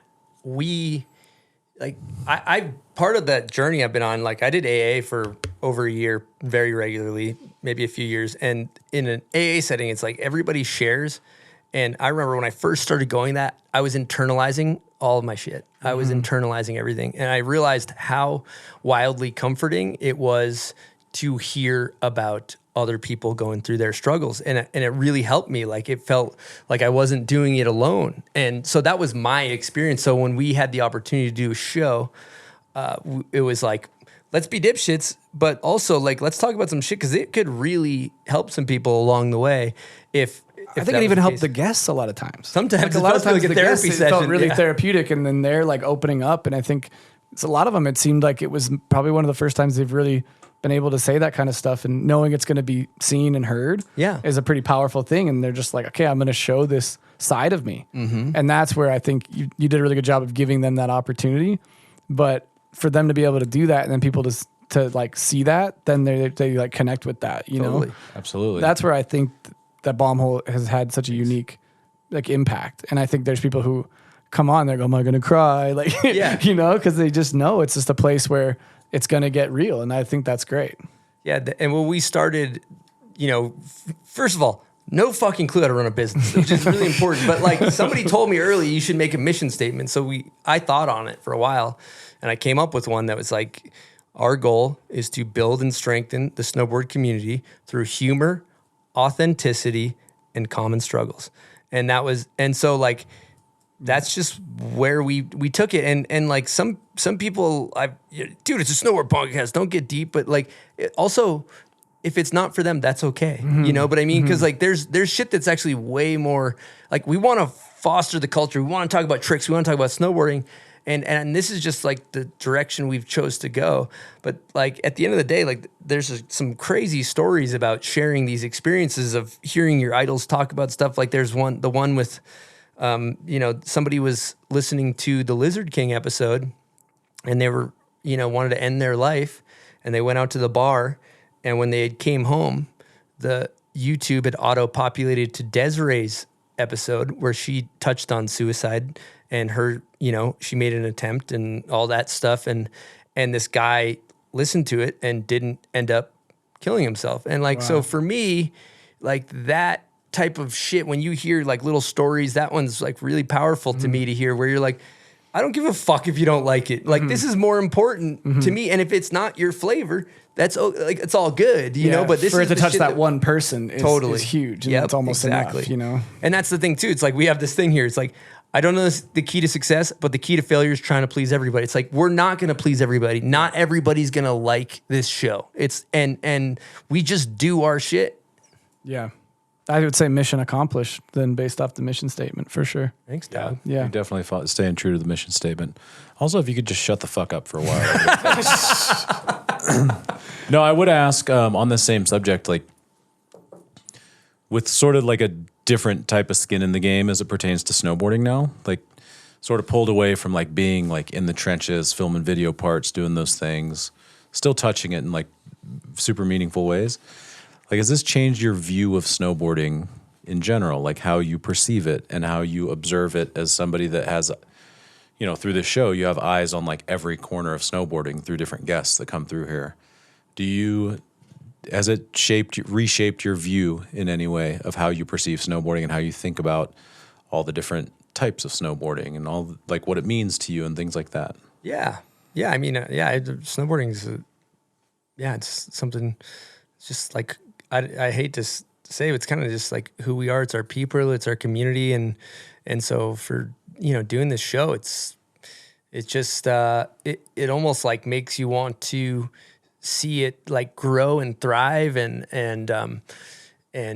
I don't know, man. And I don't really think about all that stuff too much, but I do think about like just all the people that we get to interview and these great conversations we have, and how like incredible all these characters that we have are in this space, and getting to like maybe bolster a couple of those stories, and is like, for me, like I'm asking a lot of the questions for myself. Like there's an audience, but I'm like, I'm like trying to figure out how to live a good life too. What's your vibe? Like, how the fuck do you cab 9 so good? Like, do you know? And so I'm like selfishly learning so much from all these guests. Well, even like, you know, when we're filming video parts, it's not competitive, but there is a little bit of like, you're looking at where you're stacking up amongst people, right? Yep. And now you're in this position where you're a little bit more removed from that, and you get to actually bring in people, and you want to like give them that platform to maybe get more going for their career, right? That's got to be kind of cool and fun. Like, let's say Iris Pham, right? You know, killing it, win some contests. Let's get her on the show. Let's talk sponsors like that. Like, that's got to be kind of a cool position to be in, to where you can sort of like help someone go climb the ranks of their career a little bit. Yeah, that feels really good to help in some ways. And I think the coolest thing is when we change like someone's perspective about somebody. Like we all have these preconceived notions of like, oh, this person's this way. But like none of us have really like talked to that person. Like, absolutely. And so like, 100% hits me. Like, if I could pat the show on the back for any one thing, there's been a lot of guests that I'm like, man, not really interested. And then I'll listen to it and be like, nah, that person's actually really fucking interesting. Like, that was really cool. Like, there's like a lot of interesting things that kind of opened my eyes to something, or like was just certainly worth listening to for me. So I think that's super cool that the show's capable of doing that. Yeah, 100%. Yeah, I think it's cool to be like one small puzzle piece in this giant puzzle of snowboarding. And there's so many little cool nooks and crannies, and so it's fucking cool, and it's fun to like. I'm honored that this cool, you know, conversation. We got really lucky with timing, and the show, you know, took off on a small scale. But the other thing I've also learned too is like snowboarding is small. Like we think it's this huge. Like it's not like, if you compare it to the amount of people that play basketball or baseball or whatever. Like it's this thing that people do seasonally. And a lot of people are people who ride snowboards, and they're not snowboarders. It's a thing they have in their garage that they do a couple times a year. And that's another thing I would say that Chris has done a really good job of showing the people who are just casual snowboarders this side of things, right? Because if they're a casual snowboarder, maybe they don't watch video parts, but then they listen to this and they go, what are they talking about? And maybe they do watch the video part and they see this whole other side of things, you know? Totally. And I think that's where you've done a really good service, because that's a huge part of what we do. But to try to explain that to someone who doesn't do it is really hard. Yeah. So you're talking about video parts and all this stuff, and they may never do that, but maybe they YouTube it and they're like, whoa. Dude, everybody, like when you really get into something, you're kind of on this quest to figure out what's good with it. Like you're like, you know, back in the day, you'd be like, all right, I'm going to fucking rummage through some DVDs at my local shop, or like, I got to fucking scroll through this magazine. Like nowadays, you go on YouTube, you can find whatever, you know, and like, this is just a good place to come if you want to sink your teeth into snowboarding and learn about the history and learn about the characters of it. And it's really not too much more than that, you know? Yeah. But the characters are important, and I think they're important to the whole story. And that's where I think you've done a really good job of like showing these charactures. Well, even robots doing tricks. Yeah. You're not just robots doing tricks. Yeah. You're just like, when somebody's really good, you want to learn about them. You want, like, that's just kind of a human 100%. nature. I would say, you know, something on the lines of, well, you know, you have video parts. Your career is at a point where you're looking for kind of the next thing, right? And is there a point where, even in your sponsor list, you kind of wanted to shake up, right? There was a moment where you wanted to change. It felt like you needed a change and like shake up your whole shit. Totally. I'm starting this podcast. I've been with these sponsors a long time. Yeah. And it felt like you had this moment of like, I'm just going to shake this whole thing up. And then you decided to ride for CAPiTA Snowboards, and explain where that thought process came from and how that all came about. Yeah, I think that's an interesting one. Never really talked about it publicly, and it's not really super important, but I mean, I guess we can. Yeah, let's touch on it. So it's part of the journey. It's part of the journey. Yeah, totally. Yeah, but I mean, I rode for Hava Simon Solomon. Like, I was on for, I don't know, 2006, 2007. Yeah, I was on for well over 10 years. Yeah.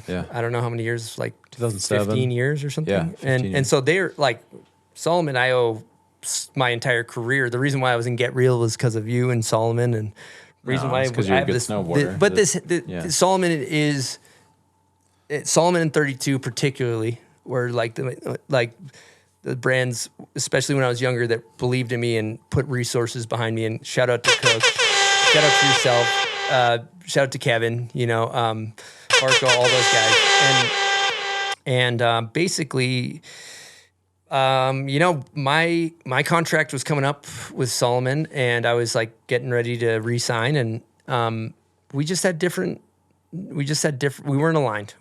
It was kind of frustrating in some ways because I kept getting all these messages from our listeners, and they kept saying, "Hey, I just bought this huck knife. What do you think of it?" Like so fucking many, dude. Like more, like not like double when I was a pro snowboarder, like 10 fucking times when I was a pro snowboarder. I'm not exaggerating. Like it was like people were always hitting me up, asking me what Solomon board to get, what Solomon product. And then when it came to negotiate my contract, it was like, we are like hacking your pay way the fuck down to not much. And so like I tried to like explain that I thought I had value at Solomon, and those conversations, it was just, we weren't seeing eye to eye. They were going one direction, I was going the other. And like, instead of fighting it and like swimming upstream and saying that, I just realized we're not aligned, and that's actually totally okay. And I did feel like, full transparency, I felt undervalued in the sense of like with the negotiations and stuff. So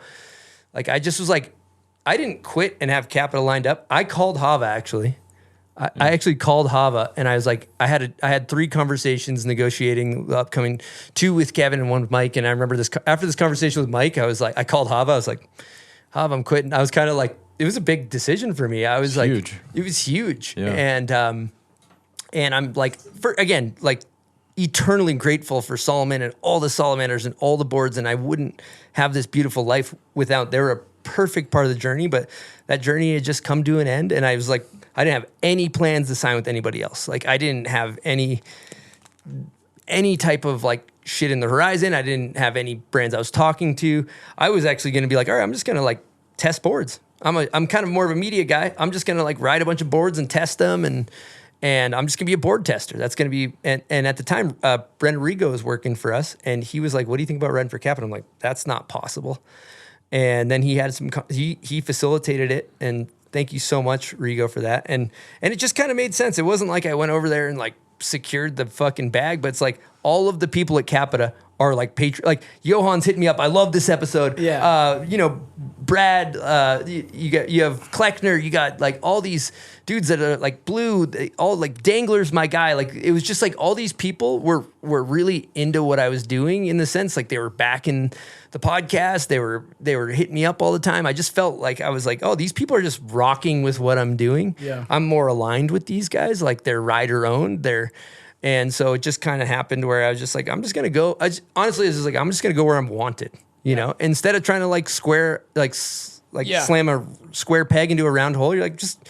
And I think that's a good barometer sometimes. Like it feels better to go where you're wanted than to go where you're not valued. And that felt really good. That was a good choice. So the one thing you said to me too was like CAPiTA was really on board with everything you had behind you with this, right? Yeah. And they like you said, they're Patreon members. They saw more than just this guy that films video parts, Chris Grenier. You're now bringing this vehicle behind you that has this chance to have followings and all this stuff. And I think they saw the future in the vision, which is maybe where you said Solomon just didn't. And that's okay. Yeah. But it felt like I'm going to go where people are kind of with me for this next part of my journey. Totally. Yeah. And that was cool because no one knew for a while and it was top secret. I don't know why that shit was so fun. That kind of thing, like I don't know why it was important for me to say, like, I made a decision to not sign with Solomon. It wasn't like CAPiTA was there with their hand out. It was like, that was just a choice. It was a bold move. It was a choice. That is a bold move. That's like, but you also probably had faith that like, it's going to work out. Yeah. I'm going to get something. Or like you said, you test boards and I think you'll figure it out. But almost sometimes jumping into the deep end without the life jacket is sometimes kind of exciting. Yeah, you're going into the unknown. And you're just like, I'm into the unknown. And that seems like at that time, what you were kind of flirting with a lot. This is just another one of those things. I'm jumping in. I'm going to figure this out. Totally. Yeah. Absolutely. And it worked out incredibly. Worked out great. Yeah. I say we get into some hot takes. How you feeling, Chris, about hot takes? You pepper people in this situation, and now you're in the hot seat, and there's no getting out of it. You're not climbing over into this seat. Yeah, short answers. Short We don't need answers. explanations. Yeah. We just need the answers. Yeah. Okay, let's get started. MJ, male. Who's your Michael Jordan? Yeah. Or GOAT. Okay, or GOAT. Or greatest of all time. And how it pertains to me. It's not based on stats. Chris, okay? we're going to need you to shut the fuck up. We're and gonna- answer the question. See how he tries to hijack the show? He's trying to take it back. He can't take it. MJ, male, Time's or up. GOAT, male and female. But some people like to take it as like a statistic. Just give me a second. Can I speak? You're going to explain? Can I speak? Let me talk. You're explaining? Shut the fuck up. Let me talk. People know what MJ I and think GOAT he's is. Louis Vitoing us. No. They do know what it is, but it is important that it's to the guest because some people like to get in there arguing over stats and fuck, dude. Our comments, people start arguing over stats and this person did this and this person. This is my GOAT. Okay, This is your GOAT. So you're doing this to defend your answers. I'm defending my answers. Okay. Yes. Okay. They're questionable. Yes. No, I don't think they are. But like to me, my personal GOAT is the guy who came in the show, and it's JP Walker, because at the time when I was a kid, like he was the guy that made me obsessed and the guy that I just kind of like made me enamored with snowboarding when I was a kid, and the way it just like hit me as a kid. He's mine the way he hit me as a kid. You know what I'm saying? Like, and it's not about like first NBDs and the hardest tricks and all this. Just like when I was a kid, he was my fucking GOAT. Simple as that. And then female, I'm hitting Jamie Anderson. Jamie Anderson's done so much good shit. That's a good answer. That's a good answer. Yeah, she's just, I don't even think you need to explain that one. It's pretty self-explanatory. Okay, awesome. Okay, is snowboarding an art or a sport? Oh, yeah, this question sucks. Why do we ask it? I mean, snowboarding is a vehicle for self-expression. So I would. That's not an. I would classify that as a sport, as an art. It was a multiple choice question. You didn't pick an answer. I didn't see. I didn't see. He's deflecting. Yeah. I didn't ask art, sport, or a vehicle for expression. If you could actually just let me talk for 2 fucking seconds, I could explain Shut the fuck myself. up. Here's the situation: snowboarding is a vehicle for self-expression, which would make it an art. Okay, so the answer would be art in the way I perceive it. The way hot Okay. take. All right, looks like Chris said art. Next question. Art. Who is the most are bullies. underrated? Most underrated in my world, I'd say Ozzie Henning and Garrett Warnick were the riders around me that blew me the fuck away, that never got the shine I thought they deserved. Who's the most overrated? If I could just step in for a second. Probably myself, actually. Dude, one time, Greg Correct. Greg Correct Cavello, answer. That is a correct answer. Greg Cavello asked for my autograph once during a signing. He said, "Cool, I'm gonna keep this so that I can say that I met the luckiest, most untalented piece of shit in the world." Wow. Shout out. Wow. I'm going to jump in here. We have a little Patreon hot take. Cody Ferner wants to know, what's your favorite episode you've done? I think Jamie Lynn. I'm just such a fan of the way you gotta turn that air horn down. It's overpowering. Oh, is it? It's not your It's show. our but show, just- Actually, I like the volume of it. Yeah. So Look at me. I keep Don't it look at me. lower- I keep it lower than that. I keep it down towards the bottom, but that's just me. that's funny. It's not your show. So Yeah, you're fucking up the audio levels. I dude. like it. Just mind your own business over there if you don't mind. Jesus Christ, this is a Put those disaster. boots on. So Jamie Lynn, steel or pow? I'm throwing everybody for a loop. Shut the fuck up. Spring park jumps. Again, he's not answering the question. So I love riding spring park jumps. Favorite style ever? Fuck, why didn't I think of this one? I got a shitty answer. Oh, man. Look at him squirm. Man, this is a heavy question. Favorite style ever? Lane neck. Wow. That's better. That was a audio. great answer. Favorite method? These hot takes aren't so fucking hot when you take 40 seconds in Oh between. shit! Jesus Christ, I Joe! was You need me to jump in here? You're gonna jump in You now. need a smelling salt? Joe's a disaster. All right, we're going favorite method, Chris. Come on, clock is ticking. I'm gonna go. This is a. Just, I need you to shut the fuck up. The most impressive method I've seen in person, and they're on straight park jumps, is actually Brock Crouch. Brock Crouch's method is fucking insane. If anybody hasn't seen it, it's like a sleeper. It's insane. Brock Crouch. Wow. Okay. Interesting. That's a hot take. It's a hot take. It's a hot take. Yeah. Favorite video ever made? I mean, we talked about it a bunch. It's technical difficulties, hits the nostalgia strings. All right. Okay. Favorite board graphic ever? Jesus Christ. I mean, I got it. I got it. Seth gave it to me. It's like what we modeled the salamanders after, and it's the CAPiTA with the green thing on the base. Yep. And it's on my collection on my wall. Sick. We're gonna hand it back to you, Joe. The lightsaber one? That one? No, it's like a fist. Oh, okay. It's like a green fist, and Seth wrote it in Shakedown. Yeah. And you're kind of looking at it, you're like, what is that board? It's sick looking. I just always thought it was really interesting. Okay. Cool. Joe, we're gonna hand this back to you. If you fuck this up, though. First snowboard movie that sparked it all. I think we've already been over this. I actually skip a lot of those. A lot of those questions. Don't ask the beaver slap either. That one's stupid. Okay. Heliboarding with 3 people. Who would you bring? Holy shit! I've never thought about this one. All right, Joe and Hav. Fuck it. That's your answer? Yeah, you guys were great. You guys have been great. You guys. We made the chopper. Yeah, you're in the chopper. We did it. We're in the chopper. Okay. We're in there at me, you, and Stevens. That's actually, you know what? I'm kicking out Joe. I'm bringing Granger. Granger's on the grill. It's smart. Yeah, it's a smart play. It's not a bad move. I appreciate I'd be Tomahawk. Banter's good. Hava will definitely blow his knee out, so we'll need medical assistance. Basically, if he straps in, he blows his knee out. That's how Hava. It can happen. It can happen. We're not going to jinx anything. Okay, who would be your dream sponsor? It's fucking Home Depot, dude. You go in there. Home Depot. You That's the fucking one. buy whatever you want. It's Pretty good sponsor. It's pretty obvious. Okay. Worst trend. The worst trend I would say is like just fucking filming trash and expecting like the world. Like it's just like when like why am I not making fucking $8 million a year? It's like the footage is not good. It's not good.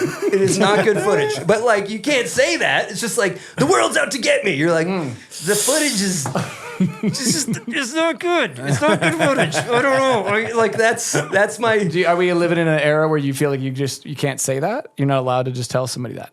You have to be more sensitive these days to that, right? Do we have any names? No, we got no names. No, we got no names. We got plenty of names. We got plenty of names. They're not coming out. Yep.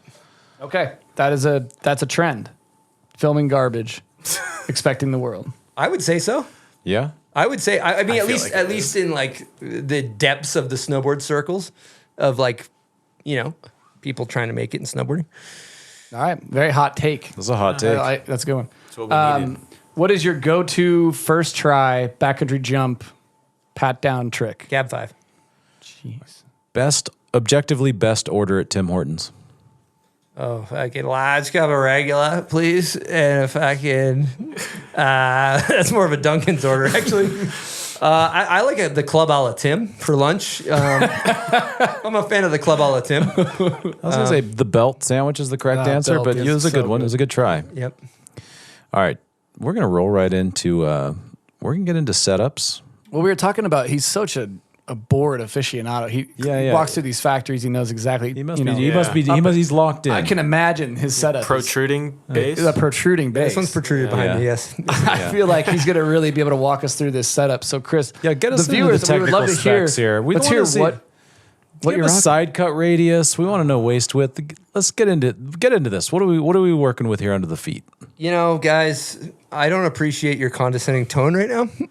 But I will get into. We're pushing him down to lift ourselves up. We're my trendy. setup. Well, the one I actually don't even ride this board that much. It was but this is the Mercury. I ride it. This is more of like my powder jump what brand board. is the CAPiTA Mercury. 156, and I think it's like incredible for like attacking the mountain. If you want to go attack the mountain, whether it's like bigger park jumps, backcountry jumps, that's what I'm riding. And then I'm a huge fan of the Navigator for powder. I ride the Navigator 164. It's soft, it's directional. I have a review of it on my channel. It's on this channel, I think, actually. Where is it, Silk? It's on the Bomb Hole. It's on the Bomb Holes channel. But like that board, I can't say enough good things about too, is the Navigator for powder. And then indoor survival or outer space living for park stuff. I like both of those boards. I know that was a long-winded answer with a lot of boards, but and then the bindings I rock are the Union Forces I think they're the best bindings out. I don't know my stance with. What do you got? Like boots? What's up with boots? Then I rock the 32 Team 2, working on a new 32 Team 2 kind of special things coming soon in 25, I believe. But yeah, I rock the 32 Team 2. I think that's the best boot. Stiff boot, soft boot. It's a medium. It's a little bit more medium. I had really soft boots at the beginning, had ankle problems. Then I went really stiff, didn't quite have the board feel I was looking for. So I think the Team 2 is that perfect right in the middle boot that I've always been a fan of.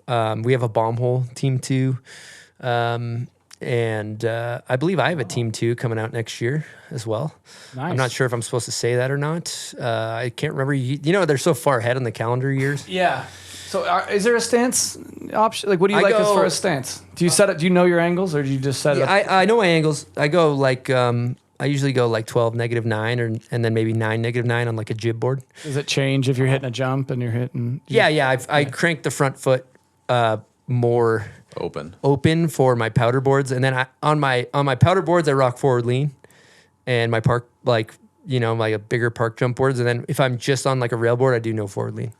Okay. And then one thing that I used to do, if anybody has problems, I don't actually do it anymore, but like if you have problems with your discs moving and stuff, like if you put grip tape under your bindings, it really helps add friction. And I've noticed that like if you're getting bolts loose all the time, which I don't even deal with on this, but I used to put grip tape on the top sheet underneath my bindings on every board, and it would really help. Like, so I never had to tighten my screws. I don't really struggle with that with these forces, but that makes kind sense. of an interesting thing. If somebody's like, dude, I keep getting disco foot every time I ride, I thought the audience might want to hear that. Yeah, that's interesting. That's Any particular traction devices that you use on your Crab grabs, best on the market. Okay. How many do you have for an ideal 1 foot trick? How many are you really putting on there? If you're doing Good a 1 question, foot, if you're doing a 1 foot backflip, how much traction? You ever seen Steven's board? It floats in water. Dude, you saw that, right? It went into water and it floated because that's so many stomp pads and foam on it. Oh, that guy's sticker job is a disaster. Coming from NASCAR McGee over here. Yeah. It's a good sticker job. I don't know what you're looking at. So I heard I got lit up by Jules for my brown sticker on there. Yeah. It's commonplace to have literally one shot in the video and put the sticker on there more. Yeah, I usually put a sticker on my board, one shot in the video. How many shots you got in brown? I didn't have Exactly, brother. What about outerwear? 32. I'm fucking riding with them. What are we talking about fits? I've always been the Blase fit. We brought back actually. That was the Blase fit. shit I used to run back in the day, and it went out of the line. Yeah, and we brought it back. You jumped into the sweeper for a minute. Oh, the sweepers were baggy. Yeah, we struggled with the dimensions. I think they really flared out there for a minute, but. Yeah, just like some good baggy pants. And 32, I can't say enough good things about 32. I've been riding with them. Been with 32 for a long time. Over 15 years. Yeah. And we have such a fun crew. You know, like we go on team trips. You got Zeb, you got Scott, you got the Fava Bros, you got Phil Hansen, you got fucking JP, you got yourself on boots. And when we get together, we just have a damn good time. So it's been fun to be a part of that squad for the past 15 years, and going to continue to stay with them till the wheels fall off. How important is fit to you? Look good, feel good. You know, Yeah. you said that. Are you looking at like, do I have to have a large up here, XL down here? What's your ratio? I'm just big on the right fit of the pants is key. I think if you're like for me, like if I film a clip in tight pants, it's not looking right. Have you ever dabbled? Not that I can. I've actually like gotten some samples at a 32 catalog shoot, and they've been like way too small. And I remember I filmed a line with High Def Jeff, and I was like, "This ain't working for me," and like went back to the hotel. I think I remember. Changed. I had a full kit crisis. Like I was like, "Who is that guy? That guy looks bad."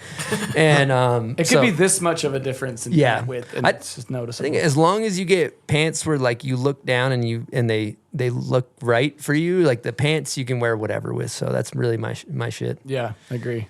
Yep. Don't get me started on pants. Yeah, this guy could go into it. What about wax? How are you waxing the board? Shout out Magical Go-Go. That's my guy, Roger Cameron. It was like, I think that was maybe my first sponsor. I could be wrong, but I think it was. Yeah, Roger. What was your shop sponsor? Dude, I rode for Eastern Border when I was really little. Yeah. And then like classic East Coast. I got, I remember like somebody fucking met me at MSC, the local skate park, and like took a knee with me and was like, "Hey man, you're not on Eastern Border, man. You've been annoying the fucking shop guys too much." And I basically told me I was too annoying. And wow. And so then I got booted, and I rode for the shop Fat Tracks in Western Mass for a while because Academy was like, you gotta have a shop sponsor. But now I say like EB, Eastern Border. I'm back with those guys when I'm back east. They're my squad, and then here Milo and Salt Lake are my kind of shop people. What about socks? Who you rocking with? Stance, huh? All right. Yeah, Stance. He's kind of head Keep to it toe laced. sponsors. Yeah, Stance That's makes the awesome. best socks. They make good underwear too. That's great. Yeah.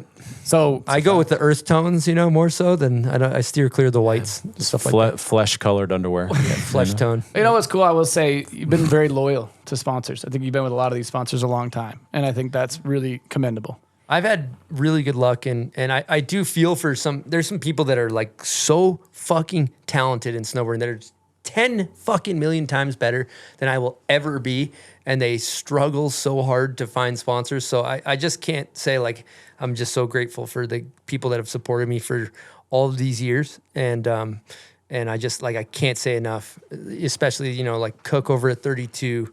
And I'll say Solomon, I mean, Kevin, me at Solomon, Hava at Solomon, me at Stance also. I mean, just like it just keeps going. I signed with Stance before Hava was there. Don't let him fucking take credit for that. He goes from I was just a guy in the room to like I built you. I basically built you. Yep. God, my hands are tired from fucking shaping your career. So, Chris, do you got anyone else you want to shout out beyond your gear sponsors and things like that? Any particular thank yous as it pertains to you, your snowboarding career, the podcast, etc.? I mean, first and foremost, I think like everyone that listens to the show is like that. I can't like express verbally the gratitude I have for everybody that tunes in and people that I've met and the community. We have like this kind of bomb hole community of people that you meet. I strike up a conversation anywhere with, and I'm just so thankful for people that show up to Bomb Hole Cup and like support us in our Patreon and like it's just there's just like an overwhelming amount of love we have from our bomb hole community here, and that like I really want to let you guys know how much I appreciate. Like it's just flattering and honoring that people would even listen to the show, and so I don't take that for granted one day. And also anybody that supports our show.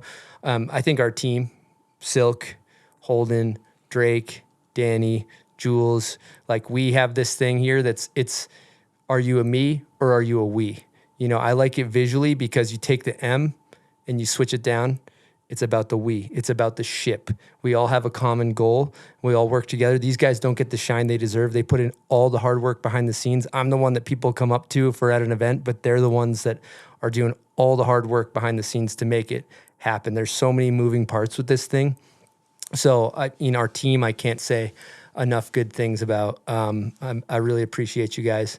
And then lastly, it'd just be, my family, obviously my sponsors, everybody, anyone that's supported me along the way too, like any brand that's, given me a chance, and like Hav, you for believing in me before I believed in myself. Like that's one of the hugest things, like why I'm sitting here right now. And then I'd say, like obviously my family. And then I'm just not going to get into particular names because we're going to be here all day. But if you're listening to this and you're wondering if I'm going to thank you, just know that I do. And I really appreciate you. And you know who you are, okay? I'm not going to go through all the names, but you all know who you are. So that's really important to me. And lastly, like my wife Britt is my rock. And she's the most important person in my life. And she's my rock, so thank you, baby. Oh, yeah. Incredible. I mean, we've talked about a lot. This has been amazing. This whole thing of not knowing who's coming, and this has been really fun. Yeah, this has been like really cool. And like hearing your snowboard story, talking about your whole journey. Like I've learned a lot, and I'm so honored to even be in this seat right here next to Hava, next to you, having a... I got to interrupt you. I got to say thank you to you. I was like sitting here, like it's this whole fucking thing. I was just caught in the banter whirlwind there, but like this whole thing of you guys getting like my heroes and my closest friends and the people that I admire the most and like the people that like this is literally like who would be at my fucking wedding. Like this is like who is like you guys put so much work into making this happen, and it's the coolest fucking thing of all the shit we talked about. The coolest thing that's happened in my career is like this conversation and the fact that I feel so appreciated and loved, and that means the world. I mean, the pleasure's all ours. Yeah, I think 100%. when we talked about doing this, it was just like it's an honor, a dream come true. Like seeing what you've built, getting to be in this chair and talk to you in this way, and man, I go think about episode 1 to episode 200 and all the growth along the way and everything you've done, everything you've accomplished is truly, truly amazing. And you're a special dude, and I love you very much. You're one of my very best friends, and I love what we have together. So I'm so honored, and thank you so much for letting me be a part of this. 100%. I feel the same way. I couldn't have imagined not doing something like this if given the chance. This is like as cool as you make it sound for yourself. Like it's been just as cool on this side. Yeah, 100%. I mean, so with that, we've talked about so many things. I want to know what's next. What's next for Chris Grenier? Nope. I got no 5-year fucking plan or nothing like that. I'll tell you. I don't got no fucking. We're just winging it here, and we're enjoying the hell out of it. And we're just gonna keep making podcasts and having fun. Me and Silk D here in the booth, chopping it up, our crew. Oh yeah. And I'm excited to be a father to be, if all goes well. And just fucking, the plan is, there is no plan. Well, that is a perfect way to send things off. However, we have one final group of guests final here. guest. And it is none other than the staff of the bomb Staff of the bomb hole. Well, welcome bomb hole staff. So, do you guys have any questions or anything you'd like to get off your chest? Oh, jeez. Towards Chris Grenier. Why didn't you put me in the helicopter? Oof. You heard that one? Yeah, sounds like it. I thought that was kind of just between us. I mean, I kind of booted Joe out. So well, no, I got the boot. Yeah, Joe got in booted. the helicopter. Joe got booted, and then I got booted. Yeah. I have a gripe. Okay. Oh boy. Yeah, let's hear this. Chris Let it and out. I- Let it out. Don't hold anything back. She's a bully. Chris and Let I him out. Let him have- know what a piece of shit he is. Sorry. Yeah, we need to softly bully you so that your ego doesn't get out of control. I love that. We've built you up all show. Yep. We're about to knock you the fuck down. Okay. Well, this is a personal gripe roast. Tom Brady because Chris and I have worked so closely together for 3 years, and then when we see each other in public, we don't even say hi to each other. Like we could not be more awkward. We've never hugged once. We don't say hi to each other. You're like my awkward uncle. Like I just don't know what to do with my hands. Okay, for the record, she cool guys me. We saw her out at dinner, and I was a nice group of friends out for dinner. She just acted like she didn't know us. She acts like she doesn't know us. I have an image to uphold. Yeah, she cool guys me. But honestly, you are like a pretty good boss. But where you've been the most instrumental to me is with dating advice, because my dating pool is largely, like, as you could assume, these like mid-20s snowboard boys. And as a reformed fuckboy himself, There it is. Chris, analyzing the minds of these men has been critical. That's pretty much all I have to say. During our Monday morning meetings, we have a little routine where we talk about what we did last week and what we're doing next week. And like every single time, people lay it out so clean, like we take notes before. And then Chris always follows up, all right, so what are we doing next week? What are you doing next week? And we're just like, Chris. Literally Chris, didn't pay attention to a we word literally that just- happened. I wasn't listening. We literally just told you. Let me tell you something. I got a degree in gibology. Okay, I can teach you if you want to learn how to frontboard a king crail. Got you covered. Running a business. Whew, good luck. Minor in yapology.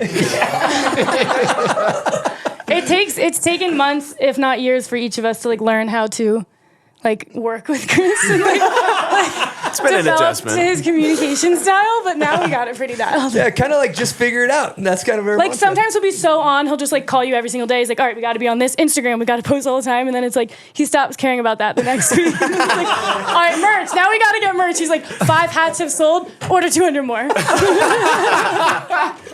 Why is it so hard to just know what he's thinking at all times? Yeah, Just- like, I mean, we're learning.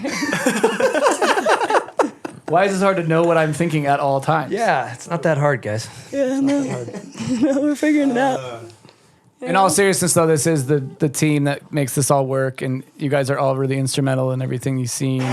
It's really cool for the viewers to get to see that there's a huge part of this. And even for us, just getting a taste of like what happens, like what's required behind the scenes to put a show together, knowing that this crew does this like week in and week out.